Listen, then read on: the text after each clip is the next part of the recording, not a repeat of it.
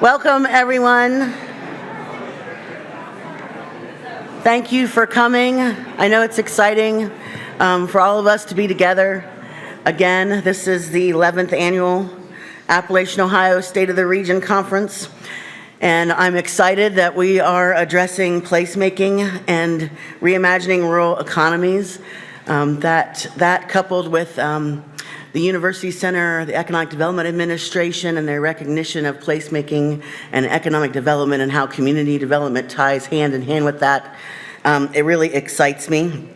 I am Misty Crosby. For those of you that don't know me, I'm a senior executive in residence for local government services for the Voinovich School.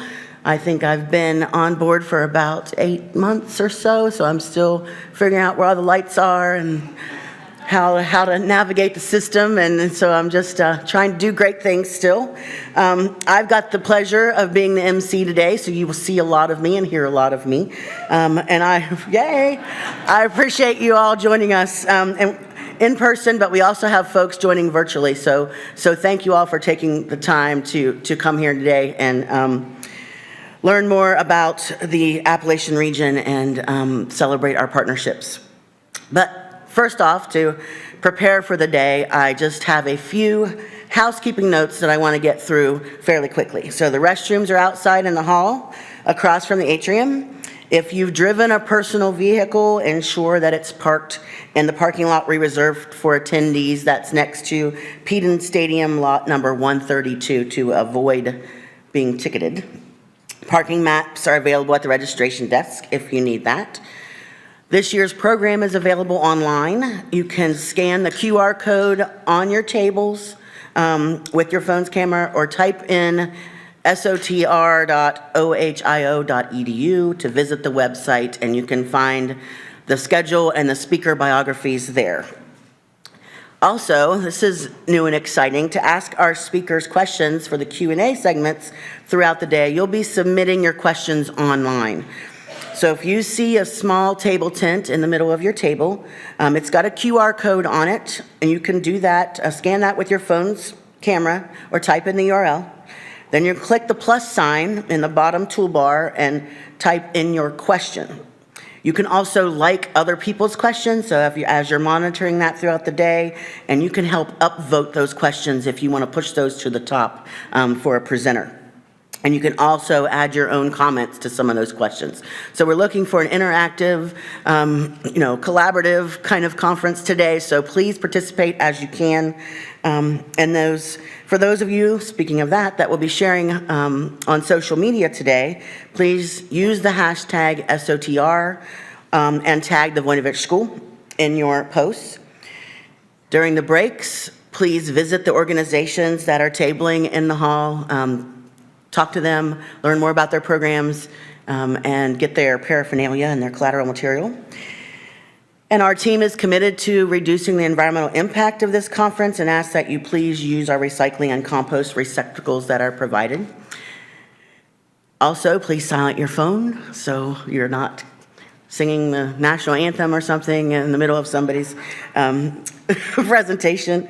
And then one final note, this conference is being recorded and the sessions will be available to review later this summer. So before we begin, I'd like to take a moment to give a special thanks to the elected officials here today and the local economic development districts and conference partners for their service. So if you're in the room, John Hemmings from OERDC, Chastity Schmelzenball of Buckeye Hills, Jeanette Weersbicky from Omega, Kathy Zook from Eastgate, Mike Jacoby, who couldn't be with us today from Ohio Southeast, but I think Katie is here, Glenda Baumgartner from the Appalachian Partnership, Inc., Dean Weinberg from the Voinovich School, and all state and local elected officials, please rise for our appreciation.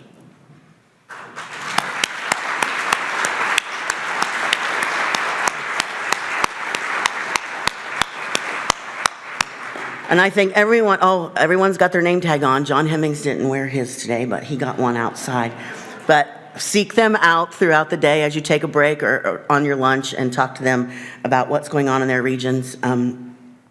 I really appreciate all of your leadership and the efforts that you're doing to actively improve lives in the region. So I now have the absolute privilege of welcoming Ohio University Voinovich School's Dean, Dr. Weinberg, to the stage.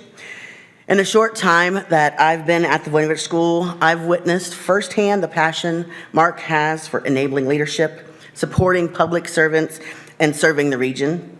He's been a mentor and a friend to me and has announced his retirement as founding dean of the Voinovich School of Leadership and Public Service. To say it's been a pleasure to get to know him better and to work alongside him in this chapter of my career is a huge understatement. I'll forever be grateful he extended the opportunity for me to join the school, and I wish him the best of luck as he embarks on his next chapter. So Mark, the podium's yours.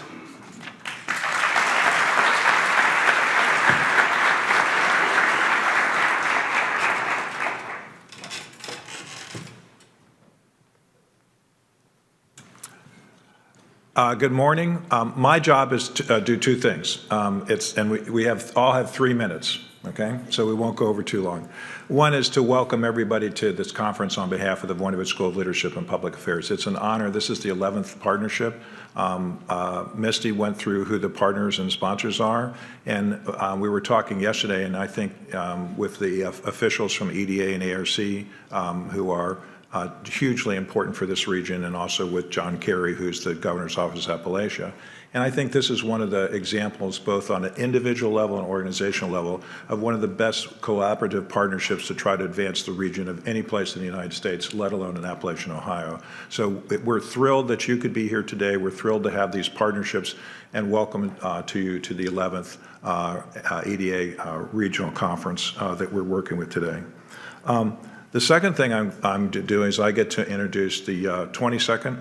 Do I get this? Yeah, I have. Luckily, he's right here, so if I get the number messed up, it's okay. I get to introduce the 22nd President of the United States to come up and welcome me and make remarks. And okay, yes, I wasn't going to do that. So 22nd President, he is not going to announce his candidacy. So 22nd President of Ohio University. And one of the things I was thinking about in terms of the conference is that when he got here, and we were a little confused about which year it was. I think it's 96, but maybe it was 1997. So from the day he got here, really, and the day we met, of all the people that I've known who've gone on to be both the dean of the business college, but then president of the university, I've never met anybody who's dedicated a huge percentage of his energies not only to essentially making it a better place for students and others at the university, but to essentially be committed to essentially a super commitment and interest and passion for what can be done to improve the lives of the citizens of this region, of all the presidents that I've known and worked with over a long period of time. So it's a great honor to introduce the 22nd President of Ohio University to make welcoming remarks.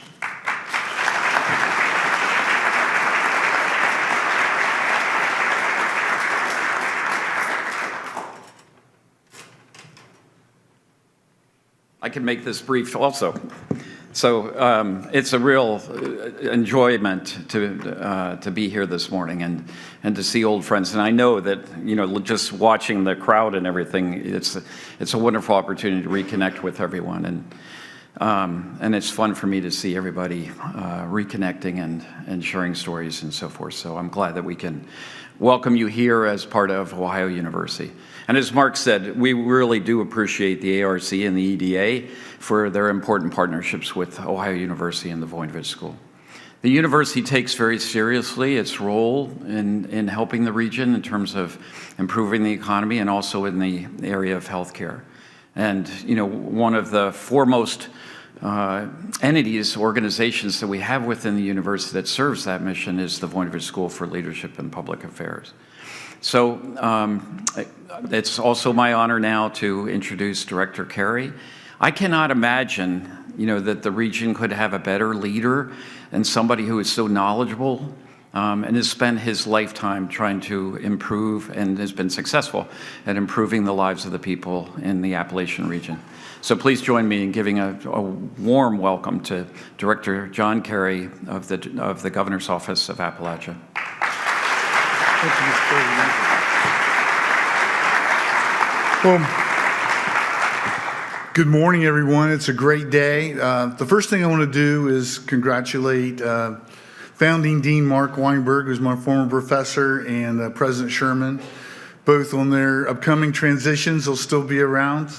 At least we hope. We know Mark will still be around. We hope to keep President Sherman. And so thank you for your leadership. And this conference is evidence of your work. Has really laid the foundation for what we're talking about today and the opportunities that we have in the Appalachian region. So thank you. So in the State of the State before the last one we just had, Governor DeWine said, it's Appalachia's time. And we've seized that as a region with all the partners that we have, many in this room, to tell our own story through tourism. And as we're talking about the state budget right now, repurposing the tourism office to get people to stay and move to Ohio. But we've kind of been on the forefront of that in Appalachia with our tourism efforts coming together as a 32-county region to tell our own story and to define who we are. So there's a lot of energy. We're building that pride, and with the Appalachian Community Grant Program and all the other funds that are available right now, we have a lot of tools in the toolbox to move our region forward, and we're excited about that. But the resources are, it is a tool and something that we need, but it's the people in this room and your colleagues throughout our region that's really going to make the difference in giving the chance to seize this opportunity to move our region forward. We're playing offense in Appalachia now instead of defense. So instead of being reactive, we're being proactive about what we want to be and use the resources that we have to make our community stronger and make people there live more prosperous lives. So it's exciting about that. And the reason that we're here today, and you'll hear about, is when you talk about reimagining Appalachia and placemaking. Why? Why are we doing it? So each one of you are here because you're passionate about the Appalachian region, but we really don't. We know why and deep in our heart, but we really haven't defined it because we think this place is worth saving, worth advancing, and we want to preserve both our heritage and invite other folks to share the natural resources that we have. So as we move forward, this isn't really a spectator conference. All of us are going to be involved in making this happen because the people in the communities and the people in the communities, if we're going to be successful, that's how it's going to be. That's what's that's what needs to happen. And you're going to hear from people that have been successful today, and hopefully we take all that information back to our communities. Thank you.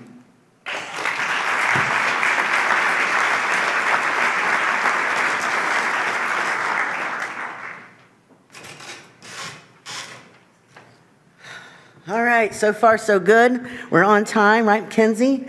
And I just want to say thank you so much, Dean Weinberg, President Sherman, Director Carey, for taking the time to be here, for all that you do to help rural Appalachian Ohio and to prosper. And I also want to hope that I can live up to the expectations set by Kathy Zook and Faith Knudsen, who were the MC of this event in the past. So we're going to keep this thing on time and on task. It's my pleasure to kick off the first session focused on quality of life in our region. It's hosted by Omega's Senior Development Specialist, Evan Skirty. Please welcome Evan and our panelists to the stage. If you're on the first session, come on up.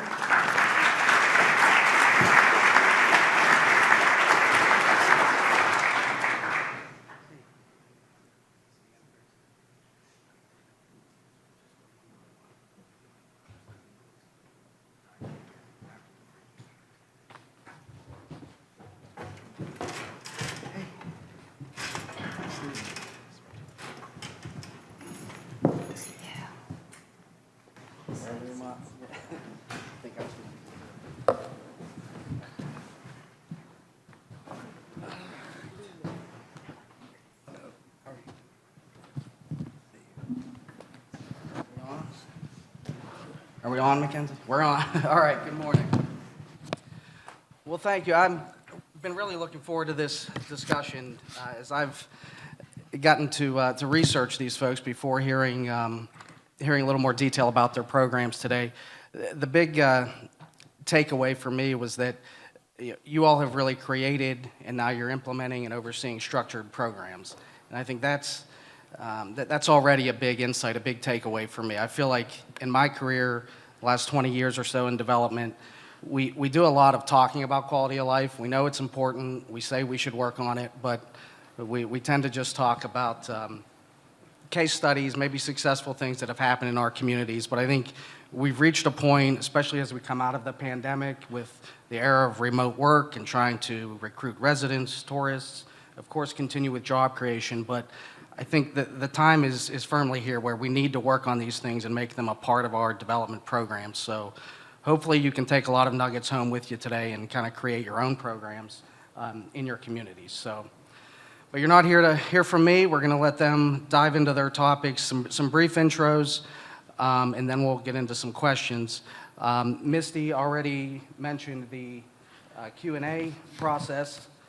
The Omega team was just laughing. They can't believe the irony that I've been entrusted with this technology by Mackenzie. So I'm not known as the tech guy at Omega, to say the least. So she says you follow those directions, and magically the questions will appear here. So we will, but don't be surprised if we're running up here at 10 o'clock. So, but please follow your directions on the table. Like Misty said, we're going to leave plenty of time at 10 o'clock for about 20 minutes of Q&A. Really want to have your questions fielded by these folks. So why don't we get started, just go down the line, brief intro and what program you'll be talking about today.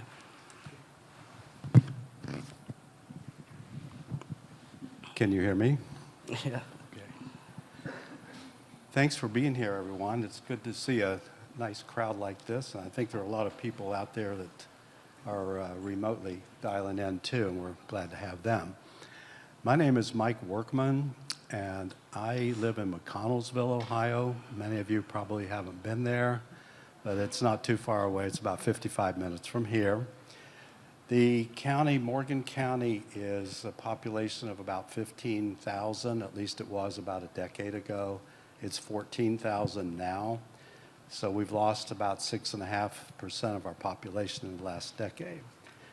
Our household income is 67% of the national average. And we just are like many of the communities you people are from. We've had our problems. And it's not a matter of having problems, it's more of a matter of what are you going to do about them. And we've looked at this, and with the help of the Foundation for Appalachian Ohio, Kara Brook, and her staff, we established the Morgan Community Fund in 2008. And the purpose of that was to establish the final cornerstone of building our community. And we realized then that we don't have the funding, we don't have the resources that medium-sized cities and certainly large cities we also have. And we also do not have the human or the built capital to attract large industry. We're a small agrarian community that we really have to live by the land. And in order to do that, we established a foundation to pull up our own bootstraps and do our own turnaround.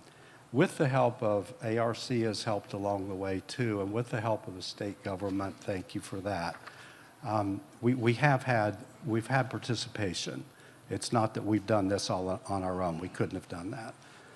But we went out to the community and expressed the desire to retain our human capital. We were leaking human capital at a scary rate.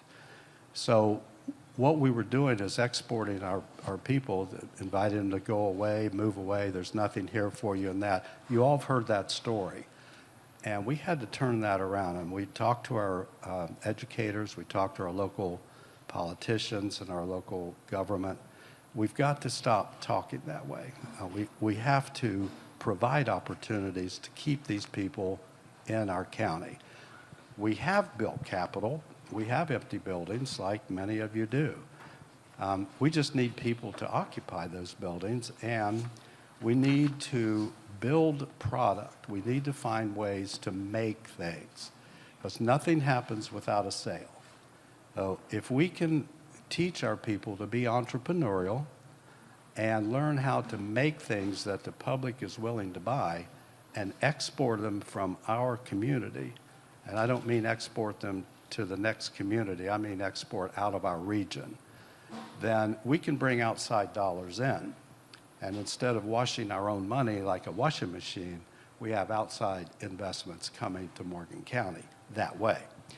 So that, in essence, has been the logic behind what we're doing in our county. And we do have a real big advantage in that we're on a river, on the Muskingum River, and we have a walkable downtown. So our local leaders have gotten together and looked at revitalization. We want to actually build a high-rise parking garage in McConnellsville, Ohio. So our big plan here is to attract people to come and visit and stay and park. So with that, I'll be open to any questions later, and I'll pass it to Christy. Thank you. Great, thank you. Christy Tanner, Senior Managing Director with Jobs Ohio. I focus on our economic development inclusion strategy. That really started in 2019 when we were focused on initiatives that we could undertake to put Ohio in a position to be more competitive globally. And that economic development inclusion strategy focuses on areas of the state that have been left behind, small and mid-sized communities that have lost population or manufacturing jobs, in addition to smaller businesses that are growing in Ohio, but might be either located in a distressed area or owned by an underrepresented population. My background is in economic development and placemaking, really my entire career. From the time I graduated high school or college, I went back to my hometown of Portsmouth.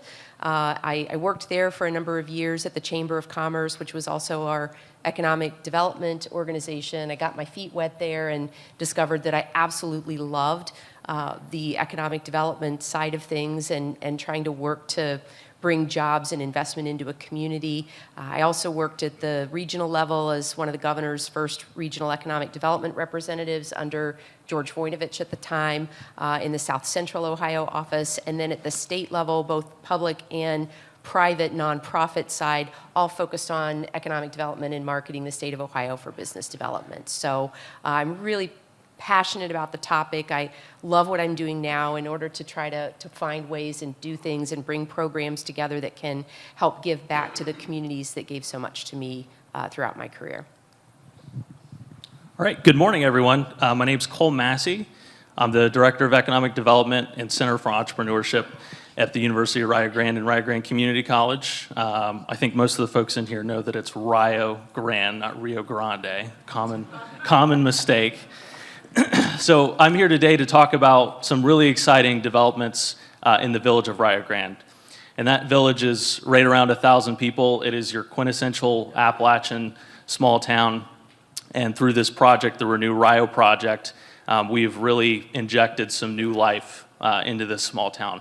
And if you've been through Rio any time in the last year, it is immediately noticeable what's happening. And it's very exciting. We're attracting new folks into the area. We're providing new housing. And it's just a very exciting time to be in Rio. And I should mention that I'm filling in on this panel for DJ Falkowski, who runs OpCon Development and is one of the leaders of the Renew Rio project. Couldn't be here today, so I'm standing in for him. But in my time in this position, I just started in September after a career in corporate America and going to college out of state. Coming back to something like this as a young person is an absolute thrill, and it's exactly what I want to see and exactly what I want to be part of in order to continue advancing the region forward. So I'm happy to be here and talk about the project, and happy to take any questions. Great.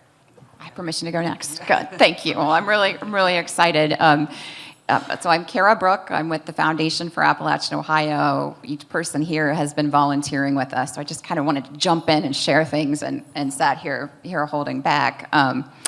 I guess I should start, though, by introducing the Foundation for Appalachian Ohio. We were founded nearly 25 years ago because people saw that the children of Appalachia had the same potential as children or people anywhere, but what we often didn't have was the same opportunity.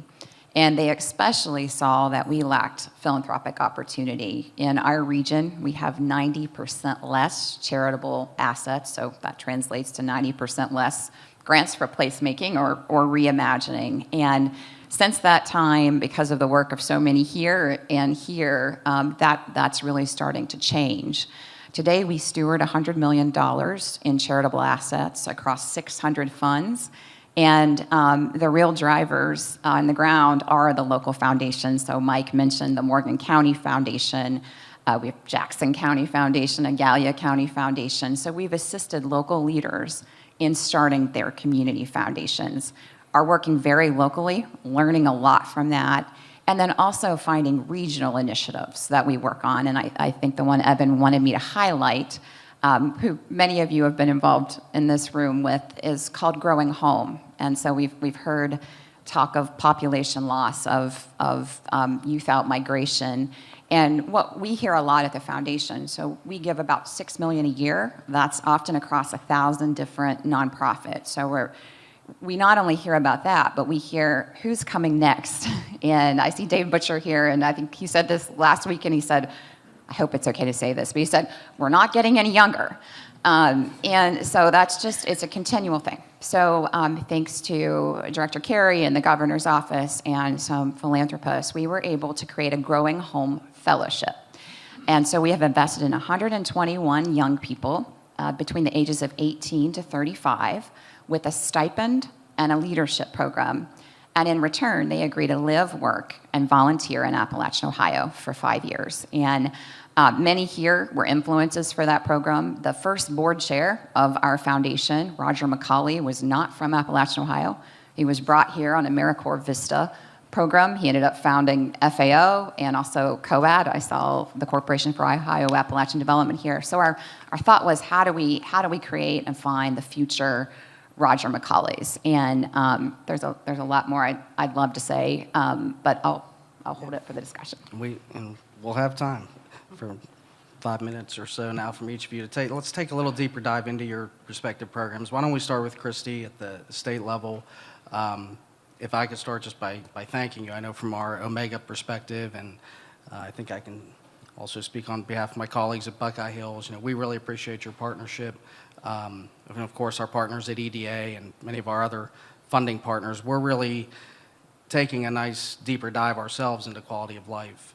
Over the past 50 years, Omega's done great work in the traditional road, water, sewer, job creation. But as I said, now it's time to really keep quality of life at the forefront of what we do. So thank you for supporting things like the Coshocton Collaborative, which was discussed last year, and we're still working very closely with Tiffany and Coshocton, and a couple more in the pipeline. So be ready for our phone calls here soon to lobby you for some other Vibrant Community grants. So yeah, Vibrant Community and other programs, kind of where are we now, and what's it look like going forward? Sure. Well, let me first start by setting the stage for those of you that are familiar with sort of Jobs Ohio. If I say the old Jobs Ohio pre-2019, we were really focused on business retention, expansion, attraction. That was what we did, right? We worked on those competitive deals that were looking at other states, and because that's getting started, that's where our focus needed to be. But really, as I mentioned, the go-forward strategy, what we call our Jobs Ohio 2.0 that we started in 2019 to look at where do we need to invest our dollars to make Ohio as competitive as possible going forward globally, investing in things like talent, like sites, like economic development inclusion. And if I can explain the thinking behind the Vibrant Communities program in particular, which I'll talk a little bit more about, but the economic development landscape, as you know, is becoming increasingly more competitive, especially for attracting new investments from outside of the country or outside of the state into your backyard. In order to be successful to attract not only the investment from companies, but also attract the talent, you have to have more than just a site or a building that has the infrastructure to it. That is no longer adequate because you can find that in many places. You really have to have a community that is a vibrant place where people want to be, where they want to live, where they want to work, and where they want to raise a family. And if you've ever been on an economic development site visit with an out-of-state company or business, and you take them on a site tour, and you show them this beautiful site where they can put their facility, and then the next thing they say is, well, let's take a look at the downtown. What does your city look like? Show us some amenities. And if you drive them down the main street of your town and it's all empty and boarded up, or there's no people out walking around, you're not going to be successful landing that deal. If you have a community that is vibrant with activity, not only are you going to be able to have a better shot at landing that deal, but you're going to be able to attract others to that community. Tourists, you'll be able to bring in more residents. The remote workers, people, the boomerangs that we call them, that have moved away for other opportunities and now are ready to come back to live in a small community or a mid-sized community where they want to raise a family, where they feel like they can make a greater impact. That is critically important in our economic development world, and that's why the lines between economic development and community development are blurred. They're no longer one lane over here and one lane over here. They're really the one and the same. You have to have a strong community development program, and I would argue a strong downtown Main Streets development program if you plan on having an economic development strategy where you're going to help your existing companies grow and expand and attract new investment in.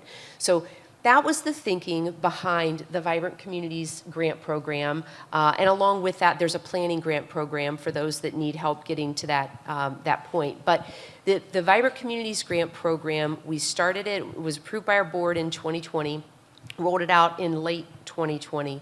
The impetus of the program is really designed to support catalytic downtown development projects.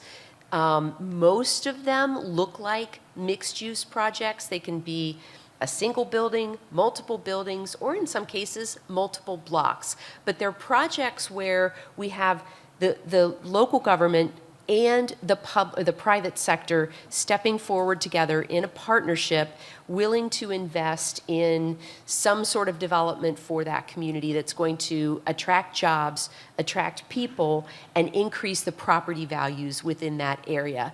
And the thinking behind that is you get that one big catalytic development in your downtown area, and that automatically starts to attract follow-on investment. Your neighbors down the street, the other retail businesses decide maybe they need to invest, maybe they need to put a new facade up. The person that's been thinking about maybe I need to start a bakery or start a small business, they're going to be willing to say, hey, now's the right time to do it. We got this great new thing downtown. It's bringing people down there. Let's go invest. It includes housing. It includes not just long-term housing or apartments, but it also includes Airbnbs. And we're seeing in a lot of our projects the introduction of Airbnbs, co-working space, shared spaces where people want to be able to go and have an opportunity to collaborate and commingle and invent and explore together, maker spaces, that sort of thing. So those are the types of projects that we're seeing in our Vibrant Communities program. I have to refer to Hannah Baumgartel, who I want to call out, who's with our Jobs Ohio team. She's really been instrumental in getting our both Vibrant Communities and Planning program up, running off the ground and going at the pace it's going now. But I think we have, how many do we have approved so far? How many?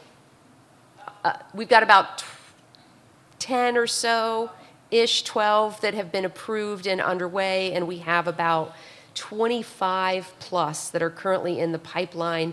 Our board at the end of last year agreed to expand the program guidelines. We originally had criteria established that had 96 communities in Ohio that were eligible. Those were all small and mid-sized communities. They had a population of 75,000 or less, but not less than 5,000. So population criteria was between 5 and 75,000, and a poverty rate at or above the state poverty rate. So that gave us 96 communities. I will give kudos to the state of Ohio and our friend John Kerry with the initiatives underway to invest in Appalachia. The Jobs Ohio Board agreed that we could expand those guidelines so that we could include all communities under 75,000 in population. So there's no longer a floor of 5,000. So now communities of any size, if you're a municipality and you have and you're under 75,000 in population and you have a poverty rate at or above the state's poverty rate, which I believe right now is 13.6%. You are an eligible community. If you have a project, bring it forward.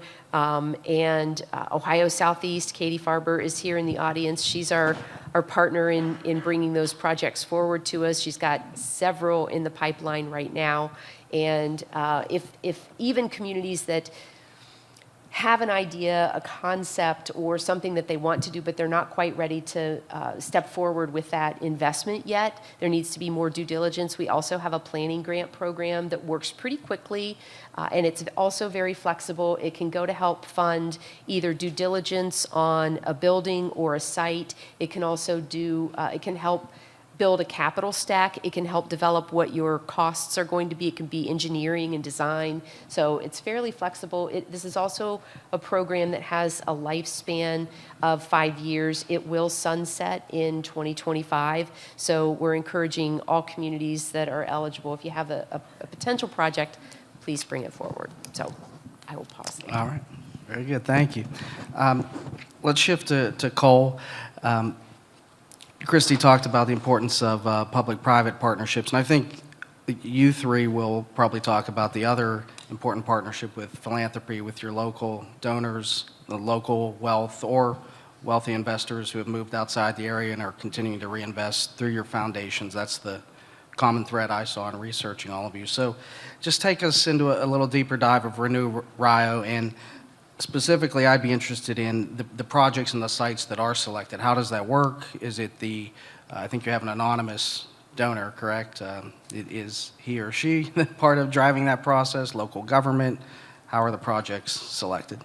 Yeah, so Renew Rio is really a true private-public partnership. And so, how this all started was actually just a dinner conversation between a couple leaders in the community looking at what does this community need most in order to grow. And it was pretty visually apparent when you went into Rio what the community needed. If you looked around, this would be 3 years ago. Dilapidated structures, homes that hadn't been kept up and were vacant, not only hurting existing property values, but then also creating an eyesore. And if you think about the community college and the university, you have thousands of students coming in for school every year, plus their parents. And I'm sure we have some college parents in the room who, when you go to a campus and you see dilapidated structures, your mind doesn't go to the best places. And so, in partnership with the university and the folks behind the Renew Rio project, they decided to attack that first. And so, Renew Rio identified those dilapidated structures, the ones that were the biggest in terms of need, and bought the property, demolished the structures, and then started to plan what comes next. And what came next is today we have 8 new homes. We have 5 that are being built as we speak. There's a new commercial structure that's been built as part of Renew Rio. There is a new park that I saw just yesterday. I drove by and saw that it's underway, so that's underway. There's plans for a pavilion. And these were all identified just through looking through the town and literally a walk around the town of, what are the structures that are in the most need, buy them up, and decide what comes next for it. So there's plans in the future for townhomes, and by 2027, the estimate is around 50 new homes could be built in Rio. And to give you some historical perspective, it would be since the 1990s where Rio had anywhere near this sort of private investment in it. And really it goes back to that small group, and their drive was to take this, what I think a lot of people would consider unpolished gem in Rio, and turn it into the polished gem that attracts more students is attractive to new faculty to give educational opportunity to those students, and then ultimately to bring in those boomerangs that you talked about, those people who left because of a lack of opportunity. Well, maybe they have a remote job now, and they can come back and they can live in a really nice home in Rio Grande. It's a small community, it's safe, it's as tight-knit as it gets in Rio, and so that partnership and collaboration has been there all along the way. I think as Appalachians, we're maybe a little bit wary of outsiders, and we have a lot of history that would suggest that that's probably the right way to be. But when these folks came in for Renew Rio, they have roots in the regions. They're all about investing and rebuilding small towns. They came in and immediately went to the local government, and they went to the community leaders, and they got that buy-in from people that the community trust to do the right thing for them, and started getting to work on this. And so, like I said, if you drive through Rio Grande today and you drove through it 20 years ago, you probably would not recognize it, and it's going to continue to change. And that has also brought in some new outside investment. If I have any Taco Bell fans in the crowd, getting a Taco Bell in Rio Grande is significant. It may not sound big to go get a quesarito, but it's huge for college students, and it's another option for people who live in the community. And there's a few other small businesses that have decided to make the investment in Rio because they see that growth that's coming, not only with the new housing stock, but they also see it at the university, where we're projecting that enrollment is going to go up significantly in the coming years. And so it's been a really collaborative effort between private sector, university, and the public sector to make this all happen. So it's truly a team effort. And as I mentioned before, I'm someone who left the region and came back, and this was one of the driving reasons why I did it, because I was excited when I came to Rio Grande and saw all the movement happening. And so you want to bring young people back. We've got a lot of programs in place to do it, and things like this are a huge signal to those young people that it's time to come back home. And that's a great segue to Kara. We have time. If you want to talk about the foundation in general, you've taken a really intentional shift to economic development with many of your programs. But I think today we'd like to hear specifically about the Growing Home Fellowship Program. Folks like Cole coming back to work through that program. So, give us an overview of that and some trends that you've seen through the program. What's, in addition to the financial incentive, of course, what's driving the interest to come back to Appalachia? Yeah, absolutely. So again, the Growing Home Fellowship is a program that's providing a financial stipend and a leadership development investment over a 5-year period. And we have 121 fellows. They're between the ages of 18 to 35. 60 are from the region. Your best strategy is to retain the talent you have. 60 we've recruited to come and live in the region. One of the things that Evan had asked about was to look at their applications, and it was like poetry when they described living here, and they had beautiful things to say about being snuggled in the hills of McConnellsville. So there's every one of our counties represented by a fellow living or working in the region.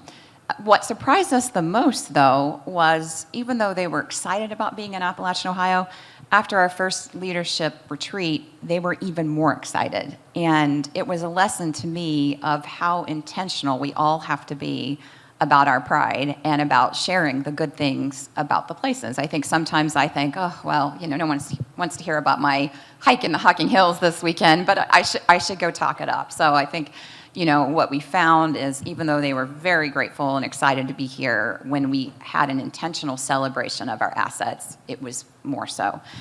Since I've got a couple minutes, I do want to respond to a few of the things that I heard here.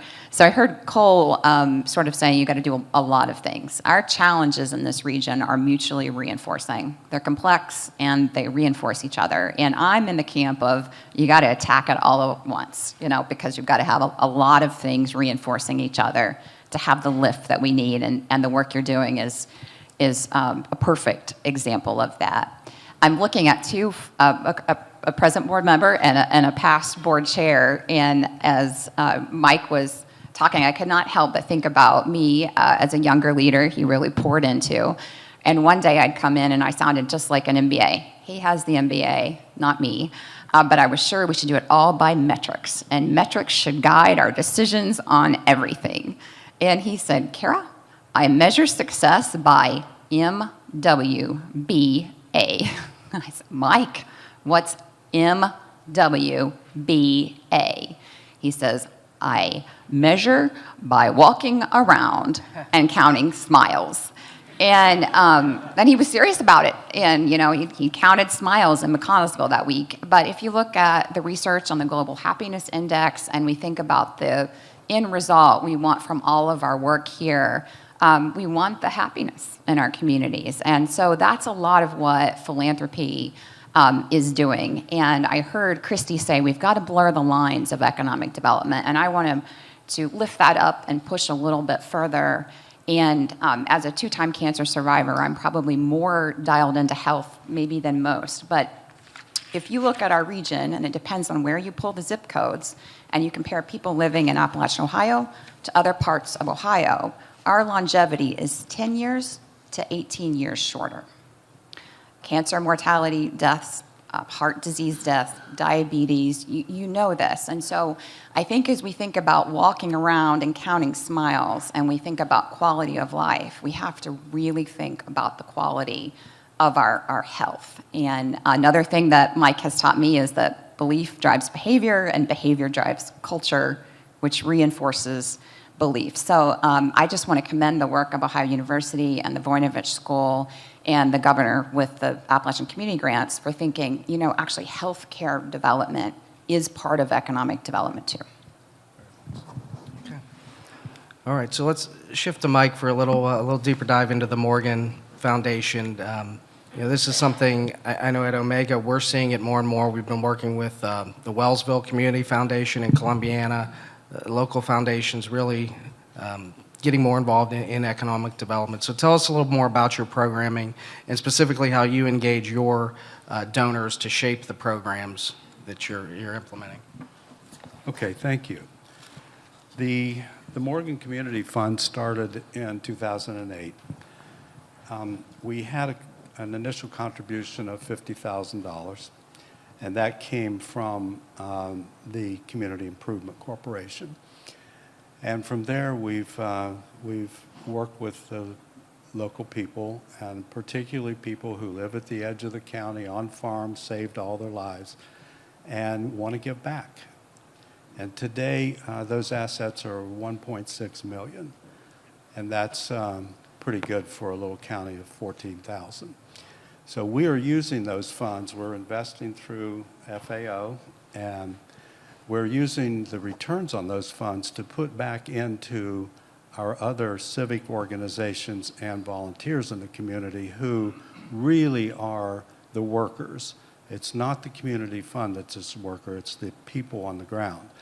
So when they come to us with a project in health, education, entrepreneurship, we look at that and generally fund those kinds of activities. So we have the wherewithal now to do that. And we call it bootstrapping. We really like to develop our own resources. Again, I mentioned our people from the earth are pretty self-reliant and independent. So we cater to that as, yes, you can do this. You know how to do this. You know how to lay a water line to a barn. You know how to put a roof on a barn. You can tear a tractor down, put it back together. You have all kinds of resources as individuals in this county. And we need to then give them opportunities to learn more about other trades, for instance, in our vocational school.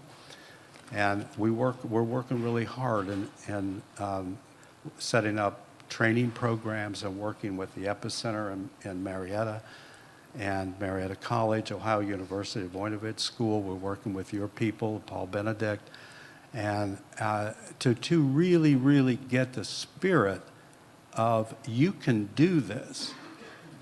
You can do this. You can do it just like you're used to doing. And once people start believing that, you'll start to see a change. We start to see initiative now. In the last decade, we have 14 new businesses on Main Street in McConnellsville. It's an unbelievable. And all but one are women owned and women who started these businesses. It's amazing to me to see what people can do once they believe they can do it. So we work really hard, the Community Fund works really hard to put that spirit and that initiative and give that control and power of our community over to the millennials, to the younger generation.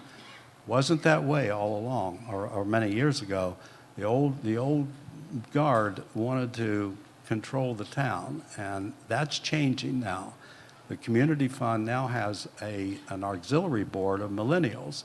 So we listen to what is going on at the street level, and we fund that, and we support that. Okay. We have a few minutes. Let's try and tackle some of the challenges. Several of you mentioned them, maybe starting with healthcare that Kara mentioned. Want to expand on that? How can each of your programs engage that topic? Other challenges we're working on, there's several. Broadband technology is still a big one in Appalachia. So any thoughts on how your programs are engaging those topics?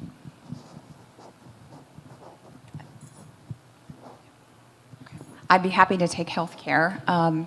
One of the challenges that the local foundations discovered is that children weren't getting vision care. And so through a partnership with the Ohio Optometric Association, we've been able to fund a mobile vision clinic. And it's gone to, I think, about 4,000 children. It's amazing when the world is no longer blurry and the headaches are gone and the test scores are improving. And I share this example because we were able to go to the state to a new program called Results Ohio. That's a pay-for-success program.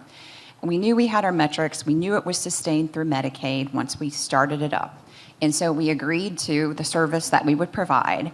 And we've exceeded all those metrics and are now earning enough money to buy the next unit. It's like a Mercedes Sprinter van that's been retrofitted into a vision clinic. Some of you have traveled to see it. But that is a great program, and it's a great model of public-private partnership to use public funds in ways that solve challenges. And so that's a near-term example. In addition to public-private partnerships, maybe a few comments from all of you about the local government partnerships. Mike, you mentioned the CIC, Cole, local government. How can our local officials engage in quality of life initiatives with foundations or with Jobs Ohio, with all of you to make things happen at the local level? I think the biggest thing is collaborative planning. I think all too often in our region, things are, we kind of shoot from the hip, so to speak, and expect things to happen. This project started with a plan on a piece of paper that people were bought into. And that's what I think the challenge for all of us is to make sure that everyone is aligned on the vision. I was at a conference a few weeks ago up in Columbus where they had some folks from Columbus local governments who are preparing for Intel. I know I'm not supposed to say that word in Southeast Ohio. Everyone's tired of hearing about it. And Intel is dramatically transforming the landscape of Central Ohio, and these local governments are planning. They're getting to work. They're working with private developers, they're working with private citizens, local community organizations to get a plan on a piece of paper. That way things don't happen to you, they happen because of you. And so from the local government perspective, some of you may know Mayor Matt Easter, who's been completely instrumental in the Renew Rio project, and he is the biggest supporter and probably the most unique mayor in Southeast Ohio. I'd accept a challenge on that if anybody's got a better one. But Matt has been involved in this from day one. He is constantly communicating success, which is something we all need to get used to doing. We're a very humble people by nature, but Matt is not afraid to go post things on Facebook, go talk to people, go potentially talk to people who maybe have a problem with things that are happening, and have those face-to-face conversations. So Matt has been instrumental in this, and he's really charged his team at the local government with helping the folks behind Renew Rio move at the pace that they need to move at to make this sustainable for them. So that's getting his zoning board aligned on how things should be moving, doing infrastructure upgrades, working with local building departments, using local contractors. He has been behind the scenes in all this. So for elected officials, it's really that close personal relationship with the folks who are making the investments to make sure that everyone continues to be on the same page and that those successes are then communicated to the community. Cole, that was on my list too. Active planning is one of those things that it is critical in order to develop the community the way that that you envision it to be developed. The other, I would add another one to the list that you've already mentioned, but I think we still struggle in this region with perception challenges. And that perception has maybe evolved over time, but I would say that it still trends negative as opposed to positive. And that's a problem for us. And I think part of it is the humility of the people within our region. We coming together to try to do more to positively market this region through the partners that we have at the state level and at the regional level, and even getting creative and thinking about ways to use social media influencers in your community and others to try to attract more people in and change that perception can all make a difference. But a big part of it is really, I feel people sometimes want to hide who they are or what their community is. But one of the things that we've discovered in working with different communities is you can really be successful when you dig deep and figure out what is your heritage and what are you known for and what's that really you think wonky thing, but other people think is really kind of cool and worth coming to visit. So finding those things and really celebrating them and marketing them. But that's an ongoing challenge for us. I would like to say something about that too, if you wouldn't mind. I've been in the planning process in business, in economic development, several other things. And long-term planning is great. It has a great ring to it. But I've seen too many plans go in file drawers. Great books, great ideas, great everything, but they end up collecting dust. I've seen it too many times. It takes someone in your community who can activate the plan and get people involved, and it's just do it. So many times I've seen it on paper, but it never gets done. So it's important to follow up. Assign your planning gap programs to individuals who are engaged, who are committed, who will follow through. And then someone in your organization needs to follow up. Where are we on this? Are we on schedule? And that. But follow through with the plan. It's got to be an action plan, not a drawer plan. All right, well, let's build on that. We're right on schedule. It's working. Haven't spilled my coffee on it yet. They're rolling in. Lots of good questions. So like I said, we have about 20 minutes. You can continue to submit questions. Why don't we just dive right into this? You've all kind of started touching on this, perception, attitudes, but Jessica Keaton I hope it's okay, I'm going to announce your name. Mackenzie's been pushing everyone to reveal their identity, so good job. Jessica Keaton, Ironton, Lawrence County. How have you seen the attitudes change both inside and outside your municipalities as your projects have evolved? What are some strategies you've employed to address concerns and leverage enthusiasm as you implement the projects?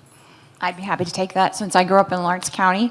When we first started our foundation, we needed to raise money because we didn't start with money. So you would think the first project would have been a fundraising campaign, but it was actually a mindset campaign called I'm a Child of Appalachia. And it gave an award and told the story of very successful people. Some people didn't even know that there was a real Bob Evans. Could you imagine that being from Rio Grande? But it's a story I tell all the time. But it was, how do we tell a story that's true, that people see themselves in? And it became an essay contest in the schools. And I think we knew it was successful when people would stand up in a meeting and say, I'm a child of Appalachia, and we'd never gotten to them. So somehow it had gotten there. But I totally agree with what Christy is saying of, despite all of that success, there still is so much work to do, and each of us holds power to influence how people think about our region and therefore how they behave and how we do.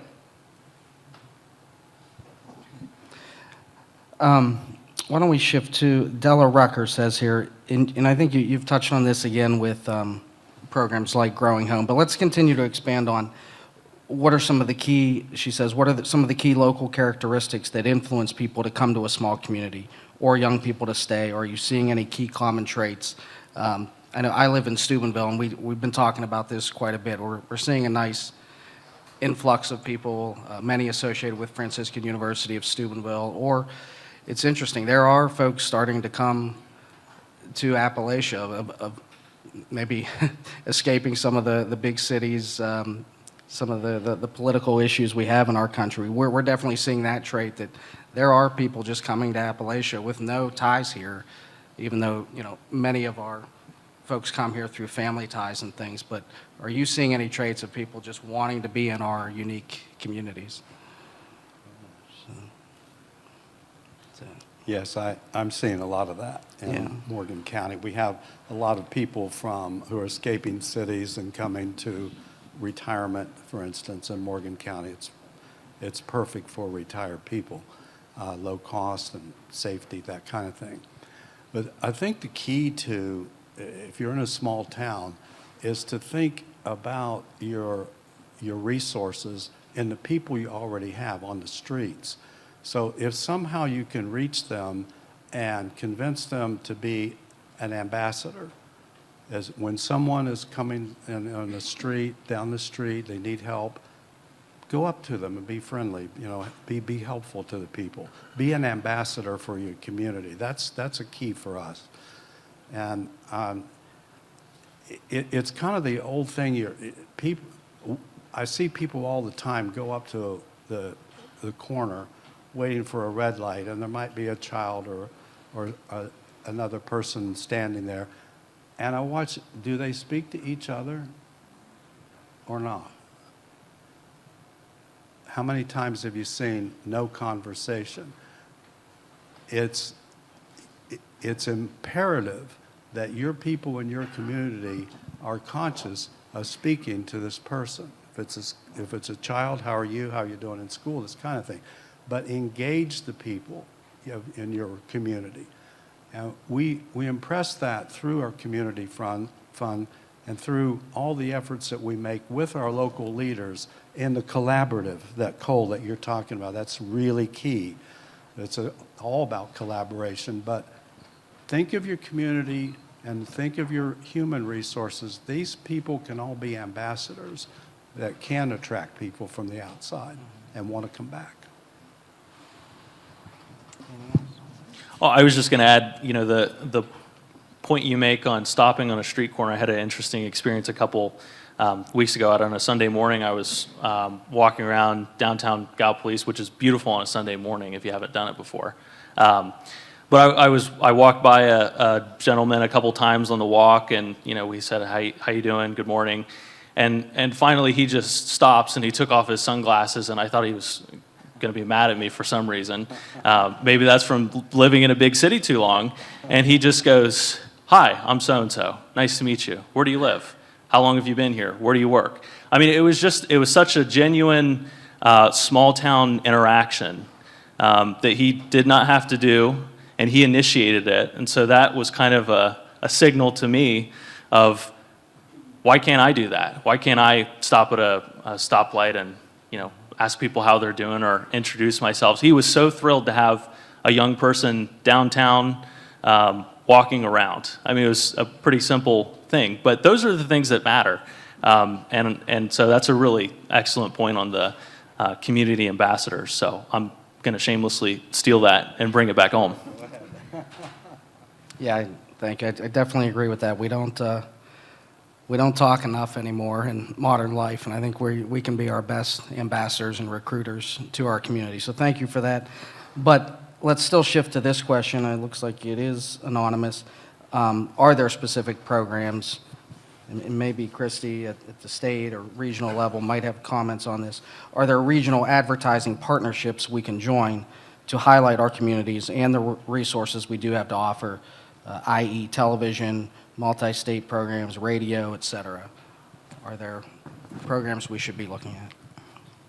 I don't know what the programs are today. I would encourage you to reach out to your regional partners and partners at the state level as well to talk with the tourism office and see what opportunities exist. I know that there are several different types of campaigns that are out there, but I also would encourage thinking locally and regionally too. The majority of your visitors, and they're going to come from the next county over. Don't think too hard about how to go about it. Just get it, like Mike said, just start, just do. Okay, thank you. I was listening, I'm just reading here. We got another one for you, Christy. And I'm usually very good with spelling, but this is interesting. From Athens City Council, Solveig's Speedness. Interesting question, again, I guess targeted to Christy. In addition to vibrant communities and these programs, what are you doing to help mom and pop or small entrepreneurs trying to get going? Some of my constituents are eager to start a small business or trying to grow one. Athens itself has support, but what about Jobs Ohio and other state or regional resources? So. Thank you so much for that question. It gives me the opportunity to mention one of the other programs under our Economic Development Inclusion Strategy. It's called the Jobs Ohio Inclusion Grant. Or JOIG is the acronym that we use for it. But the Inclusion Grant was designed for small and mid-sized businesses that are in Ohio, those that are so small that they can't typically access the economic development programs at the state level that either Jobs Ohio or the Department of Development might have with tax credits and that sort of thing, for a variety of different reasons. But for businesses that are either located in a distressed zip code, and there's a very easy zip code lookup tool on our website, or they're owned by an underrepresented population, minority-owned, women-owned, veteran-owned, or owned by an individual with a disability. If they are looking at growing their business and they need some support in order to do that, we have grants available up to $50,000. The business needs to be making some sort of investment. It could be in newer expanded facilities, some sort of equipment to help them grow. It needs to be either one of our targeted industries, but those are pretty flexible. The only, I would say the caveat is retail is excluded. So for that particular program, retail is excluded, but otherwise pretty flexible. And it's really designed to try to help homegrown Ohio businesses continue to become not only selling their product or their service statewide and outside of the state. The Ohio Small Business Development Centers, the Minority Business Development Centers are all across the state and provide a multitude of different services to help at the startup level. Startup is a little trickier. That gets into the friends and family kind of funding mechanisms, but there are resources that can be leveraged at those outlets as well. And of course, Jeanette won't be happy if I don't say take a Omega Revolving Loan Fund brochure on the back table. We can help as well. And Kara, you had some thoughts? I just want to interject with another resource, and that's the Ohio Air Quality Development Authority. And with us today, we have Christina O'Keefe. I don't know where she is, but I'm lucky to serve as one of her board members. And they're providing grant and conduit financing for clean energy projects, for clean air projects, and I know they want to be more utilized in Appalachian Ohio. So I would mention that, especially as you're looking at the Inflation Reduction Act and some of the possibilities in our community, they can be a wonderful partner. Okay. All right, let's go back to Della Rucker. I think we're going to get through most, if not all of them. But I couldn't pass this one up. This sounds like Steubenville. Maybe she's been there and visited us. One of the challenges that I see in small towns, not just Appalachia, is that people think of quote-unquote leaders as either the old guard or the high-profile, high-education people who have moved in with big organizations. We need new leadership, but it can't possibly be me. especially seems to affect people who are of diverse backgrounds. So any insights on how to widen the leadership base in a community? I think you've all talked about planning. Actually, in Steubenville, Jefferson County, we're working with them on rolling out a strategic plan here shortly. And I've seen that throughout my career. The biggest challenge or biggest opportunity in planning, I think, is how to engage the community, especially young leaders. So how do we do that? I can address that a little bit. That's a really, really key question and a very key subject, and engagement. How do you do that? What we found is getting diverse people together with different ideas, and that can be frustrating for sure. But I've found that a meal, and keep the group small, not too big, maybe 5, 6 people at a time. Break it down into small groups, but have a meal, because food breaks down barriers. And when people eat together, they share together, and they start sharing their ideas. I've seen it happen time and time and time again, that where you have discord and you have reservation, you can see it in people's faces and their eyes. If you sit down and offer them something to eat and share the food around the table, we usually have a pass-around type meal, not a sit-down type. So you have to hand salads and things to each other. So those little things are engaging. And once, I've seen it happen hundreds of times, once that starts to happen, conversation starts. And once the conversation starts, then you start to make progress. You share ideas. What ifs? Well, I thought you thought this. Well, I see that you don't. You get all of that stuff out. And once you do that, then you're building trust. And that's the key to it. The people around the table have to have trust in each other. And I found that works well for what we do and in our community. So I just want to interject, having had the privilege to break bread with Mike Workman on a very special table that was given to him by the gentleman that recruited him to McConnellsville. This is not where he grew up. He's being very humble about what he's done for economic development in our entire region. So you might just speak a little bit about the significance of you even being here and all that we're talking about. Thank you, Kara. Thank you. Well, it's a pleasure. It's a lot of fun. Meet so many interesting people, many of you in this room. It's really the simple things that work. It's all the big stuff, the big words and that. I haven't seen that really work. In my travels, it's been down to earth stuff and eyeball to eyeball, person to person, and getting to know each other. I think that's the key to it. All right, we have time for maybe a couple more. Cole, you have a fan. This is not a question, but absolutely love what's happening in Rio. It has become a monthly destination for the outdoor options now offered there that are not found in nearby counties. Yeah, Did you type that?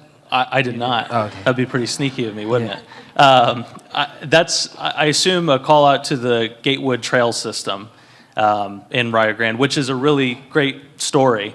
So for those of you who may have heard of Grandma Gatewood, she did a through hike of the Appalachian Trail 3 times. I believe it was in her 60s and 70s. She is from Gallia County, so we're proud to call Grandma Gatewood one of our own. But that's what the trail system is named after. The university owned that land and was approached by a community group who wanted to do mountain biking on that property. So it is entirely community run, and they've developed a trail system. I think it's 15 miles of mountain biking trails, and you can hike on them too, out just beyond the boundary of campus. And you hear all these really heartwarming stories all the time about the lengths that people will go to for that trail system. And people will dedicate their whole weekend to fixing a part of the trail where it may have slipped and it's now a safety issue. They'll just go out there and do it, and they'll fix it. There was, I was told a story by Matt Easter, the mayor, who is out there frequently, And there was a tree during one of these windstorms we had in the spring that had fallen over on one of the big trails. And these people from not even Gallia County, but they were people who had come to the trail before and used it, came out on a weekend with a chainsaw and a bunch of equipment and drove back into the woods and chopped the tree up and cleared it. And they didn't have to do that. They went out of their way to do that. But that's the type of community that's been developed around that Gatewood Trail system. So it's another great example of people just getting started and just, they want to see it, so they did it. And that trail continues to expand, and it's a great opportunity for us to attract in tourism, and it's a great opportunity for students to go beyond the classroom and be engaged. Okay. That's great. Kara, did you have something? I always have something I want to say. You were speaking, Cole, about how one thing sort of leads to another. So we're really thrilled that now every county in Appalachian Ohio has a local community foundation. We were approached by Ernie Bynum to say, could you help create an African American community foundation? So as we're talking about inclusion here, it just struck me to really bring forward across our community from the census, 2 to 4% of our population identifies as African American. And so it's really hard to have your own very local foundation. So one of the greatest honors of our work over the last 5 or 6 years has been to found the African American Community Foundation. And it's a resource for lifting up and finding Black-led organizations in our communities. Many of you have been involved with that here, so I just wanted to say thank you. Okay. All right, 2 minutes and 28 seconds. That's not a lot of time to talk about affordability, but let's do it anyways. I think this is a very important question to end on. My colleague Sam Miller at Buckeye Hills Regional Council. Great to hear many of the panelists mention building housing stock. It is certainly needed. However, there are many steps those on the panel are taking. Are there any steps those on the panel taking to ensure folks can afford to live in the available housing or live in the downtowns we are revitalizing? So. Well, I would say from the RIO perspective, the housing stock there was before Renew RIO was not great. I think some of the improvements that have been made through Renew RIO have encouraged other property owners to make investments in theirs, while also having those homes nearby helps lift up their property values, and clearing those dilapidated structures helps clear their property values. So that's what's happening on the Renew RIO front. It's more having that diversity of options there that did not previously exist. So now we have anywhere from a house that 4 or 5 college kids might rent together, all the way up to a single family home that goes north of $300,000. So I think for Renew RIO, it was more about building a diversity of options to attract in all different kinds of income levels that help sustain it. We have a kind of out there kind of idea about that. We have a land bank, and we're encouraging through the community fund, we're encouraging our villages, particularly McConnellsville Village Mayor, I hope you're out there, John, that through this land bank, as tear the old properties down and develop the lot or clean the lot and give it away. Give it to someone who's willing to move into the community and build on that lot. And in turn, you can have this lot and come and join the community, but you have to agree to live here for 5 years minimum and serve on one of our civic organizations, Kiwanis Club, Community Fund, whatever it is. So we want you to be a part of this community when you do come here. And it's a very attractive idea for particularly young people with children in crime areas and big cities and that kind of thing. So that might work for some of your communities to give it away, and you'll get it back in spades. I'll guarantee you will. Yeah, I think that's a great way to end it. In my mind, I think it all goes back to strong local planning. Like many of you have mentioned, there's some questions in here about aesthetics, just improving the overall look of our region. There's still challenges there, and I think it all ties together. Even as we, like I said, as we at Omega, we're working on some vibrant community proposals. We've got to engage the local government, engage our donors, work as a team to address all of these socioeconomic, the affordability and the aesthetic questions. So thank you. You've given us really some really substantive thoughts on how to structure programs in this region. So I hope you all enjoyed that. I know I did, so let's give them a hand.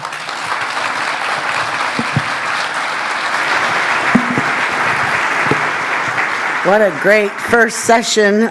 Thank you, Evan, Kara, Mike, Christy, Cole. So great to hear all the wonderful things that you're doing. The fact that, there's a lot of activity, there's a lot of churn, there's a lot of people trying to move in the same direction in the region at one time, and that is exciting to hear. We're going to release you all for a 15-minute break. Please refill your coffee. Those of you at home, there's about 100 people watching from home, which is exciting. Go ahead and get up, stretch your legs, do your thing. We're going to return to our seats by 10:35 to do the next session. Thank you.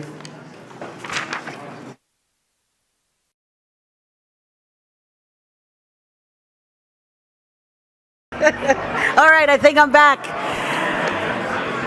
I so appreciate all of the conversations that are happening. It's like we all get together, we talk about Appalachia. All right, right? I mean, just depends on what I'm talking about, how my enunciation is. I think that's the sign of a true Appalachian. Okay, good morning. Thank you all for your exuberance today and for networking and the conversation and catching up. We are going to start on our next panel. If everyone could find their seat and their drink, that would be great. Thank you so much. All right, I'm going to just invite our next set of panelists to the stage. Our next session is called Building Appalachia's Workforce, and we have several speakers. John Sherwood, Director of Talent Strategy at Jobs Ohio. Jeff Magada, I hope I pronounced that right, founder of Flying High, Inc.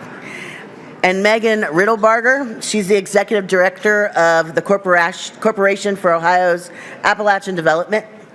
And the Q&A today is going to be moderated by our longtime friend and our key partner at Eastgate Regional Council of Governments, Kathy Zook. Kathy is the ARC Program Manager. So thank you all for returning promptly from your break. And with that, I'm going to turn it over to the panelists and to Kathy. Thank you, Misty. And thank you for allowing me to be here another year. Last year I was the MC, and I think Misty's knocking it out of the park. I think she's doing a great job. So I am really excited to bring this panel to you today on building Appalachia's workforce. We're going to hear a little bit about what some of our companies are looking for in our workforce, and then also some of the obstacles that we are overcoming. We have two role models, and I'm really excited for them to share their stories of what they've taken a negative and turned it into a positive. So with that, I'd like to introduce our first speaker, and John Sherwood. The podium is yours.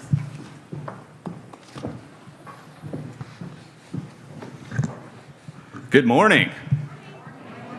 I'm a child of Appalachia. So before I get started here, child of Appalachia, but I live in Columbus now. Got married to someone from Columbus, therefore I must stay in Columbus, are the rules. But I walk around on Saturdays in Columbus, and all the time I hear an OH. And I have to give the obligatory IO. So before I get started, if I give an OU, can I get an oh yeah? OU! Oh yeah! Thank you. From the bottom of my bobcat heart, thank you.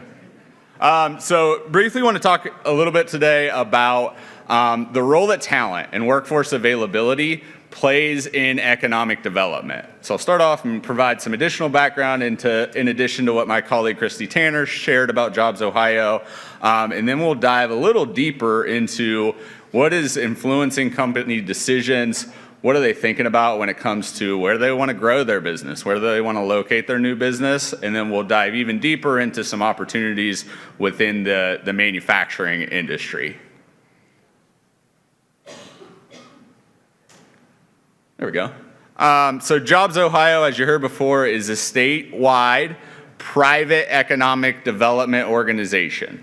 We're about 12 years old. We were stood up really right at the beginning of the Kasich administration and have continued on as our own private 501c4. We have a very unique funding model. So we have a long-term lease on the state's liquor business. And so if you're a distiller, if you produce or want to sell liquor in the state of Ohio, you sell it to Jobs Ohio Beverage Systems, and then we distribute it out to the Kroger down on East State Street, or any of the other liquor distribution organizations in the state of Ohio. And then we take the profits from that business and use it for economic development, workforce development, inclusion, vibrant communities type of purposes through our organization. So that's our funding source. It is stable. So we have that long-term 25-year lease. And so many of you are associated with or work with state and federal governments, and you know about those biannual budget cycles, right? We know we're in the midst of one right now here in the state of Ohio. And things can have some certain level of uncertainties because that is a 2-year budget, and that's what programs are based on. With Jobs Ohio, we have an advantage over many other states in our economic development performance because our money is stable, it's predictable, we can make some of those longer term investments, some of those long plays.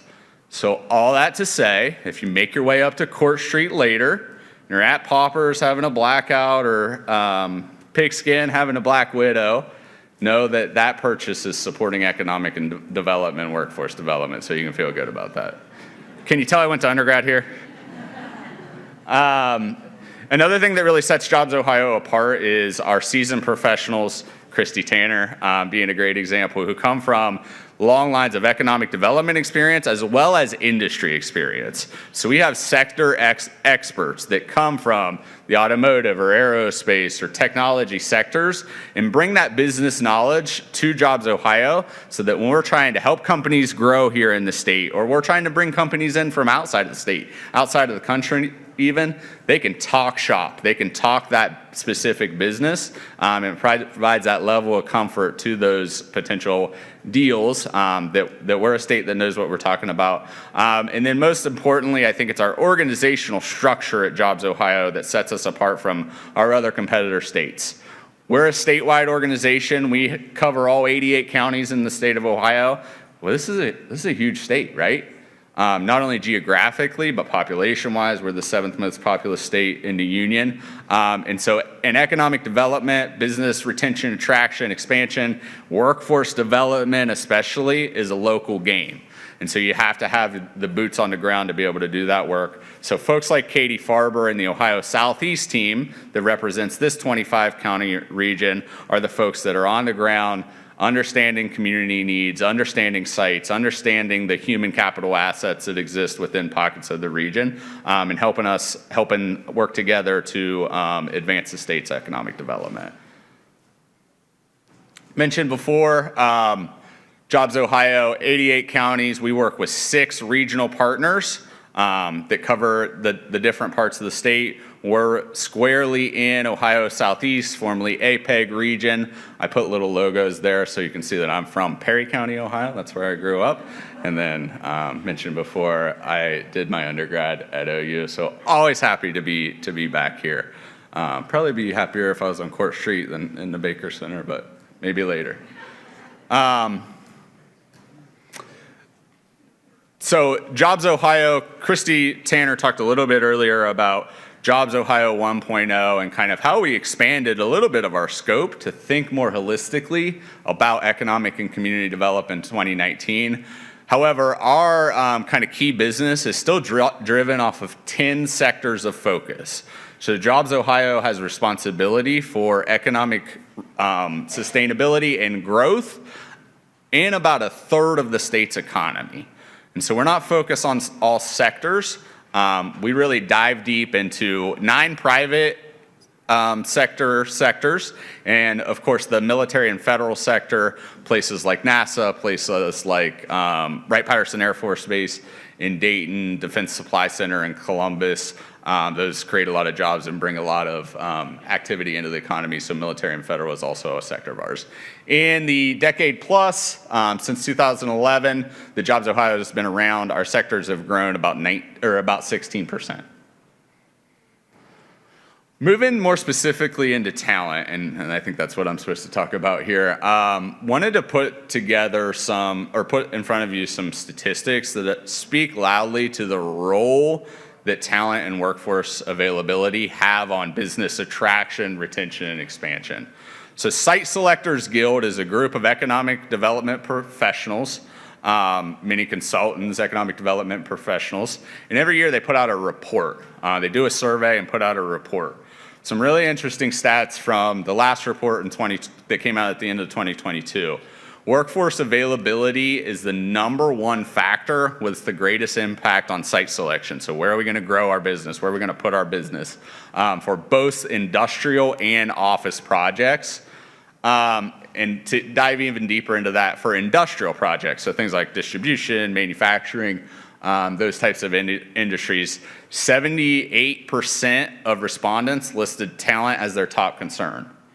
To put that in perspective, when you hear economic development, that oftentimes connotes incentives, right? Grants, loans, tax breaks.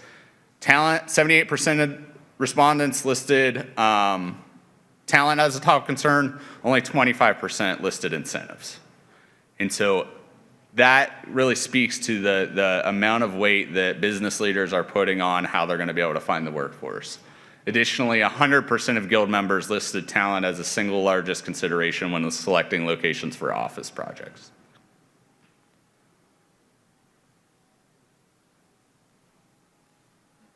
Maybe. I get some help.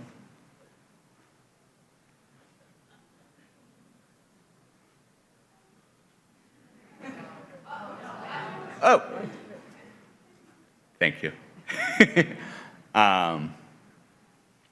So what type of talent are companies looking for? So I mentioned before our 9+1 industries, our 10 industry sectors that we focus on. Through really extensive research across all 6 regions in the state of Ohio, both qualitative and quantitative research, we've come up with a list of occupations that we consider to be the growth multipliers. The occupations that are going to drive economic development over the next decade. And those occupations fall really in 6 key buckets. That is computer and technology, that's probably not a surprising one. Business, research, and data analytics.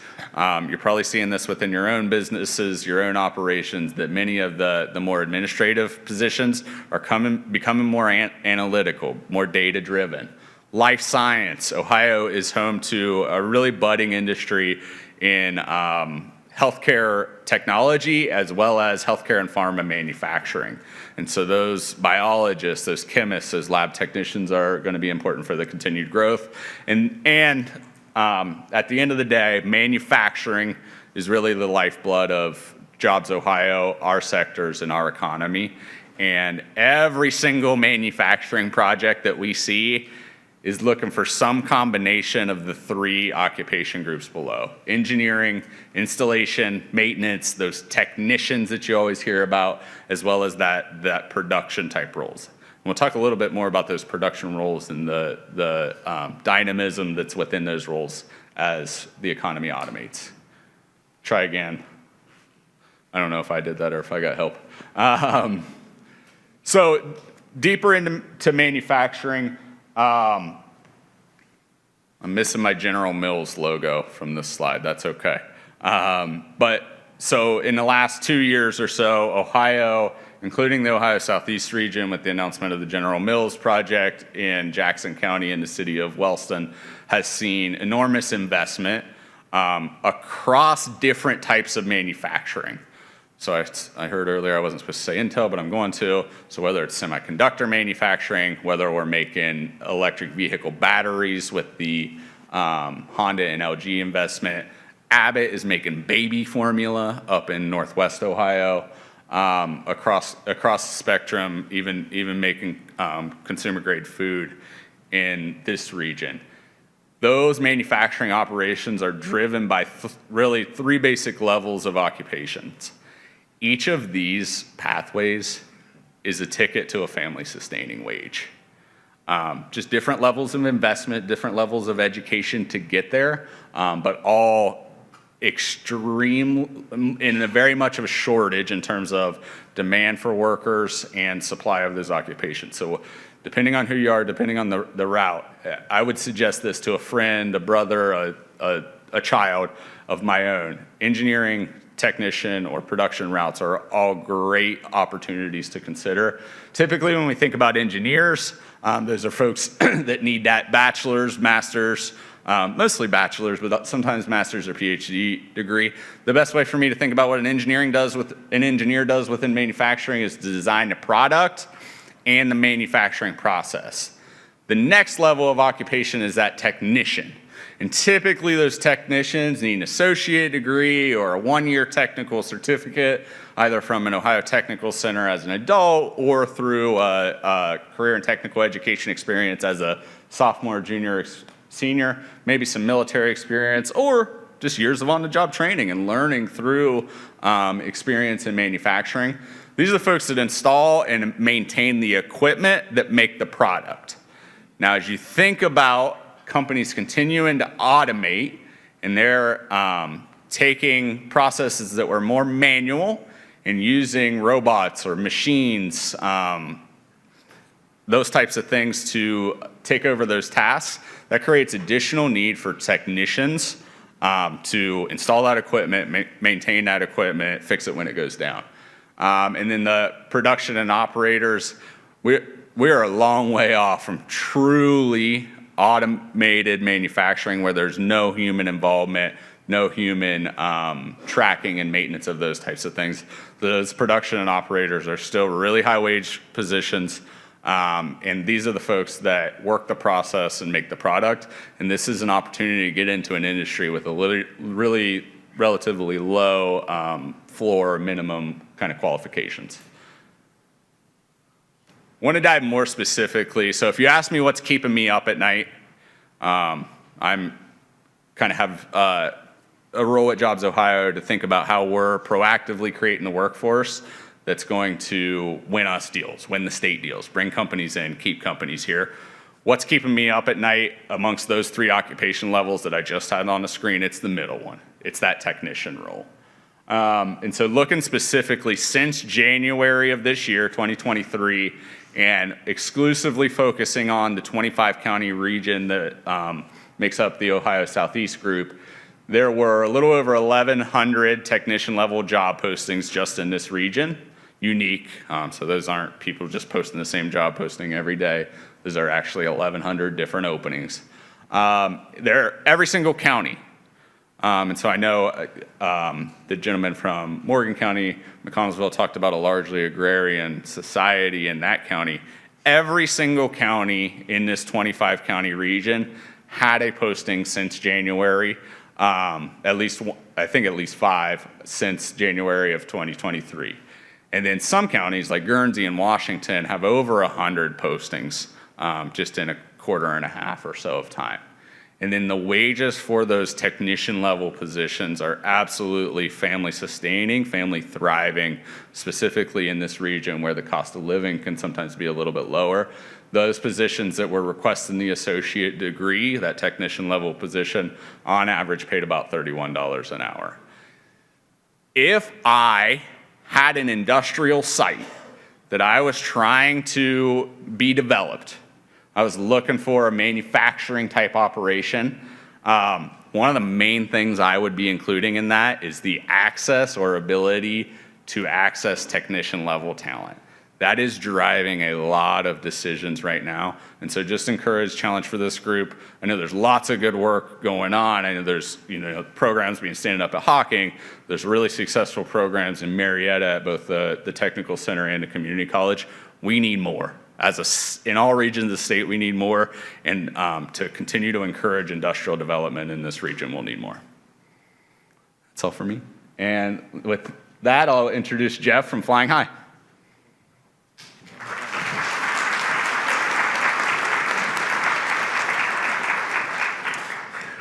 Thank you, John. Excellent. Good segues for me, too, so with job development. My name is Jeff McGott. I'm the founder, executive director of Flying High Incorporated, and we are based in the Mahoning Valley, which is Mahoning and Trumbull counties in northeast Ohio. And I'd like to thank Director Carey and Kathy and Mackenzie and all the ARC team for inviting me to speak. And my task here today is to tell you about what we do to help underserved, underutilized people coming out of recovery, coming out of incarceration, get prepared and qualified for employment. And I do want to note that Flying High, that's not all the population we serve. However, it is a majority of the population. But our programs are for all residents, that are in the valley. And as John mentioned, the number one need that employers look for is workforce when they come and they're looking to relocate to our areas. So I think we're in a state in Ohio here where we need every available population ready to take those jobs. And first of all, to know about those jobs and then to take those jobs. And that really is what we see our role at Flying High. So let's see if we can get this to work here. Oh, hey, all right. So let me just real quickly here. So our mission at Flying High is very simple: to help all people develop their potential, discover their destiny, and provide opportunities for them to make their lives better. And that really is our role. I get questions every now and then. Do you guys fly airplanes? Do you run an airport? No, we don't do that. We develop potential, human potential. And so we do that we listen and understand the needs and the wants of the people we serve and create practical opportunities for them to walk through, for them to achieve their goals. And this is really the key that has built this organization is, I tell my staff that we are professional opportunity providers, right? And why'd you go to school and get all those licenses and degrees? Well, that's to create opportunities that the most vulnerable among us can walk through. And that really has been a blessing at being, based in Youngstown, Warren area, is that there really is some people that are trying to overcome barriers. And that has really put us to work at creating these opportunities that we knew if we could provide them opportunities to get to where they wanted to go, we could provide it to anybody, for anybody that walks through that door. Thank you. Okay, so let me tell you about our core services a little bit here. In a nutshell, Flying High serves as a community health and workforce hub that integrates workforce training and readiness with behavioral health services. And I think maybe that's our niche, that's our uniqueness there. And our three core services are that we have a professional development center, which has two wings. One, we're an accredited vocational school that offers accredited, accelerated short-term programs that lead to a certificate. And two, our job placement welcome centers that act as a service, a walk-in environment for people to come in. There's case management and financial support services there. If they have employment barriers, if there's things that they're trying to overcome to become marketable, our staff is there to help them. Also, we are a licensed provider of alcohol and drug treatment services. So we are an outpatient providing service. I had so many individuals that were coming to me that needed a job, wanted a job, but couldn't pass a drug screen. And I knew if I sent them to the employer, they were going to get a drug screen and it'd be back in my office. So I would send them sometimes out in the community in the system to get some services and we'd lose them. So I thought if we could start our own in-house outpatient services, we could get them engaged, get them clean, but keep them engaged in workforce development services as they were going along their pathway. And then thirdly, very exciting, is our Access Healthy Foods Mahoning Valley. And the reason that's important is because this gives people work acclimation. And we've learned, particularly with underserved and underutilized populations, that people learn to work by working, right? We could put them in a classroom and tell them how to behave and these kind of things, but you see people and you address behaviors while they're working. And so what that initiative has done is we have a Grow Urban Farm. We have our urban farm that produces fresh produce that goes out into the community, and it goes out in the community via our Mahoning Valley Mobile Market, which is really cool because it's a grocery store on wheels. And it goes into all food deserts throughout Mahoning County, soon to be Trumbull County, serves a lot of seniors that have limited access, people in underserved that have limited, access to grocery stores. And so what they're doing is they're growing the produce, working on the mobile market, giving back to the community while they're in their employment pathway. All right, so I'm gonna get down into the weeds. I know, Mayor, hopefully I got some social workers in the room here or some people that are interested. Let me show you how one of these pathways work. So there are individuals that go through our treatment programs are right away engaged with a peer supporter. They are registered at our professional development center and done career counseling. And we're looking at aptitude and interest. Okay, what are they interested in? What's their aptitude? And then they meet with case managers, and case managers now are evaluating, we call it the Big Seven. And the Big Seven are this: do you have a driver's license? Do you have reliable transportation? Can you pass a drug screen? Do you have a recent work history? And do you have a skills credential? And oh yeah, by the way, do you have housing, and do you have a mental health or recovery support system in place? Meaning, if you're walking through recovery, do you have a sponsor? Do you have a home group? Is there someone that you continue to stay connected to recovery? So we assess them on those 7 things. Very important, because that drives their recovery to work initiative. And by the way, let me just take an opportunity again to thank the Appalachian Regional Commission, because a couple years ago, we were the gracious recipient of Inspire Recovery to Work, their first round. And so it really has given us the opportunity to build out the program. And so after we get the recovery, the case manager gets the recovery to work, we put them in our, if they want to go into a vocational track, they go to our VTP program, Vocational Transitional Program, because we don't want to just rush them in there, because we want to make sure they just not begin it, but they can complete it. And if you've worked with individuals maybe that are in recovery or coming out of incarceration, that's the key. We don't want to speed them up. We want to slow them down, so that we know that they have the wherewithal to be able to complete the program. If they choose not a vocational track, they'll go into our Working Toward the Future program. So let me show you. This is an actual schedule, and it's maybe a little hard to see, but I just want to point out to you. So this is our VTP program. So if any of you here want to go through our VTP, first thing we do is we do orientation with you and put you through what we call purpose class. By the way, that's my class. I teach that class, and we believe everybody's got God-given potential and God-given purpose, and we explore that in that class. And then next thing you do is you're going to meet with a licensed doctor, medical doctor, because we're going to do a wellness check on you. And we're also going to see what medications you are on. And this is particularly important for people coming out of recovery. Some of them may be on Suboxone, methadone, they may be on MAT, right, medicated assisted treatment. And who's monitoring that? What are their levels like? So they're meeting with the doctor. And then they start attending enrichment workshops. Now, these enrichment workshops are not job readiness, or resume and job interview.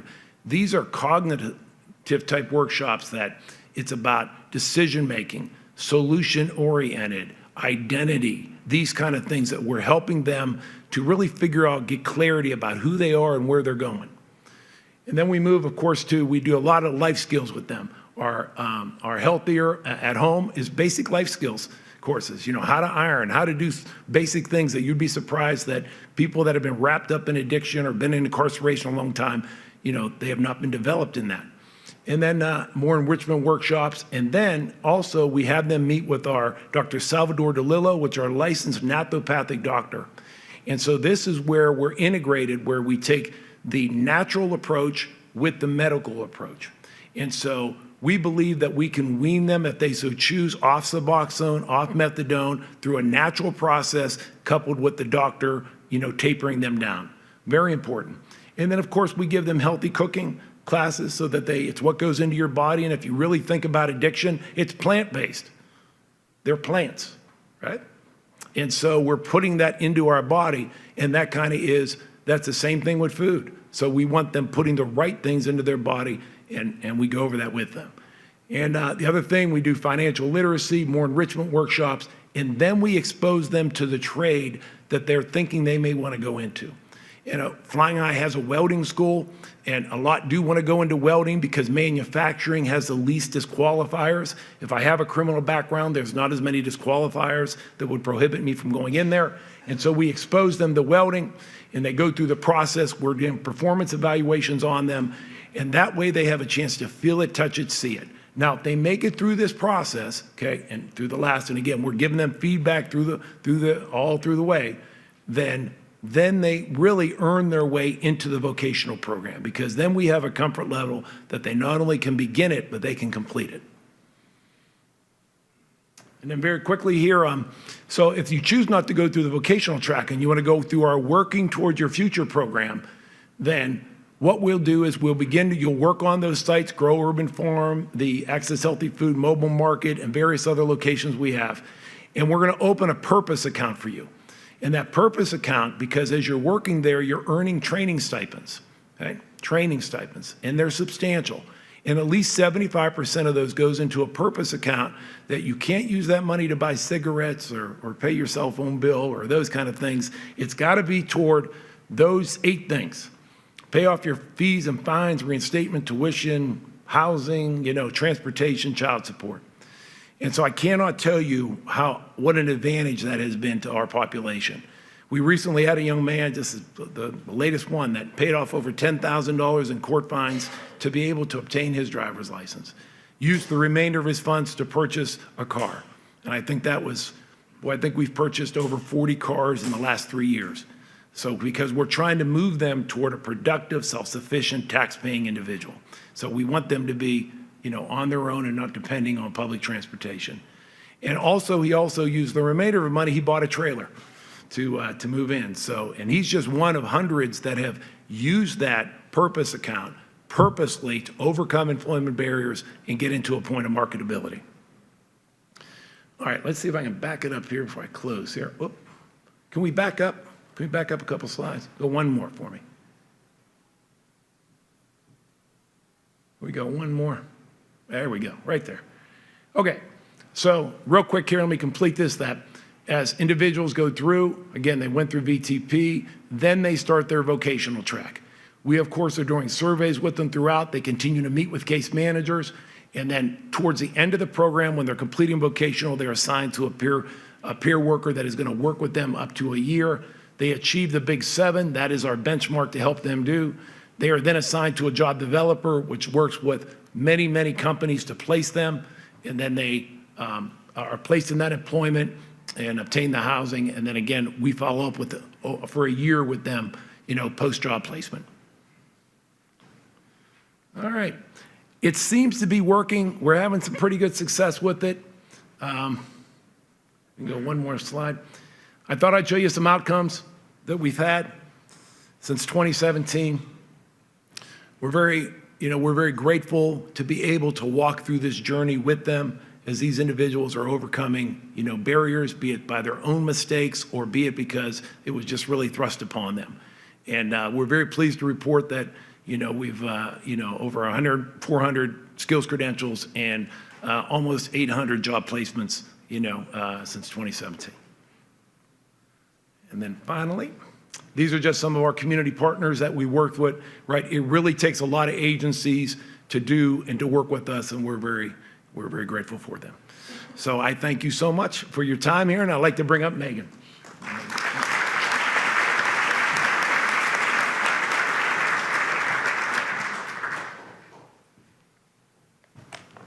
Hi, everyone.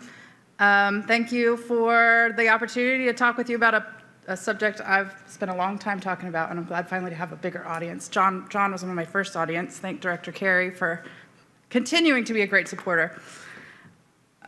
So we're doing this as charades, right? Yes. So just to give you a little sense of where we're headed in the next 10 or less minutes, I'm going to tell you a little about the childcare landscape, why it's like this, what COAD's doing about it, what you can do about it, and how we're all working together for a family-friendly Appalachia. So first, childcare. Childcare in Ohio is regulated by the Department of Job and Family Services and by the Department of Education. There are types of childcare. A and B are family childcare homes. This is serving 12 or less children in someone's home. There's public preschool, which typically serves children age 4-ish, does not serve infants and toddlers, is funded by the Department of Education, is often associated with a public elementary school. There are private childcare centers serving infants, toddlers on up through school age. Those are licensed mostly by the Department of Job and Family Services. There's a unique provider opportunity called in-home aids, which is where a childcare provider actually provides the care in the home of the child, thereby enabling the family to go out and work. That's an underutilized provider type, and if you'd like to hear more about how it can work for your community, please let me or Jack Freck know. Lastly, we have school ages and camps.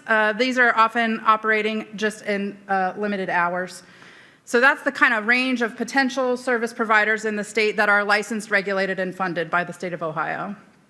Current funding, we have in Ohio a system that provides subsidy for working families. That's those earning less than 142% of the federal poverty level, which now is just under $40,000 a year for a family of 4. The current landscape includes 778 providers serving the 31 counties of COAD's footprint, and that's all those provider types at the top there. So I just want to remind all of us and ground us all in the shared opinion that childcare is the epicenter of a family-friendly Appalachian Ohio. I'd like to take this opportunity to thank our wonderful supporters at the Appalachian Regional Commission and their brave quest to partner with the Department of Labor to offer the Workforce Opportunities for Rural Communities work program. They funded COAD to deliver the Workforce Enabled Childcare Access Now project, where we're working to support employers to bring childcare into being. We've got a goal of 100 new providers. We've done a lot of work and we have a long way to go. So as you can see, we really do have a long way to go. Things are looking pretty bad.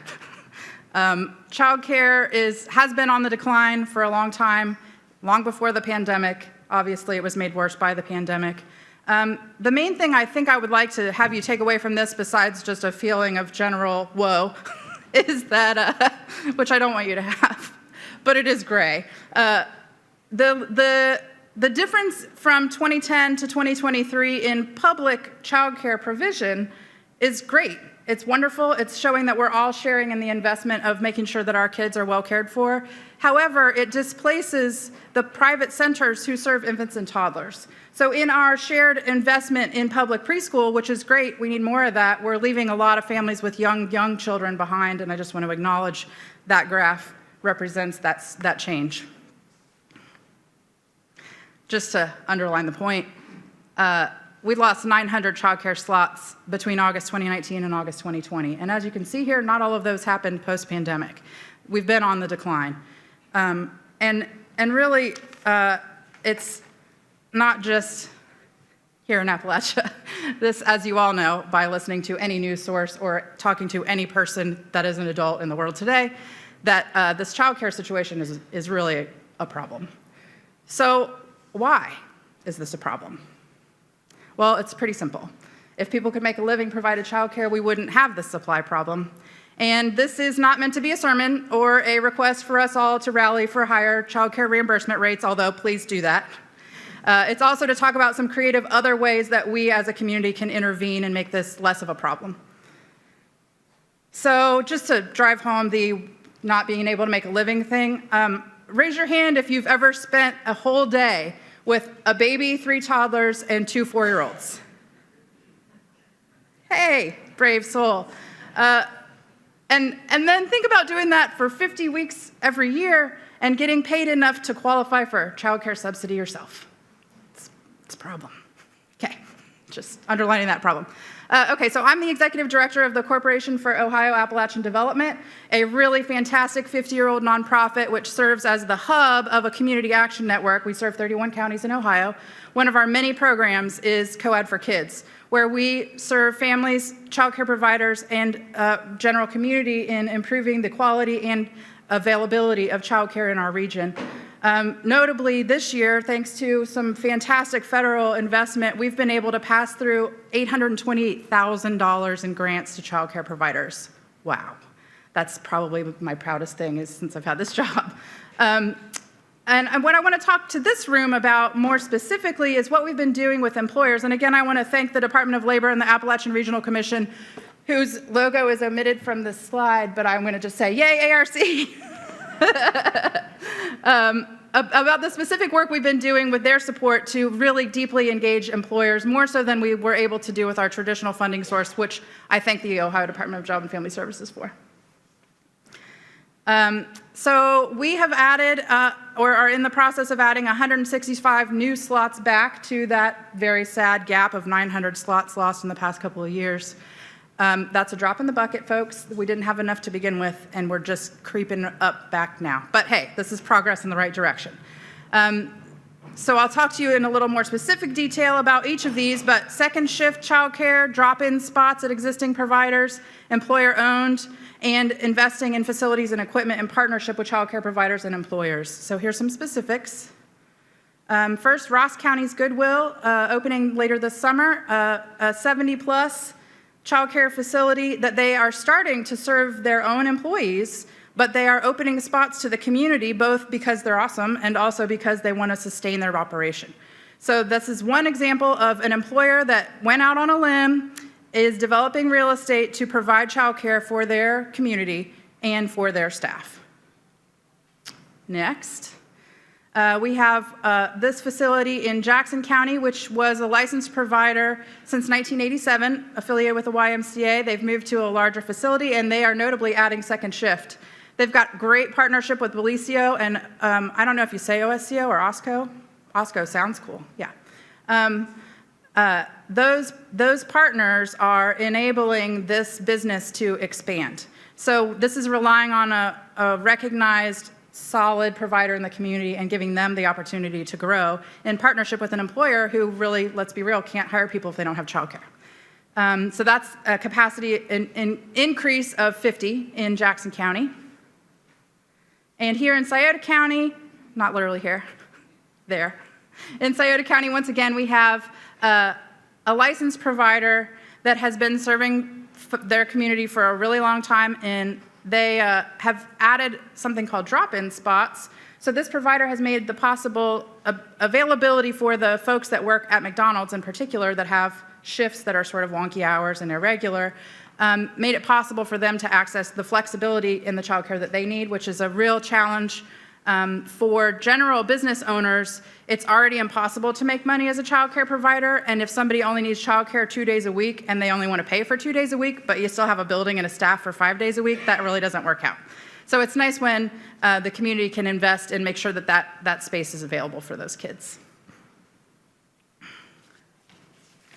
So what we're really digging in on next is recruitment and startup support for family childcare, which I just want to thank the governor in his budget for specifically calling out recruitment supports for family childcare. So with the Department of Job and Family Services, COAD is engaged in some really interesting efforts to recruit new family childcare providers. And as a reminder, that's people that provide care in their own home. By the way, these are micro enterprise, small businesses, often owned by women, who provide a needed service that enables all y'all to go to work. So that's what we had already been doing, thanks to the support of our friends at ARC. Again, I forgot your logo, but yay, guy. With the support of the work grant, we were already engaging in this recruitment and startup support, and we just got to be a little ahead of the curve, so now we get to pick up with the support of the Department of Job and Family Services to do more of that work based on their research about where the greatest need is. So we're primed for success. And I think really all that's left to say is, click. We got to do this together. And just words of wisdom to remember, we got to invest while we can before we have to repair. So it's nice to be here in the group of problem solvers and folks dedicated to making this place a great family-friendly place to live. So thanks for your attention, and enjoy the rest of your day.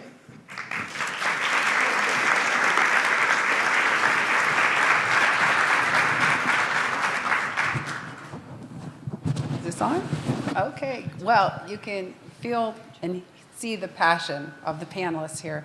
I think they've done a very excellent job about talking about things that are not only important in Appalachia, but also nationwide with child care and overcoming addiction and how to attract businesses to our region. So, Evan, you're right, the tablet is working. And we have a couple questions. I know we got about 5 minutes, so we will stay on time. But let's start with, first, I wanted to say, Megan, you had an excellent presentation.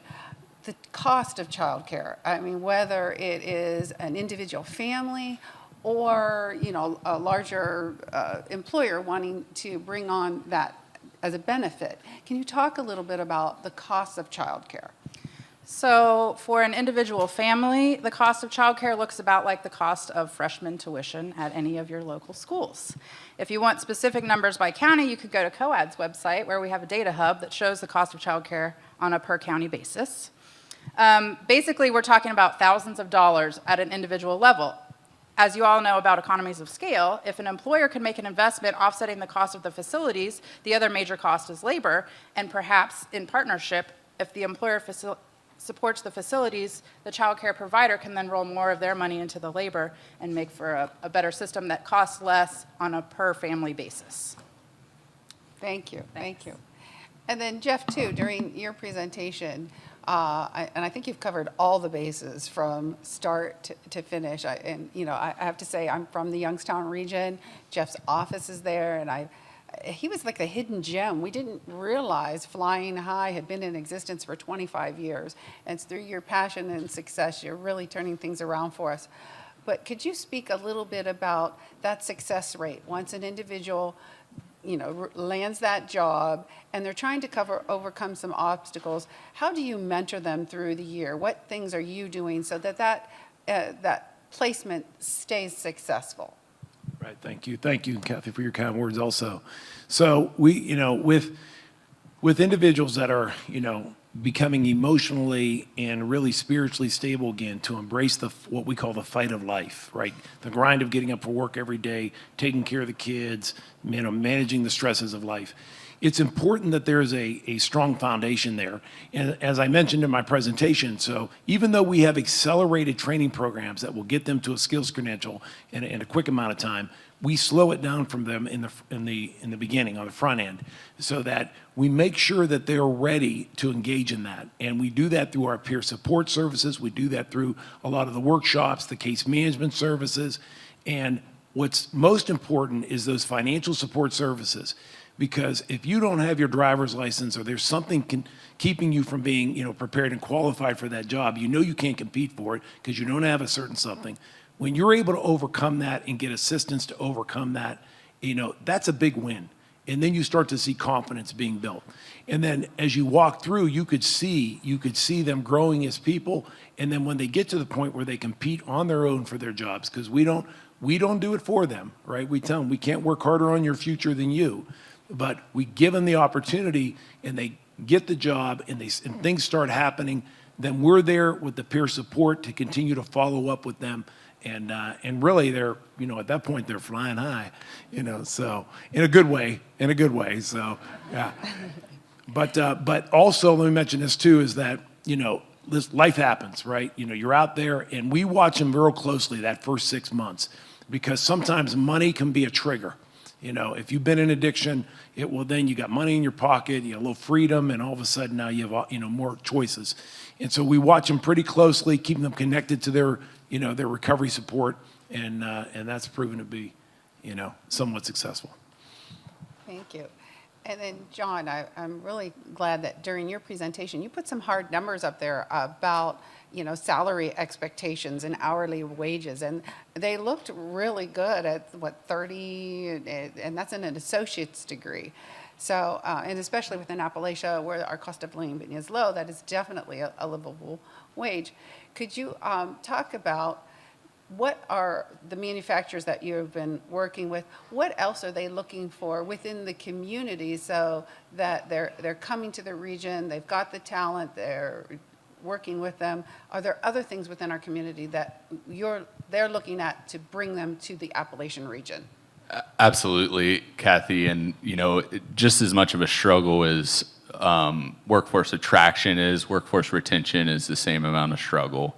And so, employers are really focused on how do I get people, and then how do I keep them here? And one of the ways to do that is to be able to pay a wage that allows individuals and families to thrive in the region that they live in.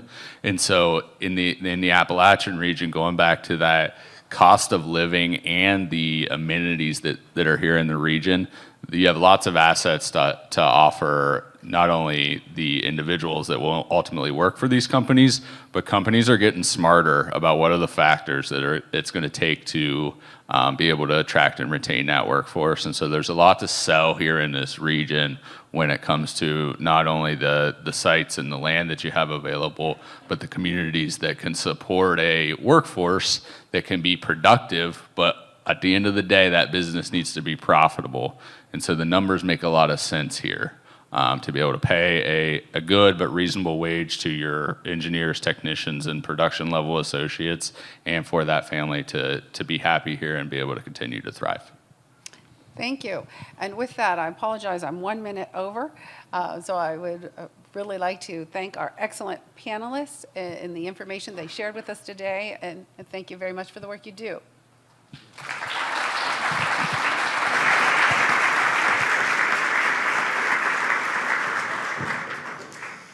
Great job, Kathy and panelists. Thank you so much for joining us and talking about your programs. Before we let out for lunch, we have a couple more presentations. I'd like to invite representatives from EDA and ARC to the stage. So, as you know, our region has long been supported by the U.S. Department of Commerce, Economic Development Administration, and the Appalachian Regional Commission. And we are grateful to have ARC's Congressional Liaison Specialist Guy Land and Area Director for EDA's Chicago area, Dennis Foldenauer, here with us today. So please join me in first welcoming Guy and then welcoming Dennis to the podium to say a few words and to honor the Voinovich Schools Dean, Mark Weinberg, for his more than 40 years of service to the region. Thank you. Thanks, Misty. In the late 1990s, the staff director for then Congressman Ted Strickland called me and said, the congressman's very interested in working with ARC and some things in Southeast Ohio that can help the region and particularly take advantage of the tri-state area of Ohio, Kentucky, and West Virginia, and would like to see if ARC would help with that. And I said, John, well, it was John Hazley that many of you know that called me, and I said, John, we would love to do that, but who do we need to work with? And John said, well, you need to go through Ohio University and the organization there called ILGARD, and that's headed by Dr. Mark Weinberg. Now, at that point, I had never heard of ILGARD, did not know what it stood for, and had never met Mark Weinberg. And for those of you who may not now know what ILGARD stands for, it's the Institute for Local Government Administration and Rural Development. And John Hazley said to me, because they have the research capacity of the university and a network of connections across communities in Southeast Ohio. So if we're trying to do what we want to do and what we think ARC wants to do, they're the perfect partner for this. And through the years, we have seen that insight was absolutely correct, that they have been the perfect partner for ARC, that their connections across Southeast Ohio and the ARC region have been absolutely indispensable to the work that we've been trying to support and do across the region. And it's all a reflection of the vision and passion that Mark Weinberg has had for that. In fact, let me just quickly ask, how many of you were either in a class that Mark taught or participated in one of the programs that the Voinovich School has run over the last 40 years? Just raise your hand. Well, it is more than half of this room, in case you haven't seen. And I would argue that that's, you in that way are Mark's legacy. And it also leads me to say at this conference, based on the show of hands and the people that are in this room, the state of the region is strong and promising, largely because of the vision, passion, and savvy of Mark Weinberg. So thank you, Mark, for that. ARC has been pleased to be a partner with you organizationally and me personally. For me, it's over 25 years at this point.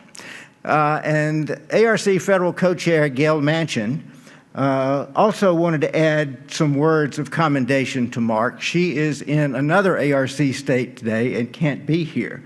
But she wanted to underscore the institutional connection between ARC and Mark. And so she has sent a little video for you. And now I will give you Federal Co-Chair Gail Manchin.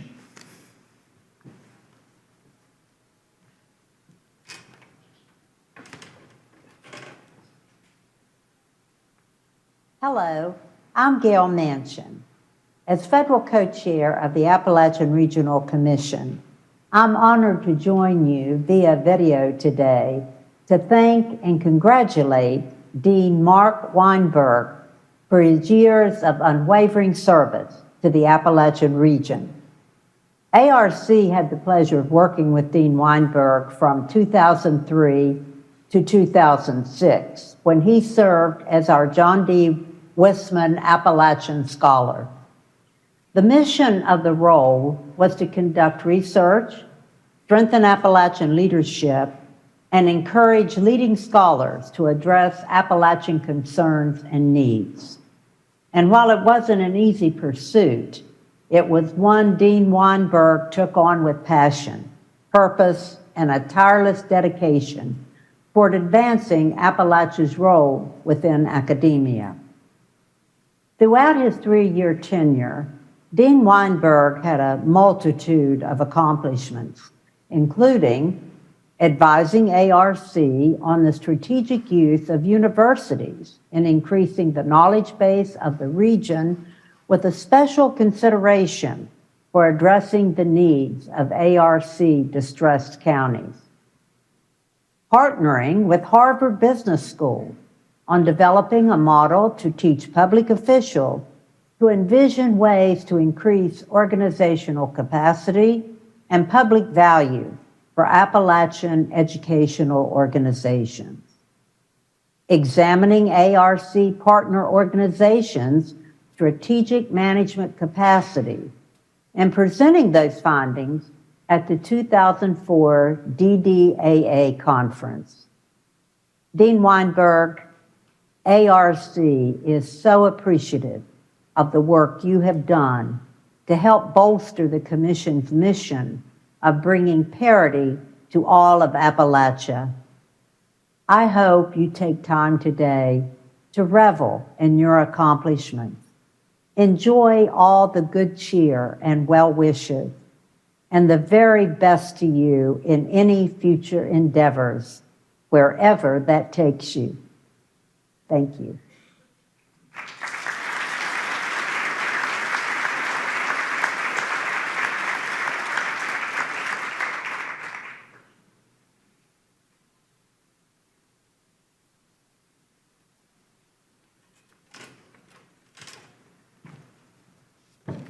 Well, I'm the last speaker before lunch, so I've got a big job. And I just want to begin by saying what great partners we have in the room.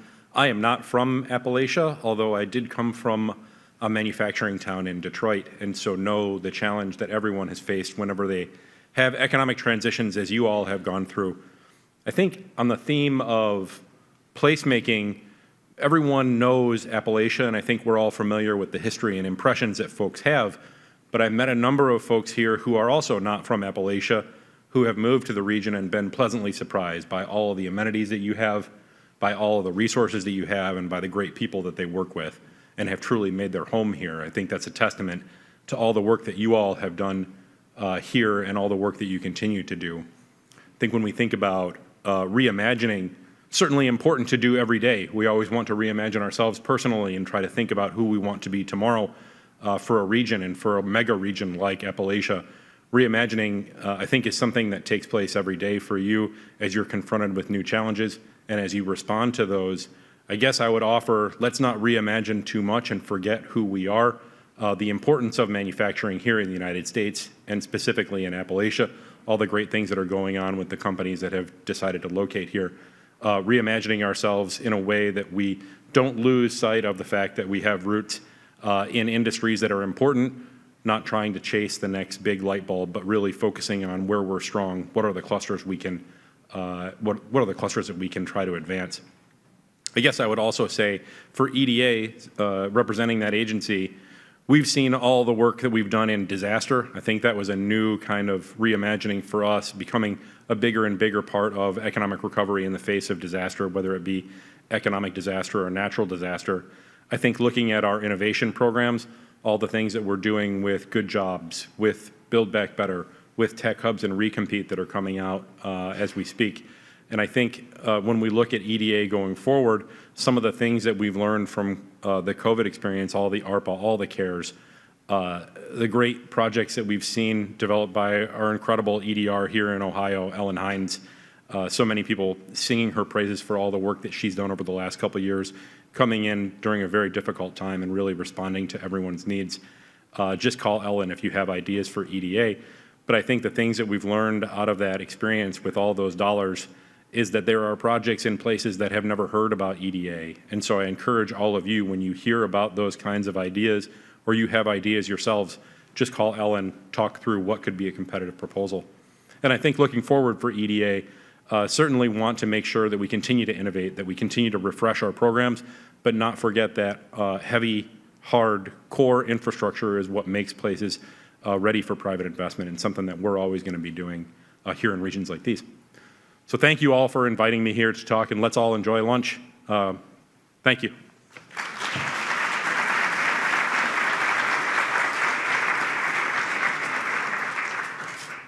Oh, we are rocking this. So I want to thank ARC and EDA for coming to Ohio. It's always great to have you here. And I know that Mark is going to hate this because he really doesn't want any recognition or anything, but I'd really like to take a moment for everyone to just stand up and give Mark a round of applause, because he has been so great for this region and the state of Ohio. So Mark, thank you.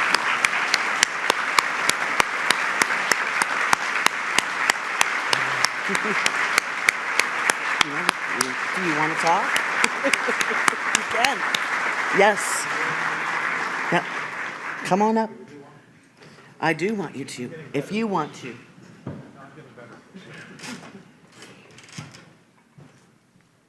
Thank you very much. That was heartfelt in terms of both Guy and the ARC and EDA. I'm not going to talk for a long time because it's before lunch. I'm getting a little bit better at this in relationship to be appreciative, but also talking. So I just thought I would say a few words. Okay, and I have for many of you that know me and don't, I have a bit of a dry sense of humor, and that comes through in relationship to this. But Guy talked about ILGARD, okay, which I did not make that name up. That was by Dean, and I didn't actually want to do ILGARD, but it worked out pretty well. But ILGARD wouldn't have taken place without ARC and EDA. So our first funding and everything was from both of those organizations. All right, so they've played a continuing role, not only in terms of the development of this region and the people, everything that people in the room are doing, but they've made a huge difference in relationship to what we're doing. I think the guiding principle that ILGARD had was a different principle. And one of the things, yesterday we had a reception, people were talking about movies. And one of the movies that was interesting is Field of Dreams. Are people familiar with that? You don't have to like it or not, but the famous line in there is, if you build it, they will come. And actually, I think that didn't work. And so I think the strategy that we took for ILGARD is the opposite. When they come, we will build it. So for the last number of years, 40 years for ILGARD, and then the Voinovich Center, named after George Voinovich, who was a 1958 graduate of the university, and then the Voinovich School, which is about 10 years old, give or take a couple of years, we really essentially are built on the premise of when we all come together and want to do important things, then we will build a future together. So that's a better philosophy. I think that has been very positive for the university. How many Bobcat graduates are in the room today? Okay, so that's really been the guiding principle in relationship to that. And then one of the things that I thought of from the morning session, sort of a second issue, is that we're really now, all of us in here, we're really no longer, I think John Kerry might have said this, we're really a model for not only the nation, but we're starting to export what we do to the rest of the state. So what ILGARD started out as a regional entity, we're doing stuff throughout the state. We're in 88 counties. We have about 12 to 30 projects in each one of those counties. And I think that this region, whether it's the Voinovich School or the LDDs or Ohio Southeast or EDA, whatever, we can really be a model in terms of, as a model for what the rest of the state should do, not just what the state should help in terms of ILGARD. So it's been a tremendous opportunity. Thank you for the recognition. And it's been, I think this is an incredible future going forward in terms of partnering together and working on incredibly important issues: childcare, workforce development, better health for the region, investing in our communities. So thank you very much.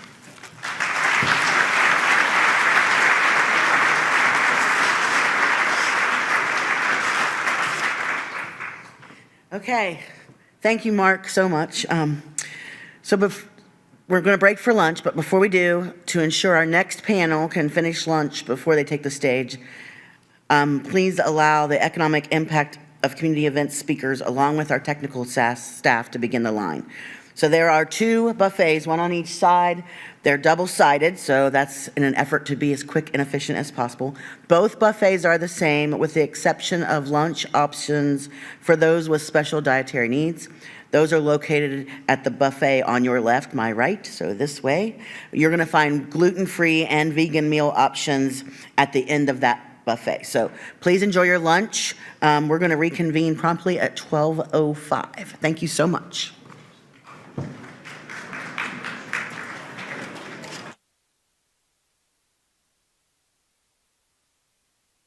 You ready? Okay, welcome back for our afternoon sessions. We'll just go ahead and get started. Again, I'm Misty Crosby. I'm your MC for today's event. I'm excited to introduce our economic impact and of community events discussion moderator, that's Stephanie Gilbert. She's the transportation planning coordinator at the Ohio Valley Regional Development Commission with her panelists to the stage. They're going to share how their events are economic drivers and tourism attractions for the region and showcase our region's unique culture. So please join me in welcoming Stephanie and our panelists to the stage. Thank you.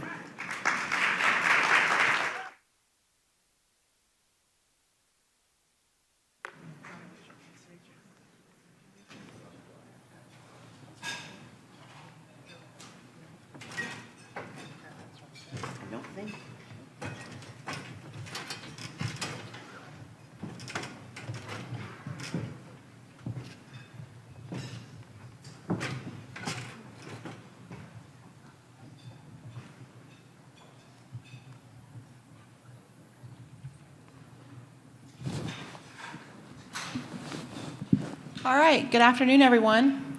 Welcome to the afternoon. We're on the downhill slide of the day. So I just want to thank the panelists for joining us. I'm traveling, and what we're going to do now is we've heard some economic development things, we've heard some tourism things.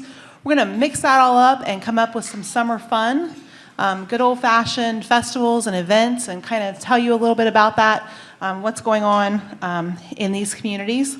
So again, reminder, the app is on your table for submitting questions. So if you have questions, just go ahead and submit those as we go through the presentation, and we'll take about 20 minutes at the end to answer those.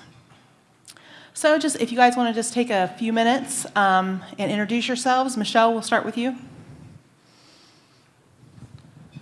You can go ahead and tell us about yourself and about your event. Hi, I'm Melissa Wales, and I am the executive director at Stewart's Opera House, which is a 144-year-old historic theater in Nelsonville. And we also produce the Nelsonville Music Festival, which is happening this year, July 21st through the 23rd, at our wonderful new partner in presenting this at the Snow Fork Events Center. Hi, I'm Donnie Winchell. I live in Austinburg, Ohio, which is up in Ashtabula County, and I am executive director of the Ohio Wine Producers. We have, we don't necessarily deal with county lines, so we have an area called the Grand River Valley where there are 40 wineries within 5 minutes of my house.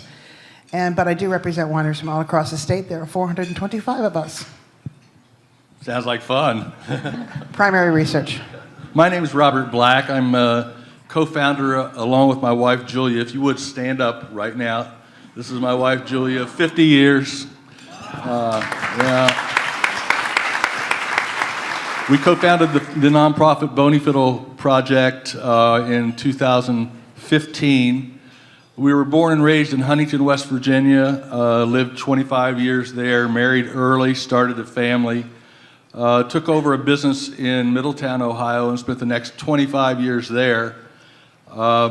Sold our business and retired to Marco Island, Florida. And after 2 years, I looked at Julia and I said, look, I've caught enough fish. I've played enough golf. I feel irrelevant, and I want to go back to work. And so we moved back to Portsmouth, Ohio, because of its proximity to Huntington and Middletown. And it was a great move for us. We figure our next 25 years are going to be in Portsmouth. We're in our third trimester, so it's time to deliver. And so we, after about 5 years of working, we were still working full-time. We adopted, actually, we didn't start, we adopted Final Friday and Boney Fiddle. This Friday we'll put on our 51st concert. So I'm sure there'll be more opportunity to talk.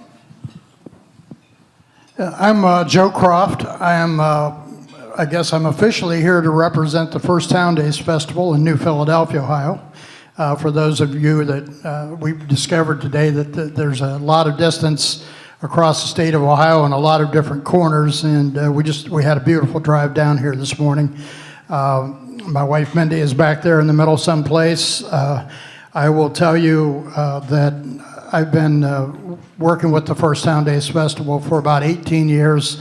We also run a summer concert series called RTY Summer Showcase at Tuscarora Park in New Philadelphia. So I kind of want to touch on all of those things.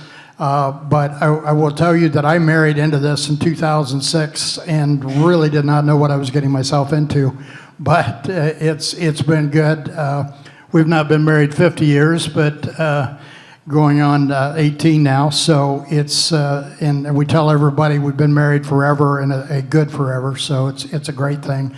And we're just partners. We have fun together. But she retired on me from First Town Days after 37 years. She said that was enough. But we do enjoy it. It's a great thing for the community. I don't know if anyone here, I'm hoping if you haven't been to Tuscarora Park in New Philadelphia that you find your way there sometime. But we will talk more about it. I'm sure we've got some questions coming up, and just glad to be here and share with you. Thank you all for that. Now, if you would just take a moment and tell us about the history of your event, how it got started, what's great about it. Start, Michelle? Sure. So the Nelsonville Music Festival started in 2005. So this year, because we missed, we missed a couple of live music festivals, but we did do a virtual Nelsonville Music Festival in 2020, which was a great partnership with the School of Media Arts and Studies here at Ohio University. For those of you wondering about Tim Peacock, he is still very much at Stewart's Opera House and involved with the festival. He was the executive director, started in 2002, and he began coming to Stewart's and putting on shows and was very successful at that. And so the Opera House hired him to be the ED. And then in 2005, he had the idea, great or not, to start a music festival. And it happened on the public square, which is beautiful. If you haven't been to Nelsonville, I definitely encourage you to come visit our square, tour the Opera House. And it was essentially as a fundraiser for the Opera House, which is a 501c3 nonprofit. So always looking for ways to generate income to fulfill our mission, which is, presenting the arts, a space for community expression, as well as arts education. And economic development is also a core piece of our mission.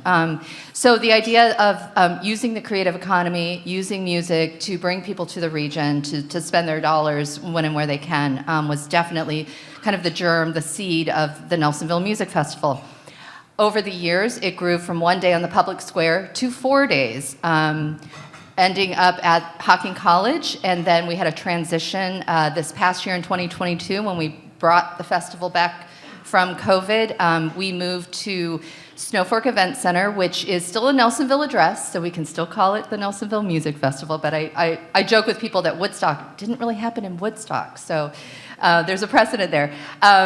It is nestled between the village of Bookdale and the Wayne National Forest, also adjacent to where a lot of the Bailey's Trail System, mountain bike trail system, is happening. So there's a lot of energy and excitement about what's happening there.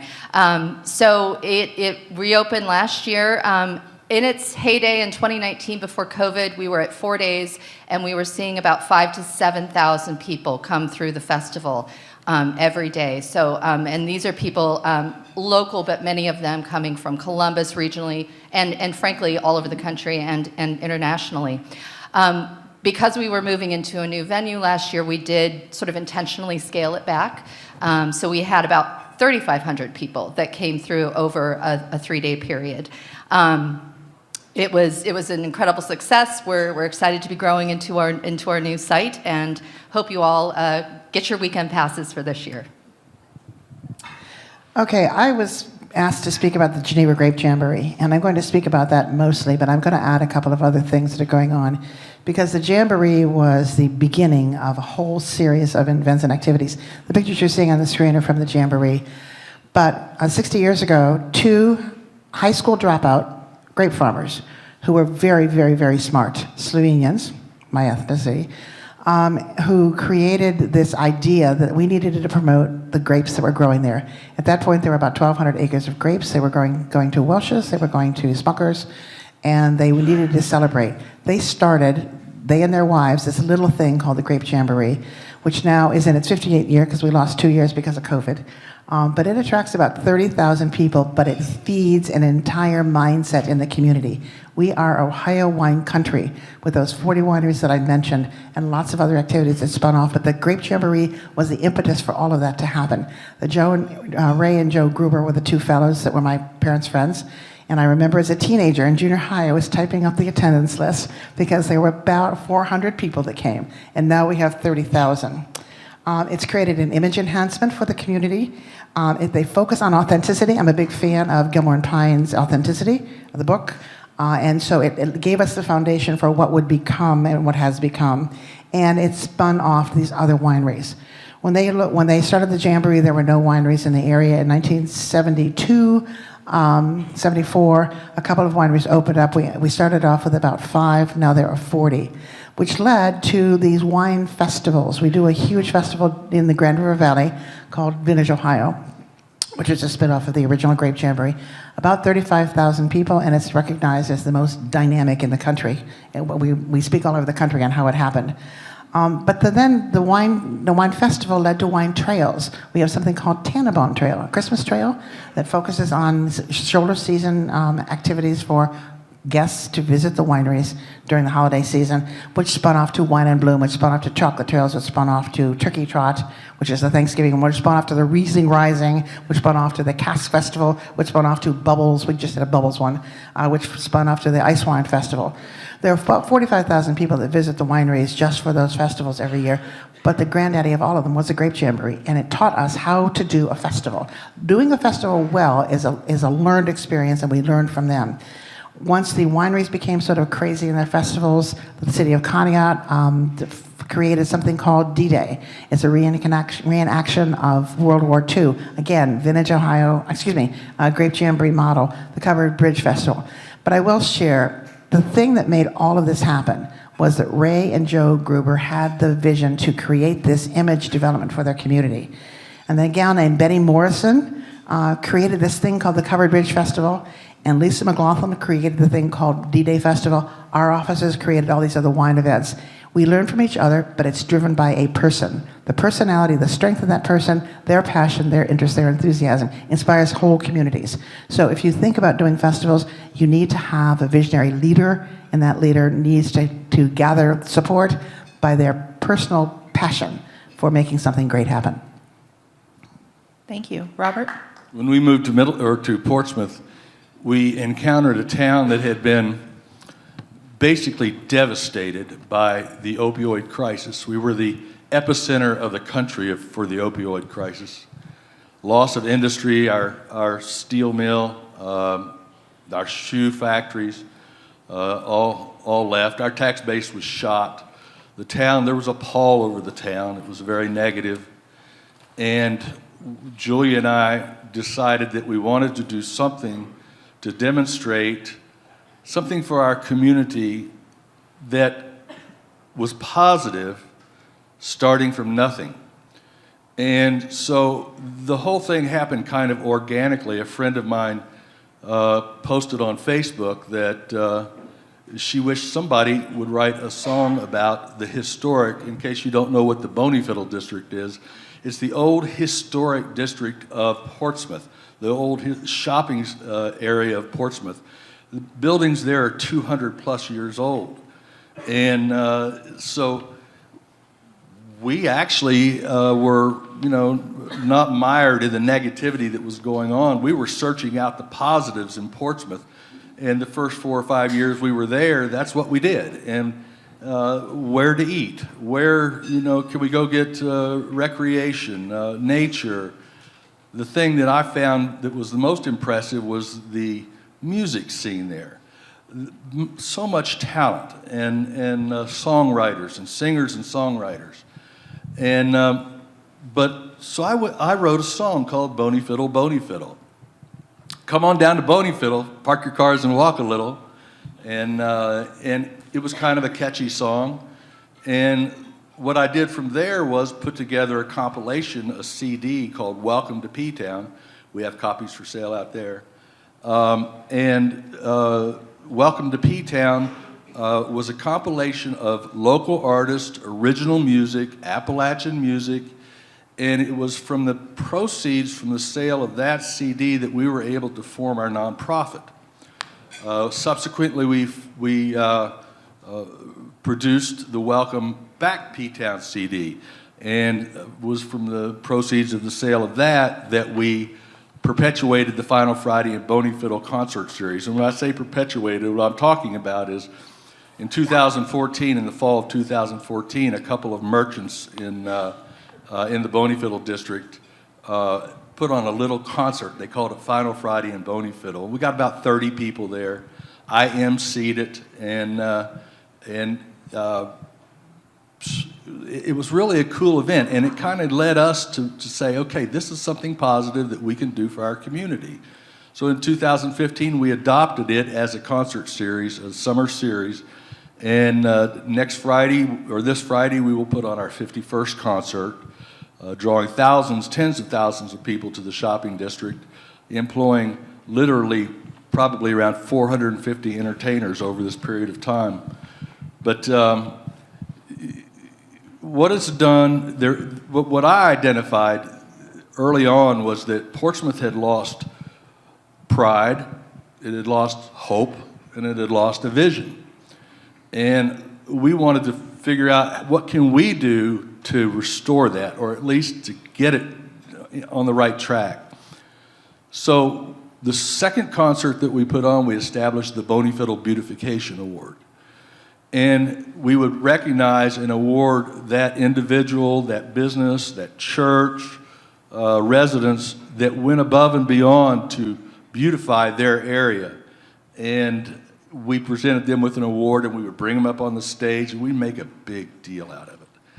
And people were proud of that. They took pride in it. And what it did was it energized them. It gave, it let them know they were appreciated. And I think that's huge.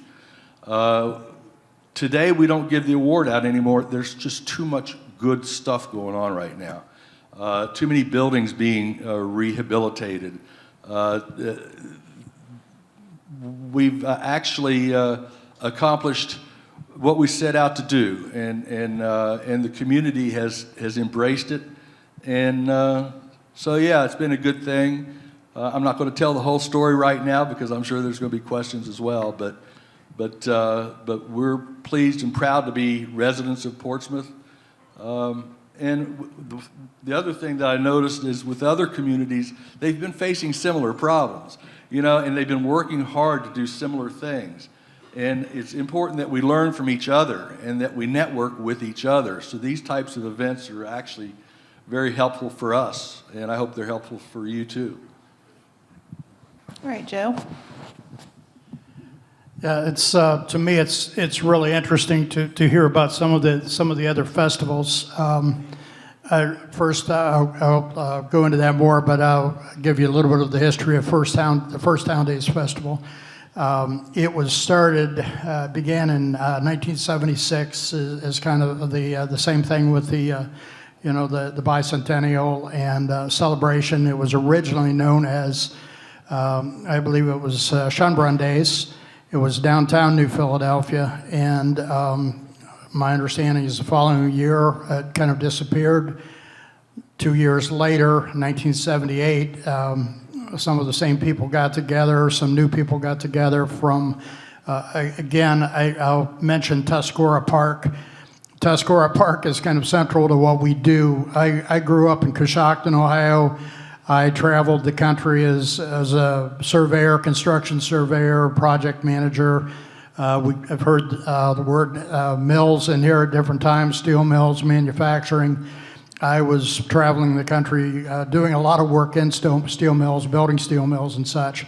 So I just think over the years I've worn many hats and done a lot of different things. And I consider my life kind of boring, but as I think back about it, I've probably been a lot of places and done a lot of things that a lot of people haven't.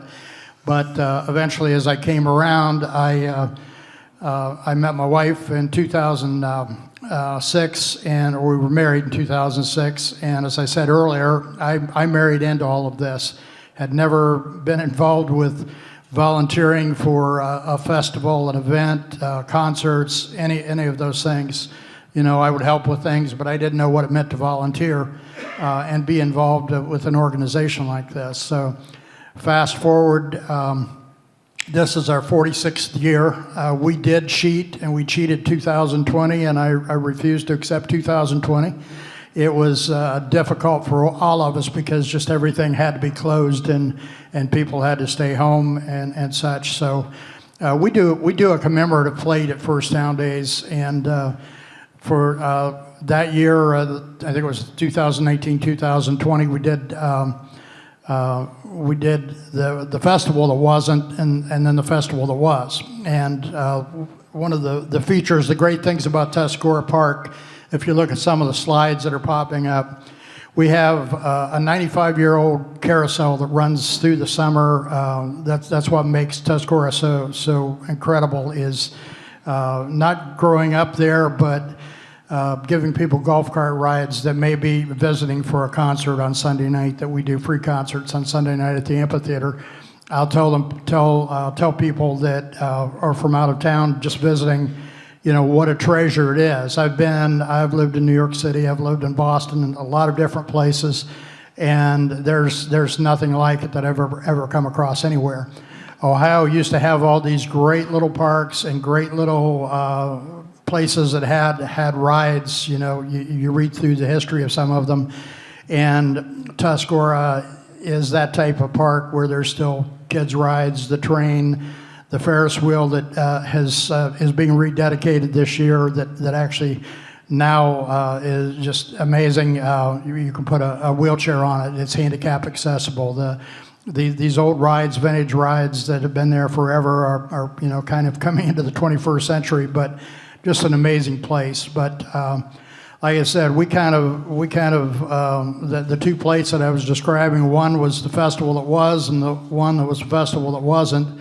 And it was a carousel horse that I have on. There's some of these brochures out in the hall, if anyone would like them, on Tuscarora Park. But we had a carousel horse with a mask on, and we had one with it off, welcoming people back in 2021. And it was just amazing, when people came back, that they really needed that, and really needed these events. And we found out how important festivals and events can be, to our communities, just to people. It's a place to socialize. Our concerts that we do, it's generally an older crowd, but we do about 18 shows during the summer, and it's a place for people to come out and not have to spend a lot of money, get an ice cream cone or a hamburger, at the park, some cotton candy, come out, enjoy a free show, and just be out amongst people and socialize. So very proud of that. But as I said, this will be the 46th year. One thing I did want to mention, and Grape Jamboree is also a member. We're members of the Ohio Festivals and Events Association, OFEA, and I was on the board of OFEA for 6 years. It's a great organization, about 80 festivals, between 80 and 90 festivals across the state of Ohio. So if you get a chance, go check out OFEA.org and Ohio Festivals and Events Association. You'll find a lot of festivals on there. And something else that I did want to mention, and Grape Jamboree is great, by the way, and I really want to come to these two festivals now because I'm also a drummer and I love my music, and now I have incentive to come down and and check these guys out, as all of you should as well. Yeah, just with Ohio Festivals and Events, being on the board, we would like to think that we were the 80 or 90 festivals in the state of Ohio, that was who it was. We had a speaker in one time that does a blog, internet blog, that he has visited, I think, every possible event, every festival that he could find in the state of Ohio. And there are literally over 2,000 festivals every year in the state of Ohio. And I just think that's amazing there, from small firemen's festivals to Circleville Pumpkin Show up the road, Marion Popcorn Festival. Your festival is Grape Jamboree is one of the bigger festivals. They're just amazing things to go out to. My thing is they bring, this is kind of about the economy of those events, but to me there's a lot more to it than that. It's what they do, bringing a sense of community to our towns, to our counties, bringing people together. First Town Days is 100% family oriented. We don't do the beer garden. A lot of festivals do, and that's okay. But our events are things like frog jumping and turtle races and sack races and music in the afternoon and fireworks. It's 4th of July festival. So 4 or 5 days, if you're looking for a place to come spend the 4th of July, head on up to New Philadelphia, Amish country. It's just a great area. And from the economic standpoint, I'm sure we're going to get asked some questions. That's just a bonus. Thank you all. I don't know about you guys, but I think I have added some to-do items to my summer list. So these all sound really great. Melissa, you talked about moving the festival in 2022. Can you tell us about some of the endeavors, of moving the festival to a new location? Sure. So, we had a great home at Hawken College and sort of I won't say a turnkey event, but we had been doing it there for years and appreciated the infrastructure and everything that was available to us there. But this became an opportunity for us to stabilize our festival in an incredibly beautiful natural space. So I said it's about 240, 250 acres. It is also abandoned mine land. So we have documentation that there were coal mines there, at least 2 active coal mines. And so for me, to think about the power of the creative economy to come in to a space like that and transform it into, a space for artistic expression and music and, appreciation for the incredible natural resources that we have in this region it was incredibly exciting to both Tim and me to go out there and sort of envision what we could transform this abandoned, mine land into. Excitingly, there is funding that we're exploring to be able to develop reclaimed mine land for economic revitalization in the region. So that's something that we're exploring as we imagine. Right now, it's pretty much an open field. We do have electricity there, so that was one of the challenges. We ran the Nelsonville Music Festival last year on generators. I don't recommend that, and we'll never do that again. But we made it work, and so we have a great partner in the landowner, and so we are working to get just to improve the infrastructure while also keeping the sort of aesthetic of the natural beauty. Yeah. All right, sounds great. Donnie, I recently learned that Ashtabula County produces over 50% of Ohio's grapes. Can you share more about the economic impact of the wine industry there? Sure. Economic impact is driven. In 1970, there was a headline in the local Ashtabula paper. And the headline was, Ashtabula County and Adams County have the highest unemployment in the state. We were at 17.1%. We are now driven by the wine community. These festivals help, okay, and they're virtually, we can't find anybody to work, okay, because the wineries have driven incredible amounts of activity. Just if you're interested in this festival thing, and maybe you don't have a winery, but actually there's a winery within 35 minutes of every resident, so you can take advantage of the wineries. I'm going to give a talk tomorrow, about using wineries as a hook, but anyway, that's another talk.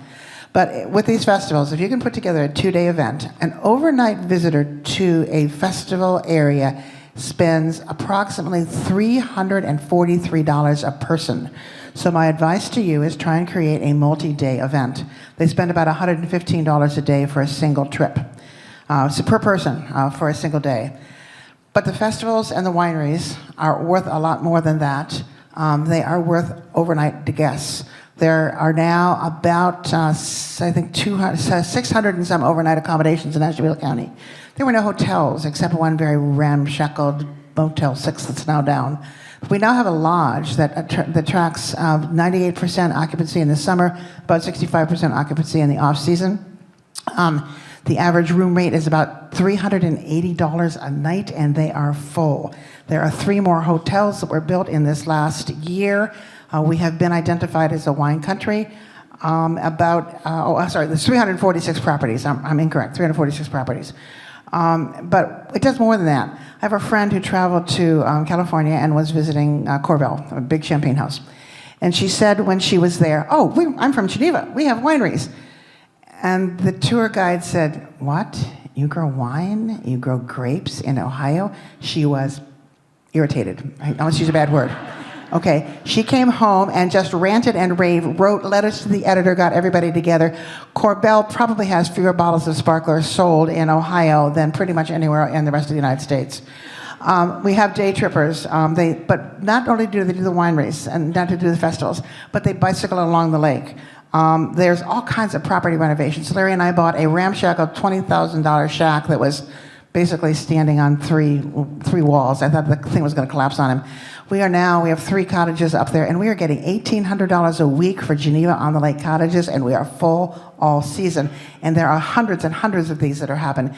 These festivals, these events, these wineries, these community, regional, identifiable activities draw dollars from outside investors. You cannot buy a house in Geneva on the Lake now they probably started at 130, and there was one up the street from us that sold for 350. There's this tremendous pride in the community, and there's those bragging rights I talked about, but there are also jobs. There are 4,600 jobs in Ashtabula County directly related to tourism. We are the 3rd largest industry after manufacturing and agriculture. And it all started with the Grape Jamboree. It all became from the passion that those folks evolved. And we're not bringing in just hamburger flippers to our jobs. We are, our winemakers are making $100,000 a year. Our hotel managers are making close to that in some cases. We are keeping our young people involved. Larry and my husband and I have a little go-kart track up at the lake. I just hired my 97th teenager this week, just for the summer season. So all of this began with this passion that Joe and Ray Gruber had to do something to identify this as wine country. It turns into real dollars, real economic impact. If you have festivals, you need to build around them and make them a focal point for what you're doing. I'm really surprised at the dollar amount that you gave that's spent per person per day, because I'm pretty sure my kids spend that, 3 or 4 times over just in food when we go to a festival. No kidding. Come to Adventures. Don't come to the arcade. We'll take your money. Okay. But that's what they're for, right? Yeah, that's right. So, all right. Robert, tell us about the selection process for the Governor's Award for Community Development and Participation and what it meant to receive that recognition. Well, the selection process, you have to be recommended for it. Somebody has to nominate you, and there's a nomination process. And in our case, it was someone who had worked very close with us, was an employee of mine early on, and saw what we put into it. And so the process involved getting 5 letters of support of that nomination from the community. We were actually nominated twice, and we were the second time we were nominated. We were headed out to visit family out west, and we were at the Cincinnati airport, and my telephone rang, and the lady says, "This is Donna Collins of the Ohio Arts Council. Are you sitting down?" And I said, "No, Donna, we're getting ready to get on a plane." She says, "Well, you have won the Ohio Governor's Award for Community Development and Participation through the Ohio Arts Council." It was a great flight out west. It was a great flight. I didn't look at it so much as an achievement. It was more just an acknowledgement, an appreciation. I looked at it almost like the Bodie Fiddle Beautification Award. It's nice to get some recognition. And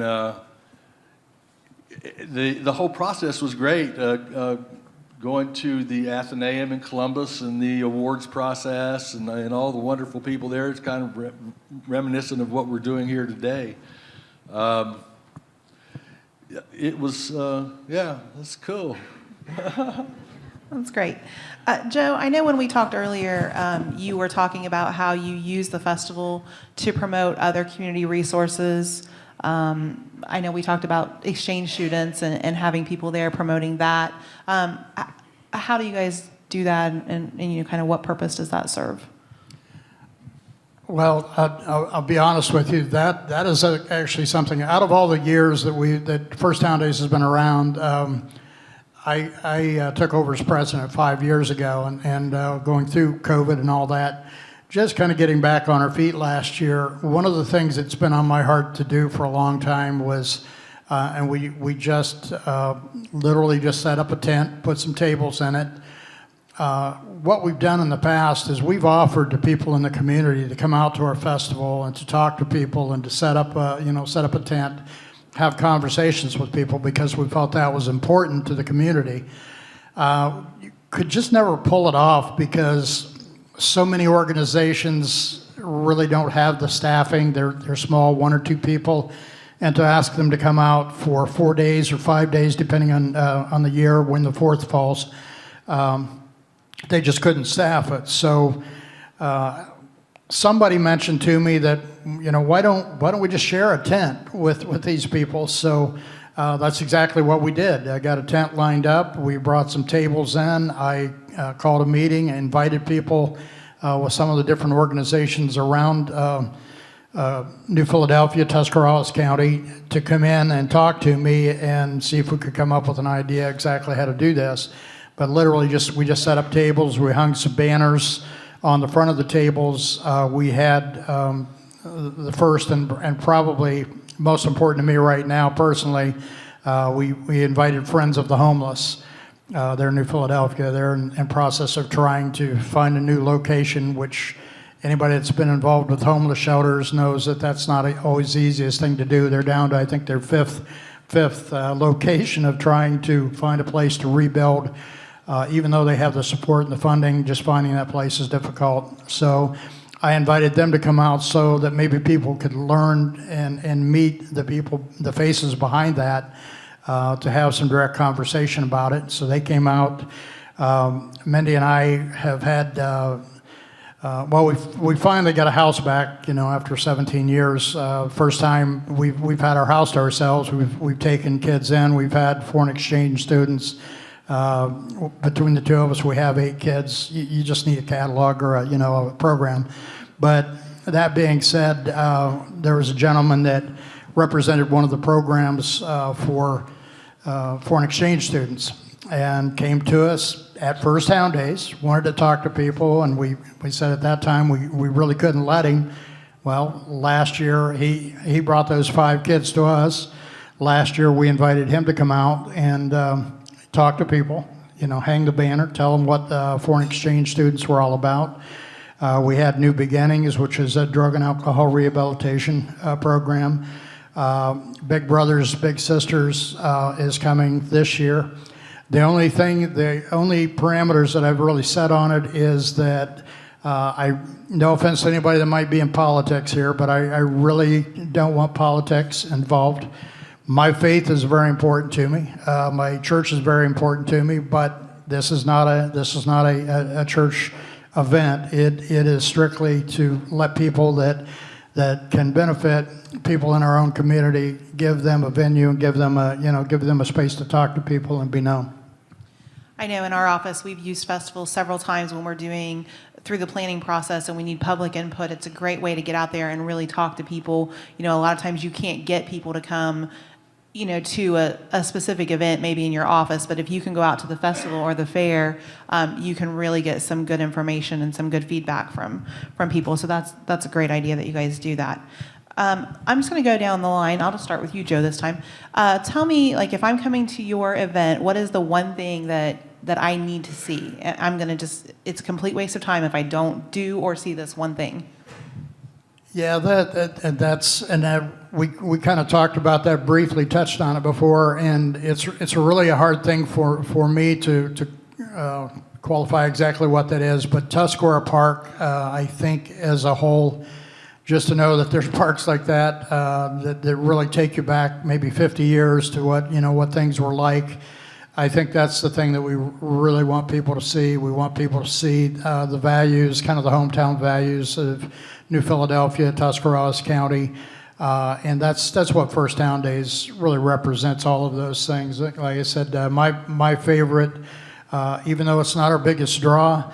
When you see the kids or see pictures of kids out with frogs in their hands and doing a frog jumping or turtle race, that really takes us all back to something that just doesn't exist a lot of places anymore. If you've ever been to Portsmouth, please come. We have a half a mile of murals on the wall, the flood wall. In 1937, there was a devastating flood. Some of these historic buildings that I've talked to you about had water up into the second floor. The downtown is separated from the Ohio River by the flood wall. And some leaders 35 years ago had the vision to create a panel on the flood wall. And there was quite a bit of resistance to that. I think it had a hard time catching on, and they hired or commissioned Robert Dafford, who is a world-renowned muralist, and he came in and he did a mural on one of the panels of the flood wall. And when they unveiled that, the community was just astounded, and it coalesced the community around, let's continue this. And so our entire flood wall, and we're still continuing it, our entire flood wall is of the history of Portsmouth, going back to the mound builders and even before. Our children, our young people in Scioto County know their history, and they know it because of the wall. And so I would come and I would tour the wall, and what we did is we found a permanent location and branded it. It's called Three Bridges.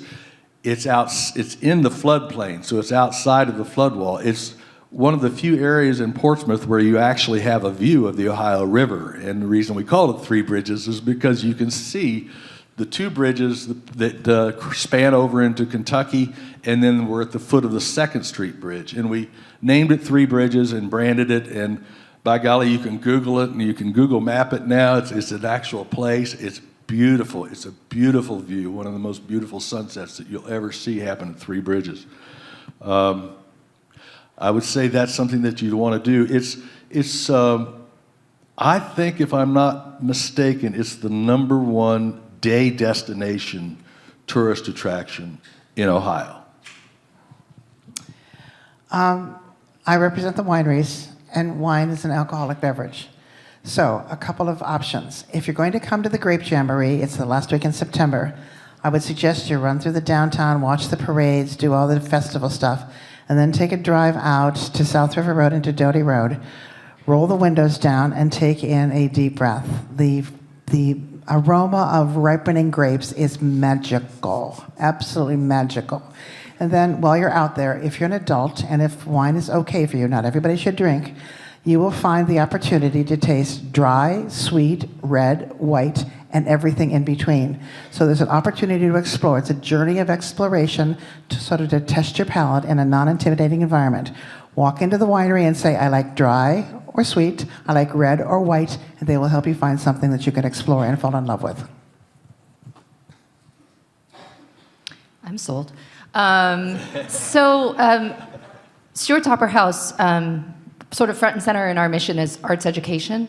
And we're very proud of the fact that we make our educational opportunities accessible and oftentimes free for kids from our region to participate.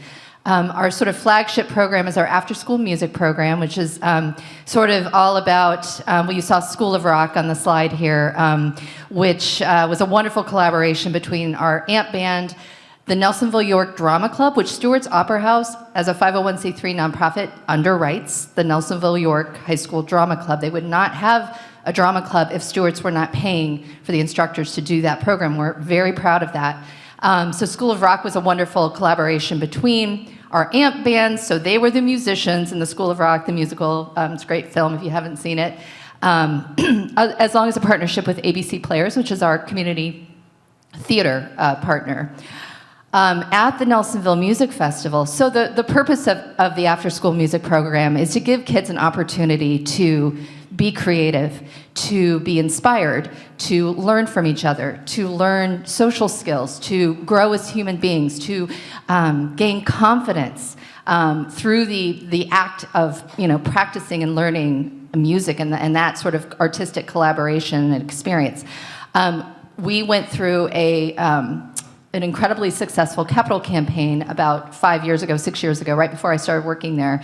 And through that renovation and expansion, we created a dedicated third-floor education center with a recording studio, with instruments. Everything is there for the kids of our community to come in and engage with the creative process. A highlight for definitely the staff of Stewart's, and I think a lot of people who come to the music festival, is that we give them a stage. Our AMP band they're on the lineup. So it's typically on a Saturday morning, typically at what we call the porch stage. For those of you that know, we have 3 different stages at our current festival. And those kids get a chance to be on a lineup with, Lucinda Williams, Japanese Breakfast, Death Cab for Cutie, whoever it is, and get up there on stage and perform for the community. And, we're all there as the staff just bawling because it's just so incredible to see those kids sort of light up on our stage. So don't miss that. I'm glad you mentioned that. That was one of the questions I wanted to ask you about, because when we had talked about that, I thought that was just amazing that the kids get that opportunity to do that. So I'm glad you mentioned that. That brings all their families too. Yeah. Yes. That gets the crowd out. We do a similar thing at Final Friday. And it involves the whole community. So it's great. All right, we're going to take some questions from the audience now. Can I take a point of personal preference here for a second? I'm a history major, and I fully believe that if you don't know where you came from, you don't know where you're going. And I need to say that I am so incredibly privileged to sitting in this building named after George Voinovich. When I started, I knew nothing about politics at all, and he had been in office about 2 weeks, and we sent a news release to his office saying, by the way, he's Slovenian too, his mom was anyway, and that we were doing this little wine conference up in Geneva, well actually Austerburg, Ohio. He came the second week he was in office to a little tiny room in a Hampton Inn with 12 seats after he'd been in office for 2 weeks. I didn't know how special that very was, but he was an amazing supporter of our industry. He was an amazing supporter of the state, and I'm honored to be here because it's named after him. Thank you. He's a great guy. All right.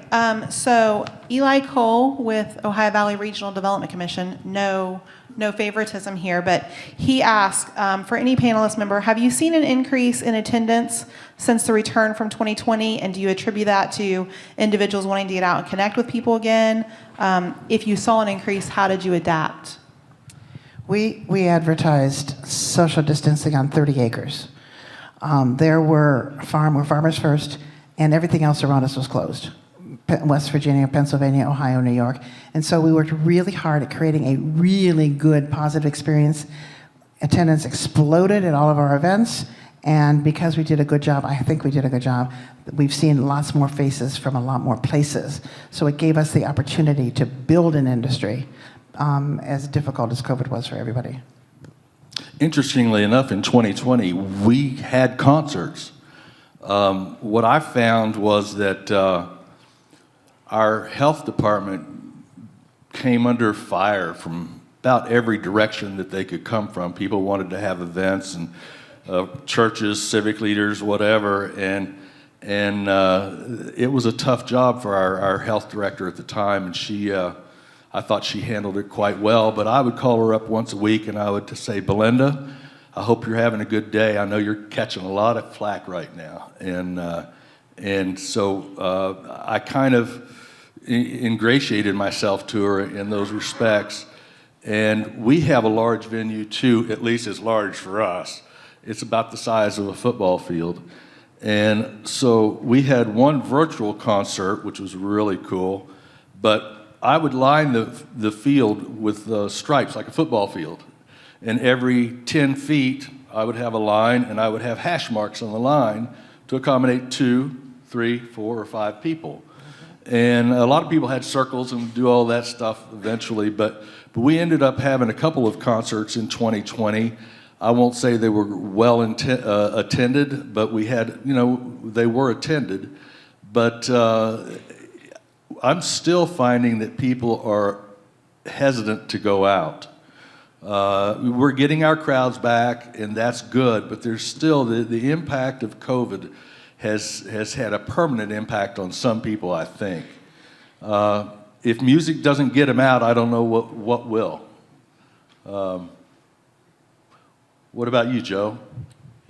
Yeah, I think, and I mentioned it earlier, we had, with our concerts, summer show, RTY Summer Showcase at the amphitheater there, when we came back, there was some people that were a little bit hesitant, kind of feeling their way back out, but the people that did come out, they were so starved for something to do because, again, our crowds for those concerts are older, and that is kind of their place that they're able to socialize.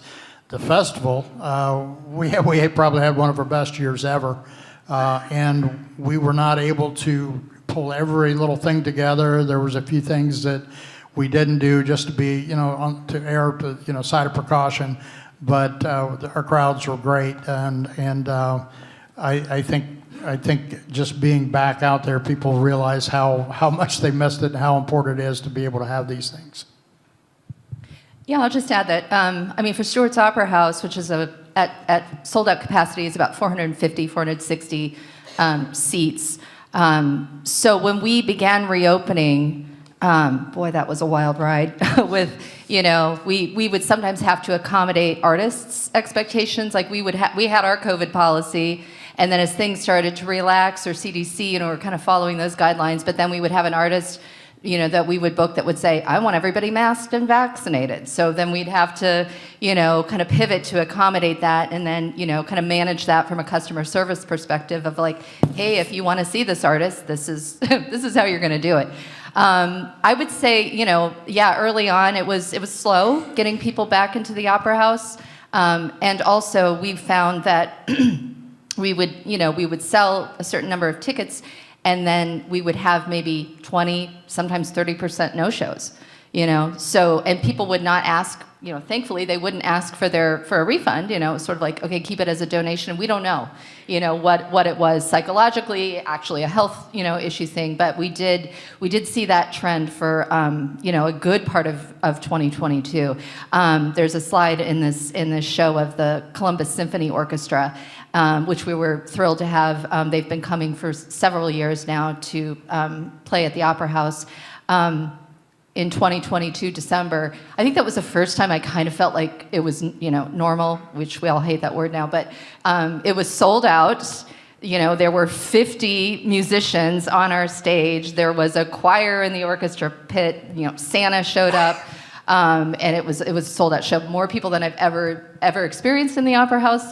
So that was exciting. And yeah, we're still kind of moving through it. We've had continue to see spikes, and it's you've got to pay attention to your staff and your volunteers, and just ensuring that we continue to move through this as safely and conscious of everybody's health and well-being still something we have to pay attention to. Okay, from Mackenzie Kacharski, she wanted to know about the funding that you use. We know that you guys have free passes for people who live in Nelsonville and Buckle. How do you guys subsidize that? Yeah, so we, I've talked about, Stewart's is very much cognizant of the fact that Athens is one of the, most economically challenged counties in the state. And we don't want to be this elitist organization or festival that, is just not accessible for the people of our community, that does not resonate with our mission or how we want to operate. It's tricky, and for those of us, who are not in the festival business, it's incredibly expensive to put a multi-day music festival on, and it's only gotten increasingly worse coming out of COVID. I think I was just talking to our team, and I think the Porta-Johns are like double what they were, in 2019. Like, it's just, things get exponentially just more challenging. Insurance, all the kinds of things that you need to security. So we build a festival budget that is, paying attention to making sure our weekend passes aren't too expensive. We know they have to go up because everything's going up. And we also are, seek out sponsorships. So we work, we enjoy local foundation and regional foundation support for what we do, and also local and regional corporate sponsors and individuals who say, you know what, I want to give you money because this festival has an incredible impact on our community, and we want to be a part of it. We want to be partners in ensuring that the Nelsonville Music Festival continues and is viable for the Opera House, doesn't sort of break our budget in our ability to put that on. So we make sure that weekend passes are free for residents of Nelsonville and Buckle, and also kids 12 and under. And we do that in a variety of ways of ensuring that we build a budget that is supportive of that. All right, Carmen DeVoe would like to know about the future of your festivals. We have about 10 minutes left. So for each of you, where do you see the future of your festival going as far as growth, impact, any future plans? You want to start, Joe? Sure. Well, the first thing I want to say this real quick. I'm gleaning this from some of the other information. I don't know where everybody in here came from. I probably don't know very many people here, but wherever you came from in Ohio, it's almost a sure bet that you have a festival of some description close to you. And as we were saying down here on the end just a minute ago, was that organizers, the sponsorships, corporate sponsorships, individual sponsorships, those are all desperately needed by all of our festivals. There are some that are well organized. Some may even have professional, from your CVBs or from the city, the community, the governments there may have some support, but not all of these festivals do. So reach into your pockets, go talk to them, find out how they're organized, how they can use your help, because they're literally bringing millions of dollars into your communities and into your backyards. So help them out if you can as well. That being said, the festivals, our festival is strictly volunteer, and it's a very difficult thing as time goes on to bring people in as volunteers to help with these things. I've told somebody here recently I haven't had a summer in 18 years because of what we do. We've missed things with grandchildren and family, all over the country, all over the world. So they need your support. We need your support. From the standpoint of First Town Days, one of the things that I've tried to instill is that we need to get younger. We need more involvement, not less. We've been a great family for a number of years, people just doing what they knew they needed to do year after year. A lot of those people have gone by the wayside and have retired and have stepped away, and finding people to replace them is difficult. What I'm trying to do is bring younger in, and not that I'm not young, right? I'm 68, look like Santa Claus. This is just about it for me. but we need people to carry on these traditions, and I think these guys will tell you the same thing. They need people behind them, and they need your support. I would go back to Mackenzie and your question, and I would like to compliment you and your staff on the job that you've done with this event. It's pretty cool. I'd also like to thank Gina Collinsworth for inviting us to be a part of this. We're honored to be a part of this. We've had very few grants. We have been able to coalesce the business community behind our event. And one of the slides that was up there showed our very first event, and if you noticed, it was a car trailer, and there were 6 sponsors, $50 sponsors. Our budget was $300 on our first concert. Julie and I both have backgrounds in sales. We've been in sales all of our lives, and she is responsible for getting sponsorships. And in January, February, and March, she's out calling on businesses. And we provide all levels of sponsorships, from $1,000, $10,000, $75. It doesn't matter. We want you to be a part of it. So we have an option for every level of sponsor. And I tell people, if you want to get rid of Julia when she's soliciting for sponsorships, say yes.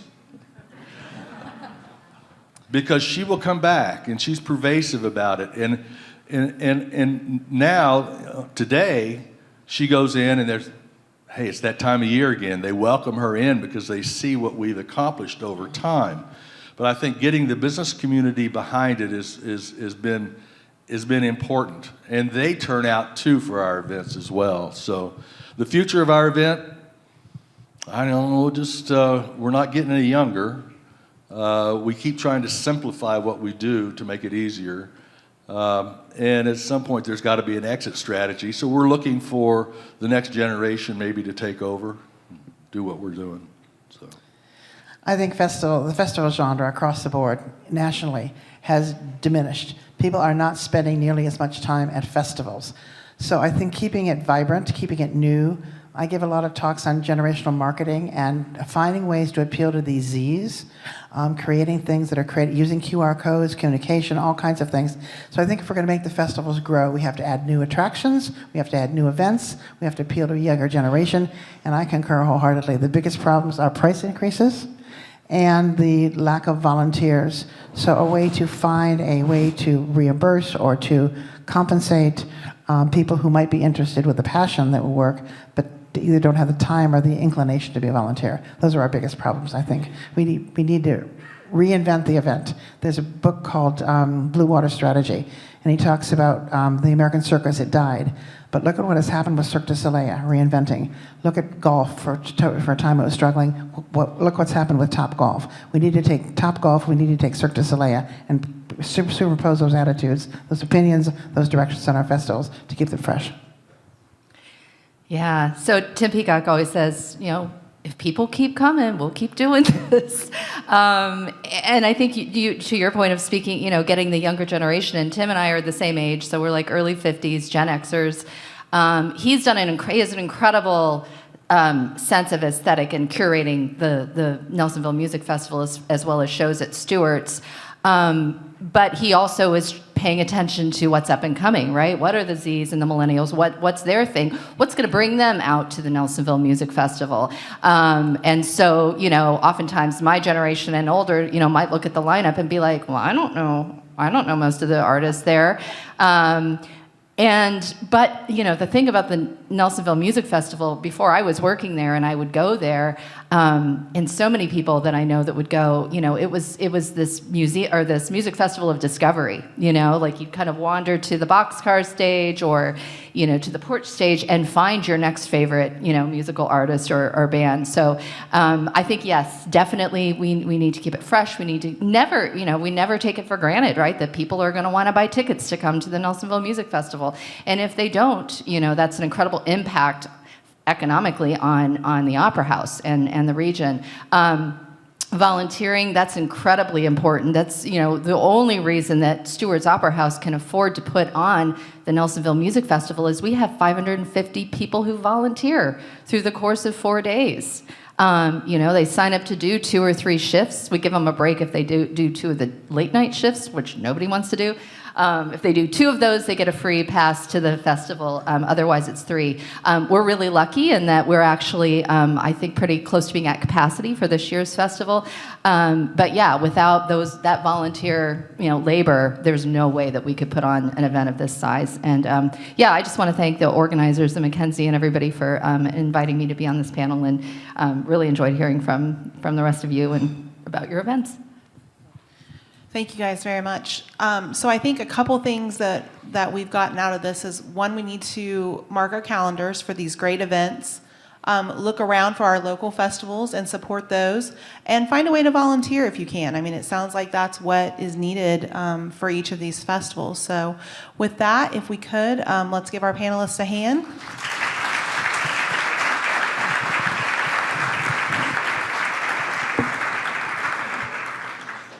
Thank you all very much.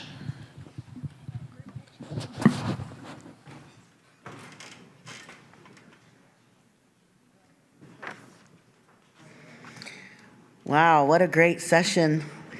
You know, theaters, live music, wine, history, we have it all in Appalachia. So check out some of these great communities and these great events, and visit those if you can. So now it's time to move into our final session of the day. It's revitalizing downtown districts.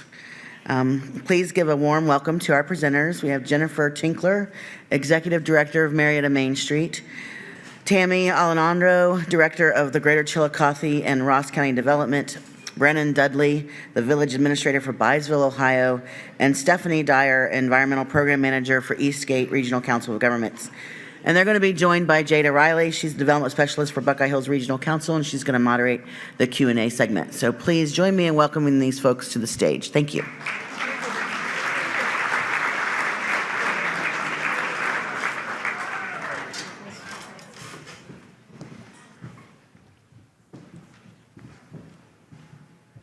Last but not least, Jada. Well, hi, everyone. Thanks for sticking with us this late in the afternoon. My name is Jada Riley. I am a development specialist for Buckeye Hills Regional Council. My main area of focus is EDA. And as we know in our region, downtown revitalization is crucial to economic development. So I'm pleased to be moderating the panel today with these experts. Each of our panelists will present their slides, and then we'll have a quick Q&A after their presentations. So I will hand it off to Jen Tinkler of Marietta Main Street to start us off.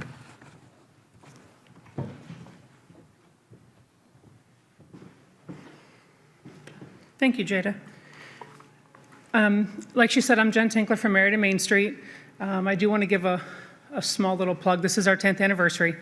And what that means is, thanks to Heritage Ohio, this is our 10th year of being nationally accredited with Main Street America. It's not easy. It's not, you just don't get a plaque saying it's 10 years. There's a lot of stuff you have to go through. So a huge thank you to Heritage Ohio for allowing us and helping us get to that point. I'm here today to speak about 3 things that Marietta does and does well, in my opinion. We have an excellent public art committee, and we have several murals and sculptures downtown that people from actually all over the country have called me about to hear about. The latest was as far as Wisconsin. So, and I had Main Street Portsmouth and Bloom at Marietta a week ago, walking around taking pictures of all the murals. I'm also going to talk about our First Fridays and what that has brought economically to our downtown, and I'm going to talk about the Harmer Bridge. Our public art, we want to enhance and enliven downtown Marietta's public spaces. So what they do is we do temporary and permanent 2D and 3D sculptures throughout downtown. A variety of themes can be used. We have some whimsical, we have some historical, we have some educational. This one you see here is our I forgot the name of it, a historical photo music mural series that the Special Collections Library at Merida College let us use. Sarah Rosenstock designed this, and it's on the side of one of our buildings, and it depicts Marietta all the way back to the early settlers with Rufus Putnam, and it goes all the way up to the most recent, well, not most recent flood, but the latest big flood in 1937. From an educational perspective, this is the Ohio River mural in the Putnam Street Tunnel along our bike path. This was designed by 4 of our local artists, and that showing there is Bobby Rosenstock. He's the chair of our Public Art Committee. And they got information and worked really closely with Ohio Wildlife Islands River Refuge. So everything you see in that tunnel is accurate in terms of flora and fauna of what you will find in the Muskingum and the Ohio River. This is where it gets fun. The murals that we have, when you drive down the street, that you can see are historical and are relevant to the area and to the community. And then we get in the back alleys, and this is where we just have fun with it. This is a collaborative mural series. There were 15 artists, and it wrapped around the building and into a parking garage, and they each got to design their own thing. This is a picture of Alex Northrup and Sarah and Bobby Rosenstock designing that one there on the front of that building. So like I said, we have a lot of different themes that go along with those, but we like to incorporate as many artists as possible in our public art.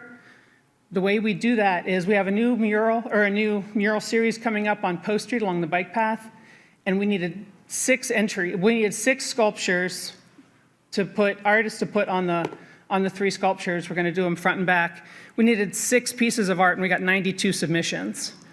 So we reached out to any artist, any age, within 90 miles of Marietta. And we ended up with 92 submissions. And that's super hard to pick 6 from 92. But the good thing with that is every 3 years we will rotate artists. So in 3 years we'll have to go through probably another 92. But it keeps everybody engaged, and it gives the public an opportunity to participate. Our first Fridays we've been doing for 5 to 6 years, and what that is, it's on the first Friday of every month from 5 to 9, and the stores stay open late, and we theme them. So each one has a theme, and the shops get involved, the community gets involved. Our standard, in April we have our peep show, which is the little marshmallow peeps. We make sculptures out of those. Each shop can do that, and people come from all over to see those. That's in the upper right-hand corner.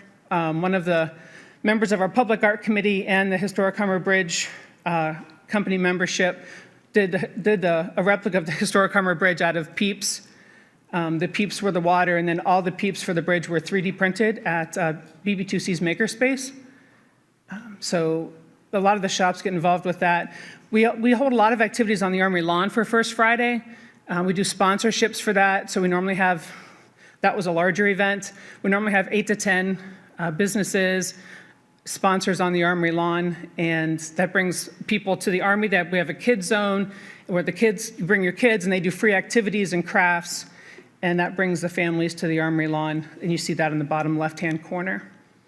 The bottom right-hand corner, this last winter we did a flight night, and a lot of people, when I think flights, I immediately go to beer and wine. But our shops took a spin on that as well. Our local coffee shop did flights of lattes and cupcakes. A lot of our shops did a flight, buy 3 pairs of socks, get a 4th free, or buy 3 garden flags, get a 4th free. Anything that you could put together in a flight. We've also done, we do our Moonlight Madness in December, and that one runs from 5 to 11. And all the shops are open late, and they do discounts, and we put the Toys for Tots train on the Armory lawn, and people bring all of their toys for that, and the kids really like that. We try to make it as family friendly as possible. That way we get more people downtown, and the shop owners really embrace that. A lot of them really look forward to First Fridays because that's where they want to make their month's rent. If they can make their month's rent on First Friday, then the rest of the month is just smooth sailing from there. And a lot of them do that and then some. That's another, we had the classic car show on the Armory lawn one year. We do anything we can to bring business to downtown. Okay, the Harmer Bridge. This is really what people like to hear about. As you know, the bridge has been closed for several years, and that on the left is a view of what the bridge looks like now. Unfortunately, the view on the right is what it really looks like when you're up close. The superstructure is in pretty bad shape, and we just had the inspections done. I say we because I'm on the board for the Harmer Bridge Company. We just had the pier inspections done and an inspection of the superstructure to see where we can go with the bridge. And while the piers are perfectly sound, the superstructure is not. And so what we are doing now is we are continuing with the inspections, and we have come up with 2 designs that could be our next Harmer Bridge. But before I reveal those, I'd like to talk about the impact that the closing of that bridge had on Marietta. More importantly, the impact that it had on historic Harmer Village. If you've been to Marietta, we are divided by the Muskingum River, and that bridge was the easiest way to get from one side to the other, especially for walking traffic. So when that bridge closed, we noticed a decline in the business in the historic Harmer Village because people could not get easily from one to the other. So they would have to go up and around the Putnam Street Bridge, which if you are walking or you are in a mobilized wheelchair or you struggle physically to travel, you didn't travel over to the historic Harmer side.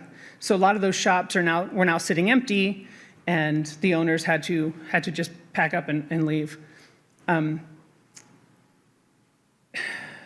Okay. These pictures are a little hard to see, but we have come up with 2 design options of what the bridge will look like. On the left, it's hard to tell, but it's an open deck look. Well, if you can see in that tree on the left is the swing span of the bridge. That will stay as is. Well, it'll be rehabbed, but that swing span has to be able to turn like it does now. So that part will just be rehabbed and will be back into working order. The rest of the bridge will be an open bridge concept. The picture on the right it looks similar to what we have today from far away. When you get closer, you'll notice that it's not the same look. It doesn't have the rivets. It doesn't have the charm to it that the bridge does now. So to say that it is a historical representation is not 100% accurate. So those are the two new designs, and we will be revealing one of those soon as to which one will be the next design of the bridge. That's all I have.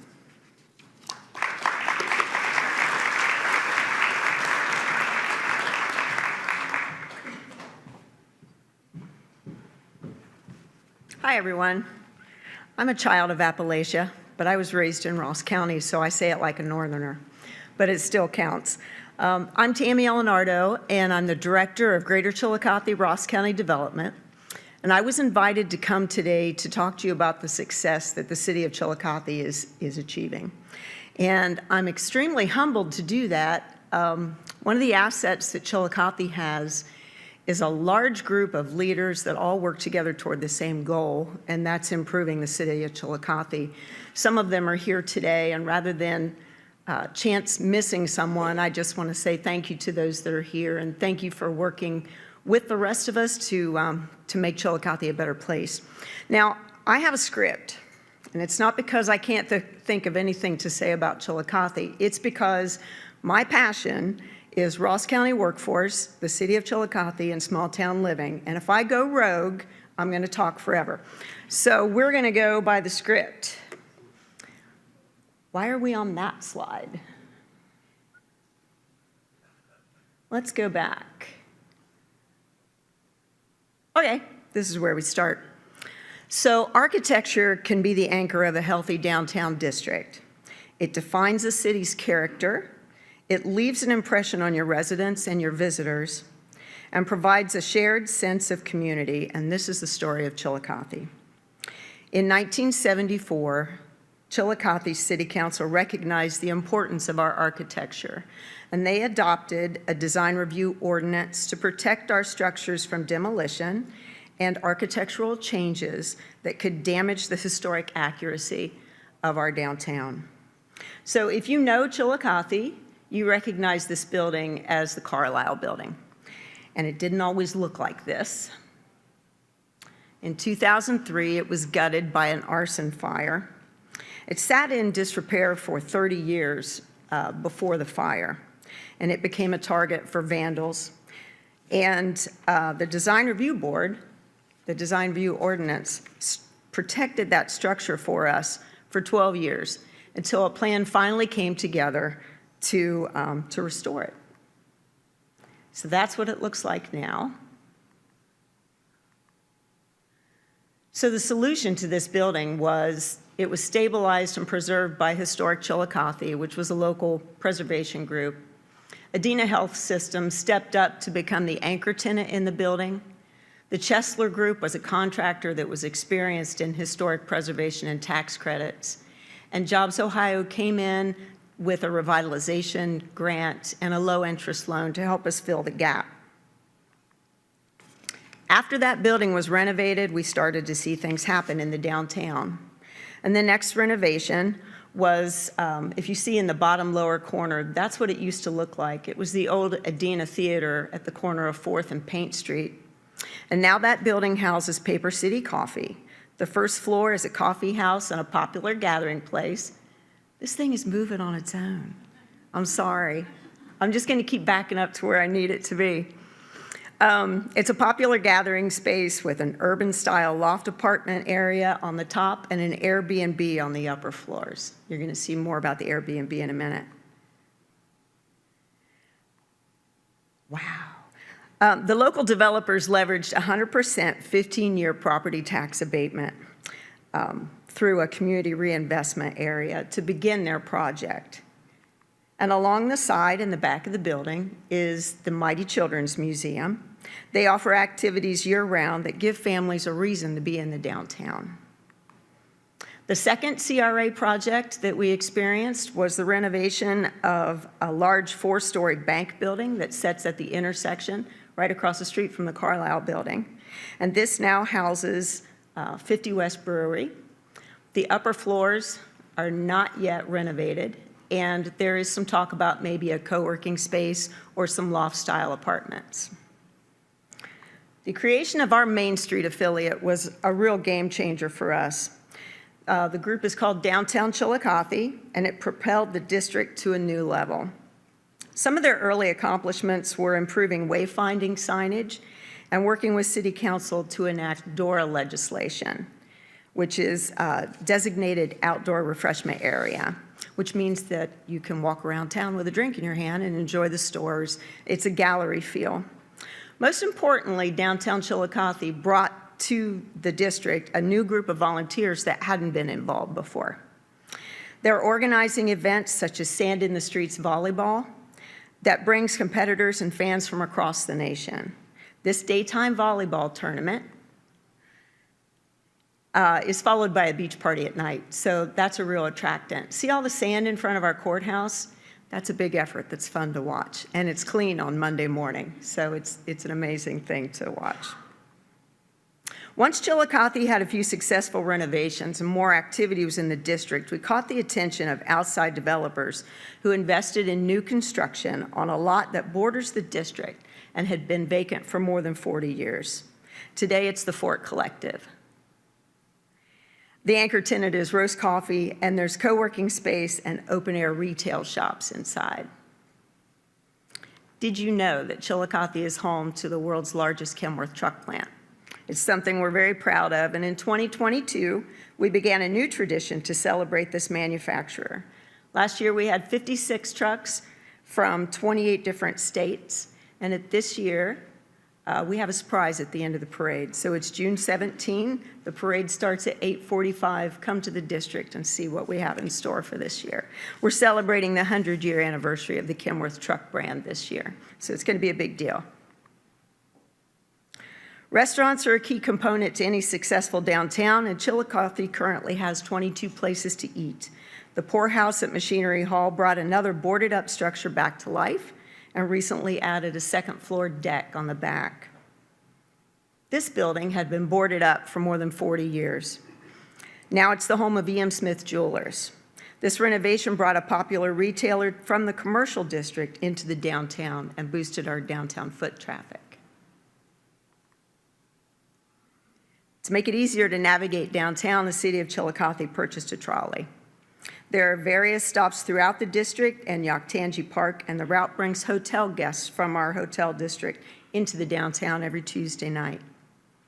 In addition to our local hotels, overnight guests now have many new Airbnbs in the downtown. From historic homes to upper-level loft apartments, these accommodations make your stay in Chillicothe extra special. Downtown Chillicothe is alive again with rallies, 5K runs, concerts, festivals, pub crawls, and a weekly community bike ride for young and old that has seen more than 130 riders. But with success comes new challenges. We need more parking. We have metered parking, we have 3 free lots on the perimeter, and we're thinking about using the trolley to take workers who work in the district from an outside parking lot and bring them down every morning to work in the district. We need a way to collect trash. We've always done street collection, and now we need to find a way to do shared dumpsters behind the buildings. And we have new considerations with sidewalks. We have a lot of sidewalk cafes, and we need to make sure that those stay ADA compliant. Chillicothe has many other preserved structures waiting on restoration, and these are 3 that I wanted to share with you today. At the top is the Whistler Concert Hall. This is going to be about a 3-year renovation when it's done, but it's because the property owner is trying to restore it to its original state. On the bottom is the Preservation Hall, which is one of the few remaining canal warehouses in Ohio. It sat along the Ohio-Erie Canal, and that's in an opportunity zone. And then the Mary Worthington McComb House was built in 1796. It sits on the outside of Chillicothe near a paper mill, and we have a couple of different plans for that building, so I'm anxious to see how that comes out. So thanks for allowing me to share the story. At this time, I'm going to introduce you to Brennan Dudley, who's with the Village of Byesville.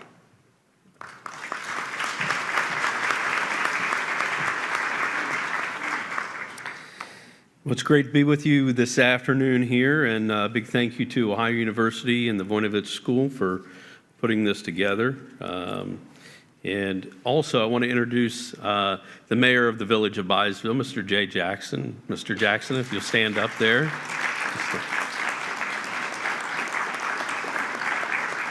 Jay is a great leader and a great partner on the day-to-day operations of the village, and also just a partner for progress in the community. So it's good to have him with us today. So today, I want to talk a little bit about Byesville and more specifically Project Phoenix, which is an economic development initiative that we started in 2018, and we have some great results from that. So we'll talk about a little bit what we've done, how we did it, and what comes next. So if you're not familiar with Byesville, Byesville is at the crossroads of Interstate 70 and 77, just about 3 miles south of there, just south of the city of Cambridge. We have a population of about 2,493 people, give or take, whether it's Monday or Friday. Might be a few more, might be a few less.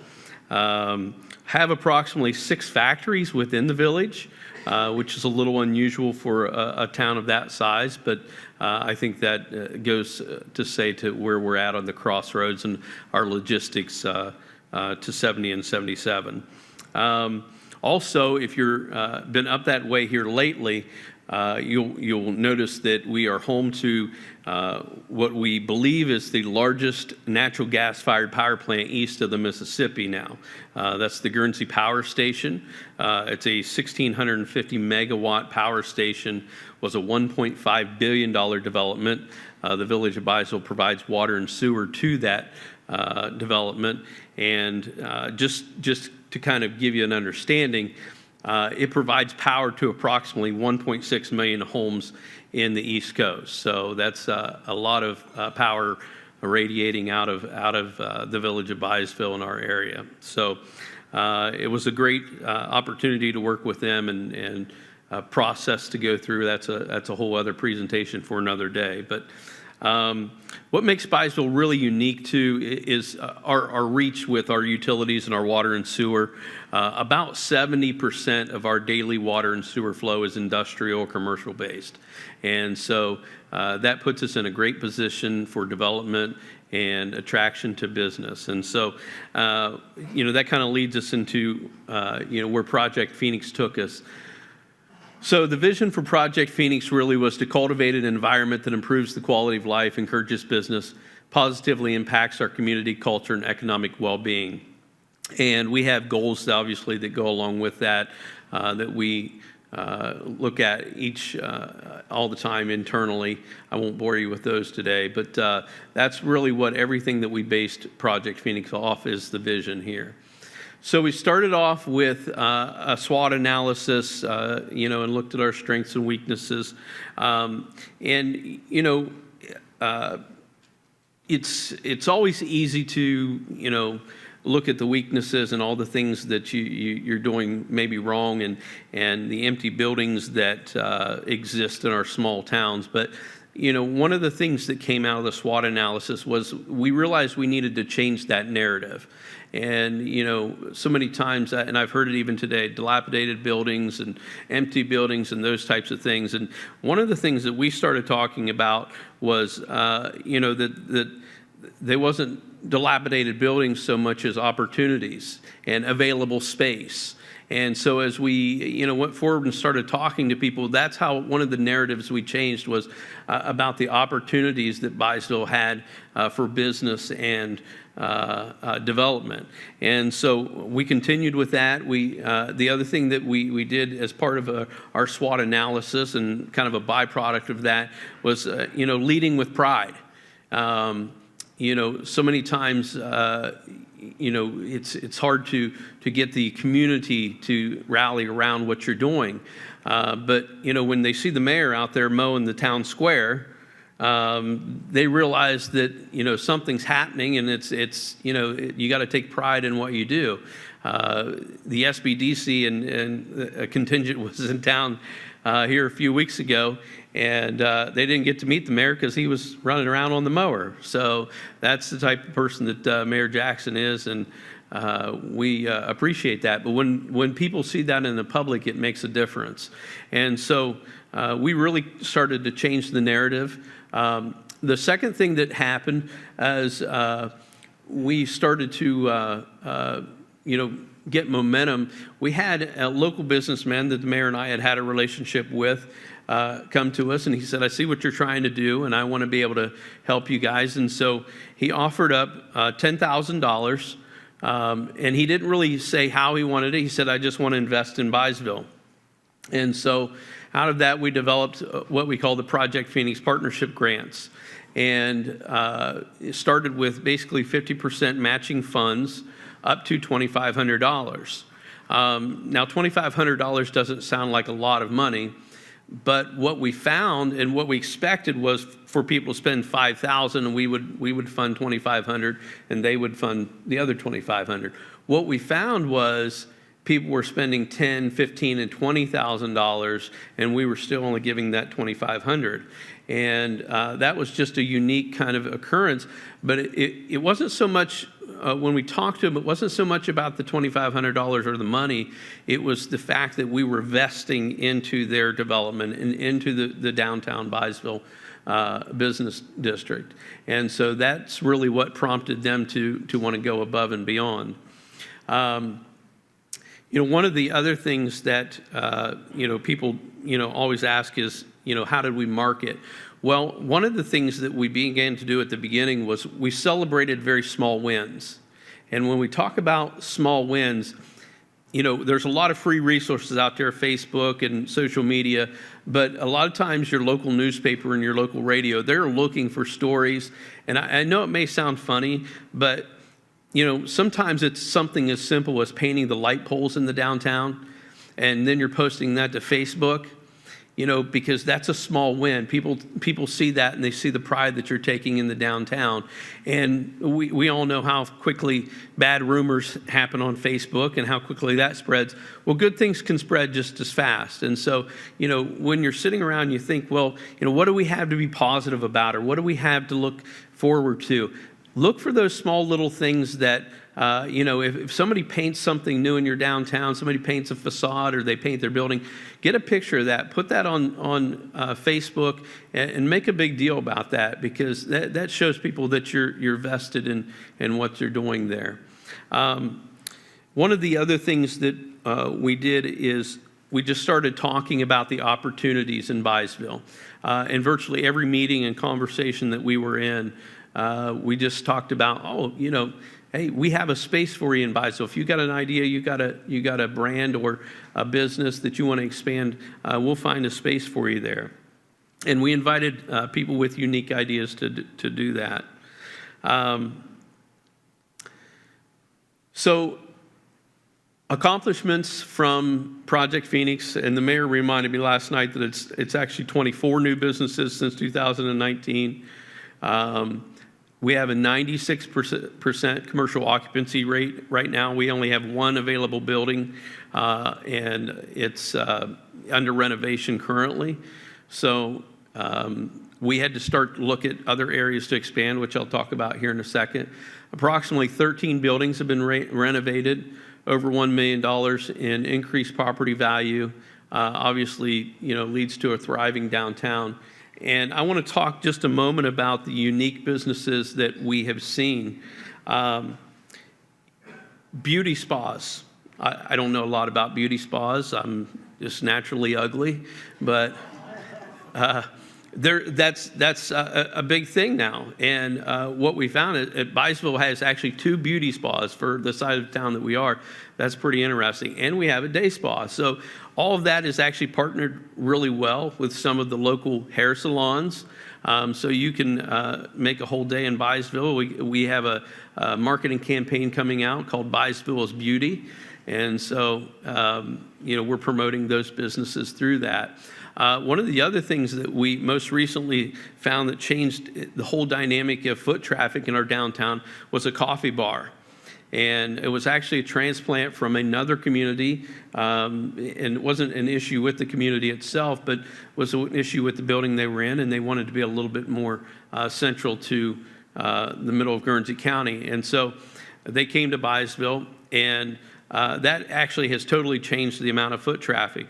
It was about 3 weeks ago, I stood there in about a 5-minute period. I saw 7 people coming in and out of a coffee shop at 2 o'clock in the afternoon. So that's pretty good foot traffic, and that's helped other businesses around. We also have a business called Deal Busters Marketplace. I don't want to paint that everything is just rosy in Byesville, but we through some of this and through 2019 there, we had one of the long-standing businesses in Byesville closed, Byesville Furniture. But what was interesting is within a month, we actually was able to fill the building with a business that wanted to expand from another building called Deal Busters Marketplace. And within Deal Busters, there's approximately 30 small vendors. It's kind of I would say an upscale type of flea market vending type of thing. And but it's really been a great foot traffic thing too. Each one of those vendors inside of there are marketing each one of their businesses, so they're bringing more people to Byesville as well. And then one of the final accomplishments, we've done all this really just dispersing over $24,000 from the Phoenix Fund. So once we went through the first $10,000 from the businessman, he gave us another $10,000, and now we're working on the third set of $10,000, and I think it's a little over $24,000 now. Just some quick pictures of these are old pictures of what the downtown looked like prior to this building here that you see with the boards on the front of it here. That's what it looks like today, and it has a printing place in there. This is another building on South 2nd Street here. This is what it looked like when the furniture store had it. And there's what it looks like now, completely redone facade. The building next to it, the facade was redone on it as well. I'm gonna back that up. That's actually where all of the beauty spas are, right there. And then there's another one up the street there, but all that middle building there has the day spa in the middle, hair shop on the other side, and a beauty spa on the other side there. This is 177 South 2nd Street. You can see what that looked like. There's a picture of what it looks like now. There's the coffee shop there. The building to the left of that is our only building it's open right now, and it's the one that's under renovation. So a couple next steps that we're looking at. In our downtown, we want to create a people space. We've received a grant through Senator Schaefer's office, a capital budget grant that we are working with, and I'll show a picture of it here. It's kind of the town square that's been privately owned. We've had an agreement to do that. We just were able to purchase that property. Interestingly enough, the people who owned that property and have owned it for several years have wanted really a lot of money for it, and really hasn't wanted to sell it at times. But once we shared the vision for for Patriot Park with them, they've agreed to sell it to us for a really reasonable amount, and we are so happy to get that under village ownership because it's going to be a great addition to the downtown. And then I'll show you here a picture. The other project is we have an elementary school that's through the power plant and the abatements that they received. There'll be new schools that are being built at a central campus just south of the village. And so the elementary school that's turning 100 years old this year will be available. And so we worked out a deal with the district to inherit that to the village, and that will become the Southeast Ohio Center for Business and Innovation. We have partnerships with the SBDC we're working with to have a office in there to move entrepreneurs and businesses into spaces there. Also, Muskingum Valley Health Centers will have a health center in there. And then also our educational service centers, both Southeast Ohio Educational Service Center and East Central Ohio Educational Service Center will be putting a STEM hub innovation center in there. They didn't catch the pictures. I added the pictures late for the CBI and the Patriot Park there. So thank you. I'm turning it over to Stephanie Dyer.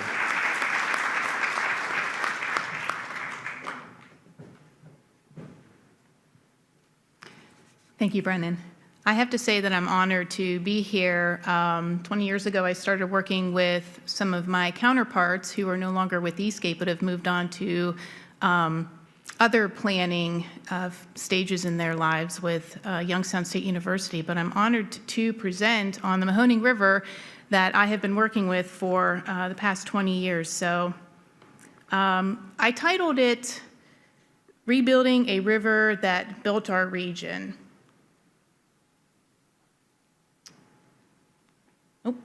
There we go. Okay. So, and I think it's important to bring that out because the Mahoning River truly did rebuilt a region that we are currently rebranding and rebuilding.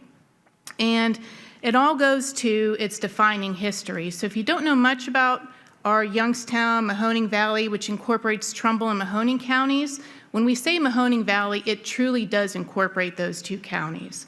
And so this is our history, and Bruce Springsteen, if you're a fan of his or not, he created or made a song called Youngstown. So maybe when you're at home or on your way home, ask Alexa to play Youngstown by Bruce Springsteen. Because I remember that song when I was in high school, and going over one of the bridges to my high school, the song was playing, and on both sides of the bridge that led to the high school was a former steel mill site. So from about 1800s to 1900s is when steel really picked up in our area because we were really rich in iron ore and coal. And so as the song says, we had a Heaton furnace there in Yellow Creek, which is one of the tributaries. So we were really booming. We helped win the wars. We helped build the steel for the World War II, Civil War, what have you. Steel was in our blood. Until we hit Black Monday. Well, that's when the steel mills shuttered, things went silent. And if it weren't for the General Motors Lordstown plant, we probably would have lost a lot more residents within our valley. So after 1977, we were left with a toxic river. So from then until now, we're still battling the remnants of pollution, whether it's the heavy metals that set into the sediment that are now at the bottom of the river versus, the brownfields that abut the riverbanks that, one, may still need to be cleaned, or two, that are cleaned, remediated, and are awaiting a new venture. And so enter 2013, and we have this large revival on a local level. Because before that, we were trying to work with the Army Corps to ecologically restore the river. But it didn't get us very far until 2013 when the Ohio EPA approached our region and said, hey, we can do this on a local level by renewing our river and kind of make it into our own little Cuyahoga River here. So that's when we started thinking, we're going to revive our river and rebuild the region that built us. So as I mentioned, it started with a corridor, the dam removal plan. In 2013 was when we started to really remove one of our low head dams. So if you don't know anything about the river, the dams were put in place to feed the steel mills with the water that they needed to cool in their processes. So when the water came in, it was cool, did what it had to do, it was returned back into the Mahoning River at such a high temperature that the river never froze. And so coming in with that river through those outfalls were pollutants, heavy metals, PCBs, PAHs, all that nasty stuff. And so the local level started to think that one of the impairments in the Mahoning River, as stated by the Ohio EPA for water quality, and I'm a water quality nerd, so please excuse me, I'm coming at this from a water quality standpoint, but were the dams. The dams were impairing the river from reaching its full potential because you had these items in place, these structures in place that were preventing fish and bugs from moving up and down the stream. So you may have muskie down by Lowville, which is near the Ohio-PA line, but you're starving the upstream region of such an asset and such a sport fish that it just wasn't good for it. It's not good for the region. On top of that, you have these sediment traps. So rivers naturally want to take in sediment and they want to dissipate it on their own and send it to where it needs to be without giving too much of a load in one area versus another. So with the dams, they were storing the sediment back. And so as they're storing it, those areas became heavily polluted with those pollutants. So through dam removal, we're going in, dredging the heavy contaminated sediment, not the entire dam pool reach, but just the areas where the sediment is polluted enough that once we remove it and then go in and remove the dam, the river's going to do what it naturally needs to do, and that's move the sediment and put it where it needs to be, shift it downstream. So we are removing the worst of the worst. So through our river corridor plan, it was a year process where MS Consultants was hired to come in and survey our communities. We used ODNR funding, which was about $500,000, to do this study plan that looked at the 13 communities. So when we're talking regional, we're talking 13 communities. So that is from Newton Falls, which is up in Trumbull County, all the way down to the Ohio-PA line in Lowville. So we're looking at what do these communities need to rebuild themselves. And again, a lot of them were built because of the steel mills. We had steel cities. The housing down there was built to house steel mill workers. So at the end of this plan, we had recommendations as well as 13 toolkits, one toolkit for implementation for each community to find, use the resources that are within the state of Ohio to go ahead and revitalize their river, their section of the river. Now that may not be because of water quality, but it may be because of the vision that they have that comes with an improved Mahoning River. So the River Corridor Plan, and I'm just going to read this right off of the screen, it's a collaborative and comprehensive development of existing conditions, future visioning, and implementation steps to achieve long-term prosperity. But the purpose of the plan is to bring the collective economic opportunities and shared prosperity to the Mahoning Valley, again, Mahoning and Trumbull counties, through connecting our communities, protecting wild spaces, and preserving our legacy. So we have three regional movements. One regional goal is the environmental goal. First and foremost, improve the Mahoning River's water quality. Make it so that people aren't fearful of going into the river, because a lot of the stigma comes from those PCBs and those old heavy metals. People are so afraid to go into the river, whether it's a boat or whether it's to fish, that they're just afraid that they're going to come up with like 3 limbs or 3 eyes. It's kind of like Mr. Burns from The Simpsons. So with his little 3-eyed fish.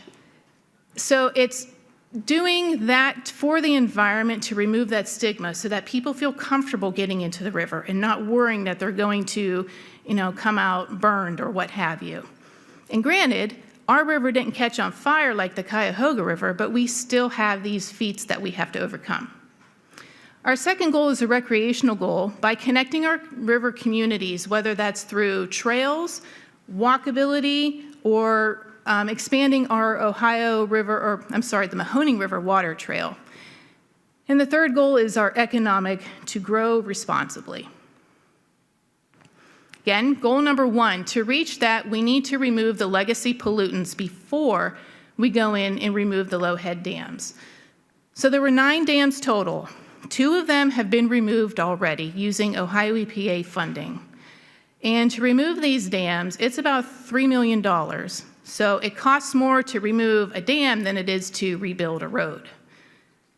The second part of that is to go ahead and remove the low-head dam. And after that, we're going to restore the streams back into a natural vegetative state wherever we can. So currently we have 5 dams that are, we have 7 dams that are remaining. 5 of them are already funded and will be undergoing certain phases of the removal process. 2 of them will remain at this time in the Mahoning River because they are still used by industry. We have 2 steel mills and 1 steel mill industry that still utilizes the pool for their processes. So we're leaving those ones alone. We're doing this by utilizing Ohio EPA grants, and one of the best grants that they have is a perfect marriage between those communities that utilize OEPA funding for wastewater, stormwater infrastructure, and that want to sponsor a stream restoration project. And that's through the Water Resource Restoration Sponsorship Program. Really cool program and really cool grant that the Ohio EPA has, and we've been utilizing that for the past 7 grants that we have. Another fund we're using is the Clean Ohio Green Space Conservation Fund. Eastgate also administers that program. So that fund is based on stream restoration and protection and conservation of land. We have state biennium funding that we receive, and we're also utilizing the settlement funds that we get from past bankruptcies from former steel mills. So this is a current funding right now. We've received over $18 million, and that includes those dams that are scheduled to be removed between now and 2025.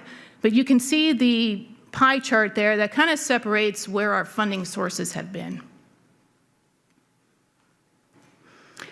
Goal number 2, as I stated, was connect the region, expand that Mahoning River Water Trail, and look at watershed tributaries.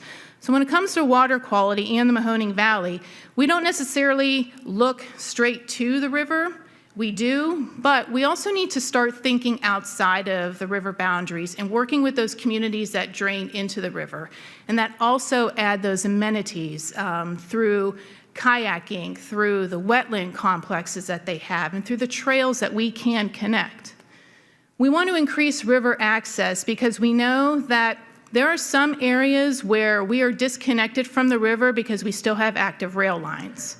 So we're going to look into kayak launches. We're going to look into any type of infrastructure that we can find or think of to get that access.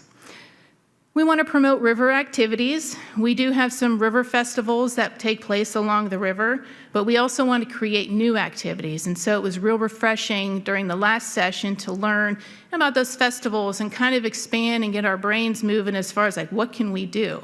We already know we have the Cookie Table Festival, and we already have Italian festivals, but a wine festival might be kind of nice.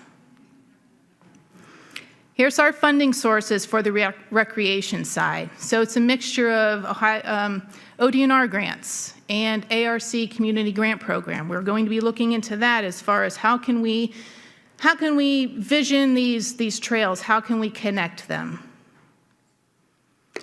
Our economic side is to provide and promote work in livable playing areas. So what can we do to improve our parks?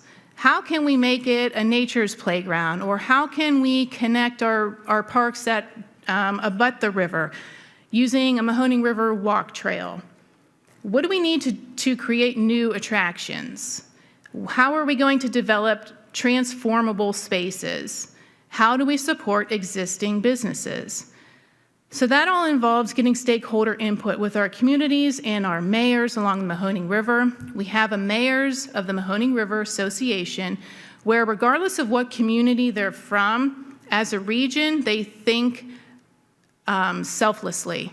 So whether we're removing a dam or rebuilding a community downstream in Lowville, we have upstream's mayor of Warren supporting and promoting that and maybe taking ideas from here and putting them in his vision. But what are we doing to support businesses? And it's going out to the stakeholders and finding out exactly what they want. I'm not going to come into a community and say, hey, this is the perfect way to do things. I want to hear from them as far as what do they see every day and what do they want every day. So taking that and developing the transformed spaces that they want and deserve.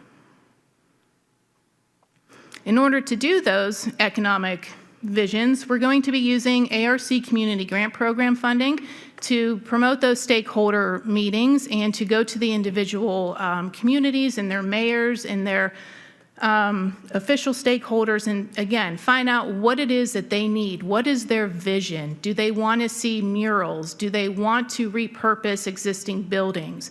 What do they have upcoming for their downtown area?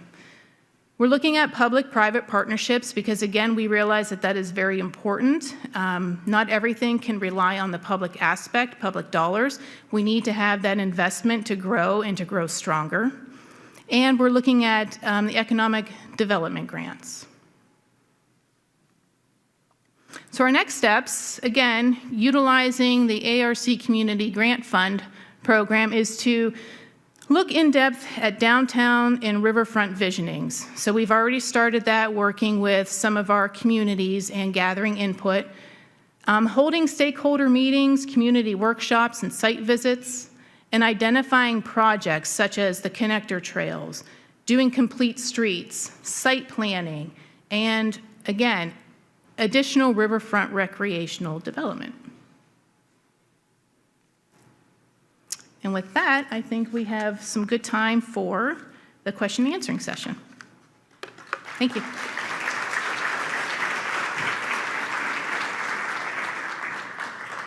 Thank you, Stephanie. Thank you, panelists.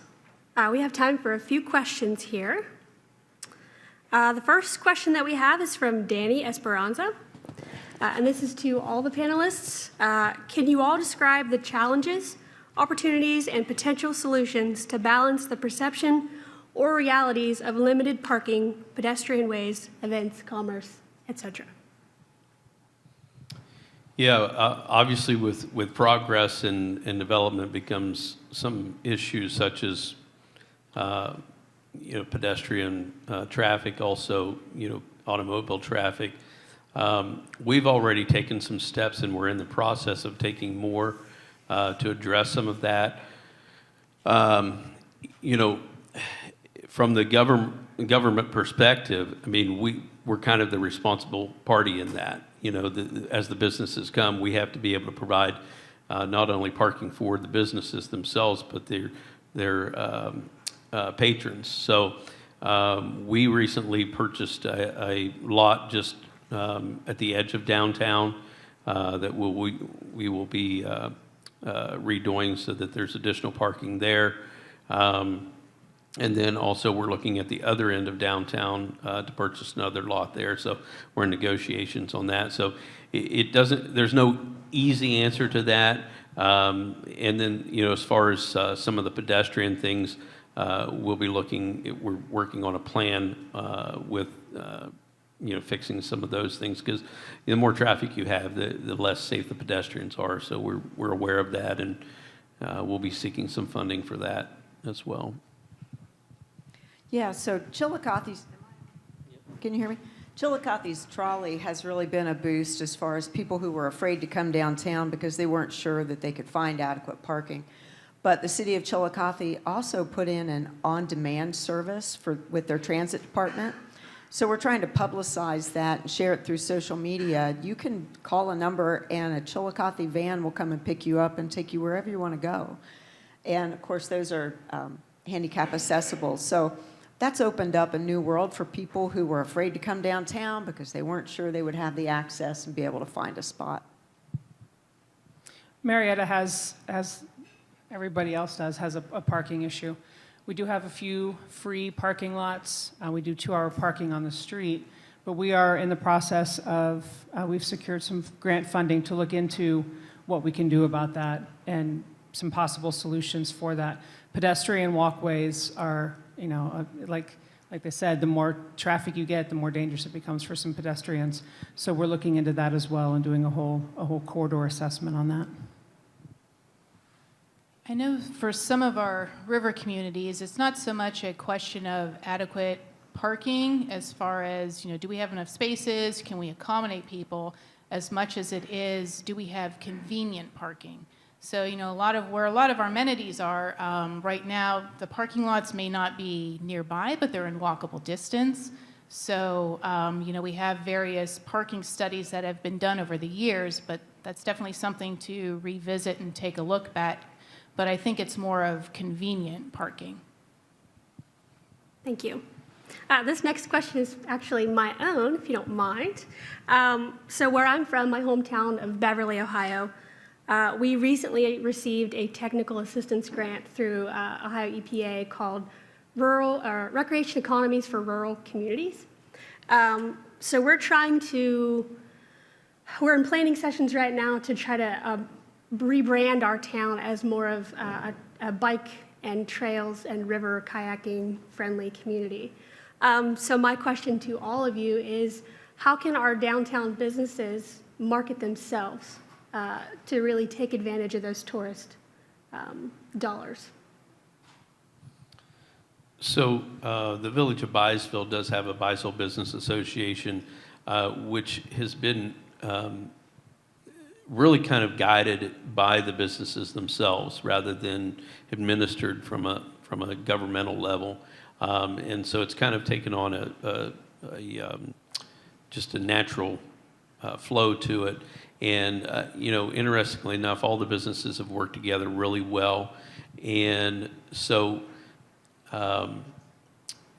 you know, I think for us, what we see is those businesses grouping with other businesses to market whatever they're doing. You know, recently around Valentine's Day, I think it was about the week before, all the businesses in the downtown got together and they did a thing called Galentine.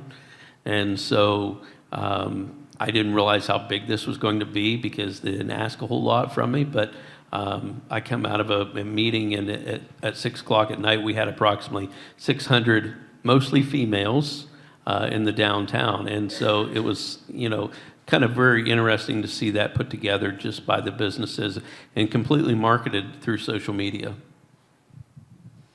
So one of my slides showed the community ride that we have every Monday night, where we have families coming together just to ride bicycles through not just the downtown district, but through some of the residential areas. That's brought a lot of people downtown and promoted that it's a walkable space. I've seen a lot of our downtown shops putting out dog bowls and resting areas for animals just to promote that feel that, you know, you don't just need a car to come downtown, bring your family down, bring your pets down, and it's more of a hometown feel. Marietta has a multi-use trail that runs along both the Muskingum and the Ohio River that is heavily used every day, no matter what the season is.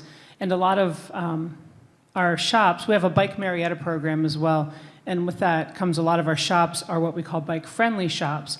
And you can stop in and refill your water bottle. Some of them do have dog bowls out for the dogs as well.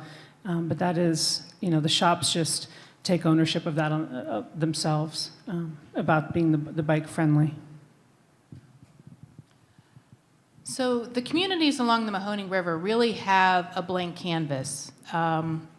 Yes, they do have buildings that are downtown. They do have them along the riverfront, but a lot of them are vacant. So they're awaiting that new vision. And so I think we're fortunate in the aspect of approaching this grant funding in this project as far as opening up that canvas and allowing the mayors and the citizens of that community to go ahead and paint that picture of what they want to see. So I think this program is affording us that value to go and repaint that and repurpose those buildings. So, it'll be interesting to see after this process, after we go through this process and hit the 2026 mark, what our river is going to look like and what the buildings along the river are going to look like. And so sometimes I kind of refer to the communities, hey, take a look at what Cuyahoga Falls is doing downtown. I mean, how they revitalized just by taking down their dams,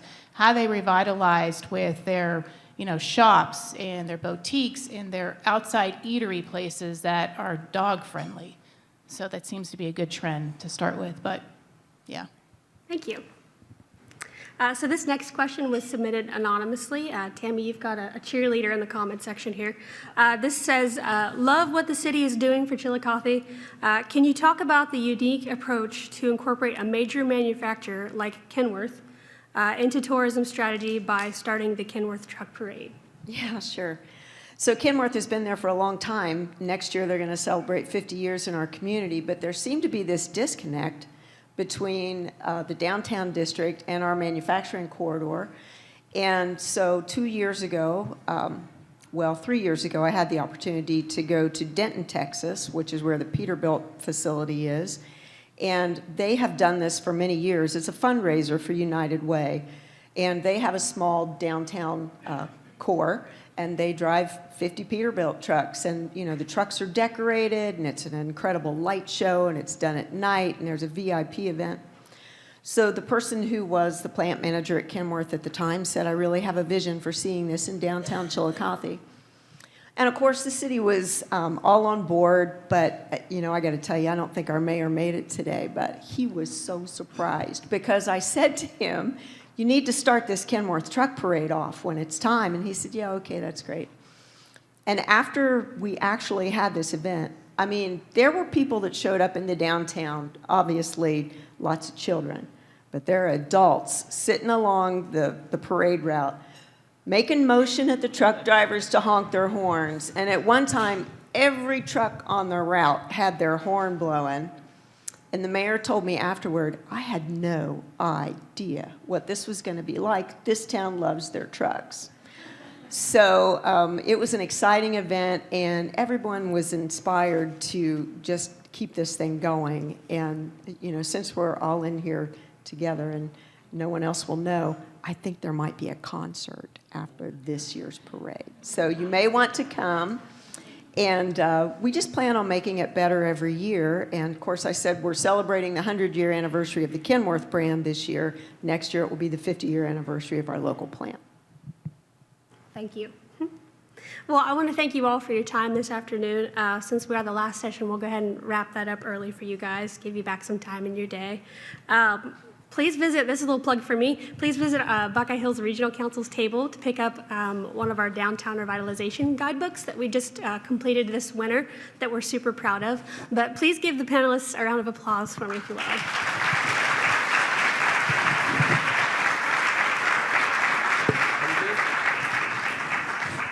Thank you all.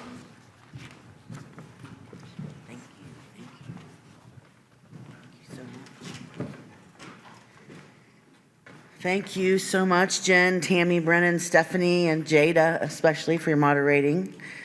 I mean, it's exciting, as you can tell just by these few panels that we've had today, and I appreciate you all sticking around for the whole day. There's a lot going on in rural Appalachian Ohio, and there's a lot to be proud of. There's a lot of work to do, and I know you're all ready and willing to engage and support the work that's going on. But before we depart today, I'd like to extend our sincere thanks to our key conference partners, our hosts here at Ohio University's Voinovich School, the U.S. Economic Development Administration, the Appalachian Regional Commission, Ohio Southeast Economic Development, Appalachian Partnership, Inc., and the LDDs, Buckeye Hills Regional Council. It's first, but it's not first. It's just alphabetical.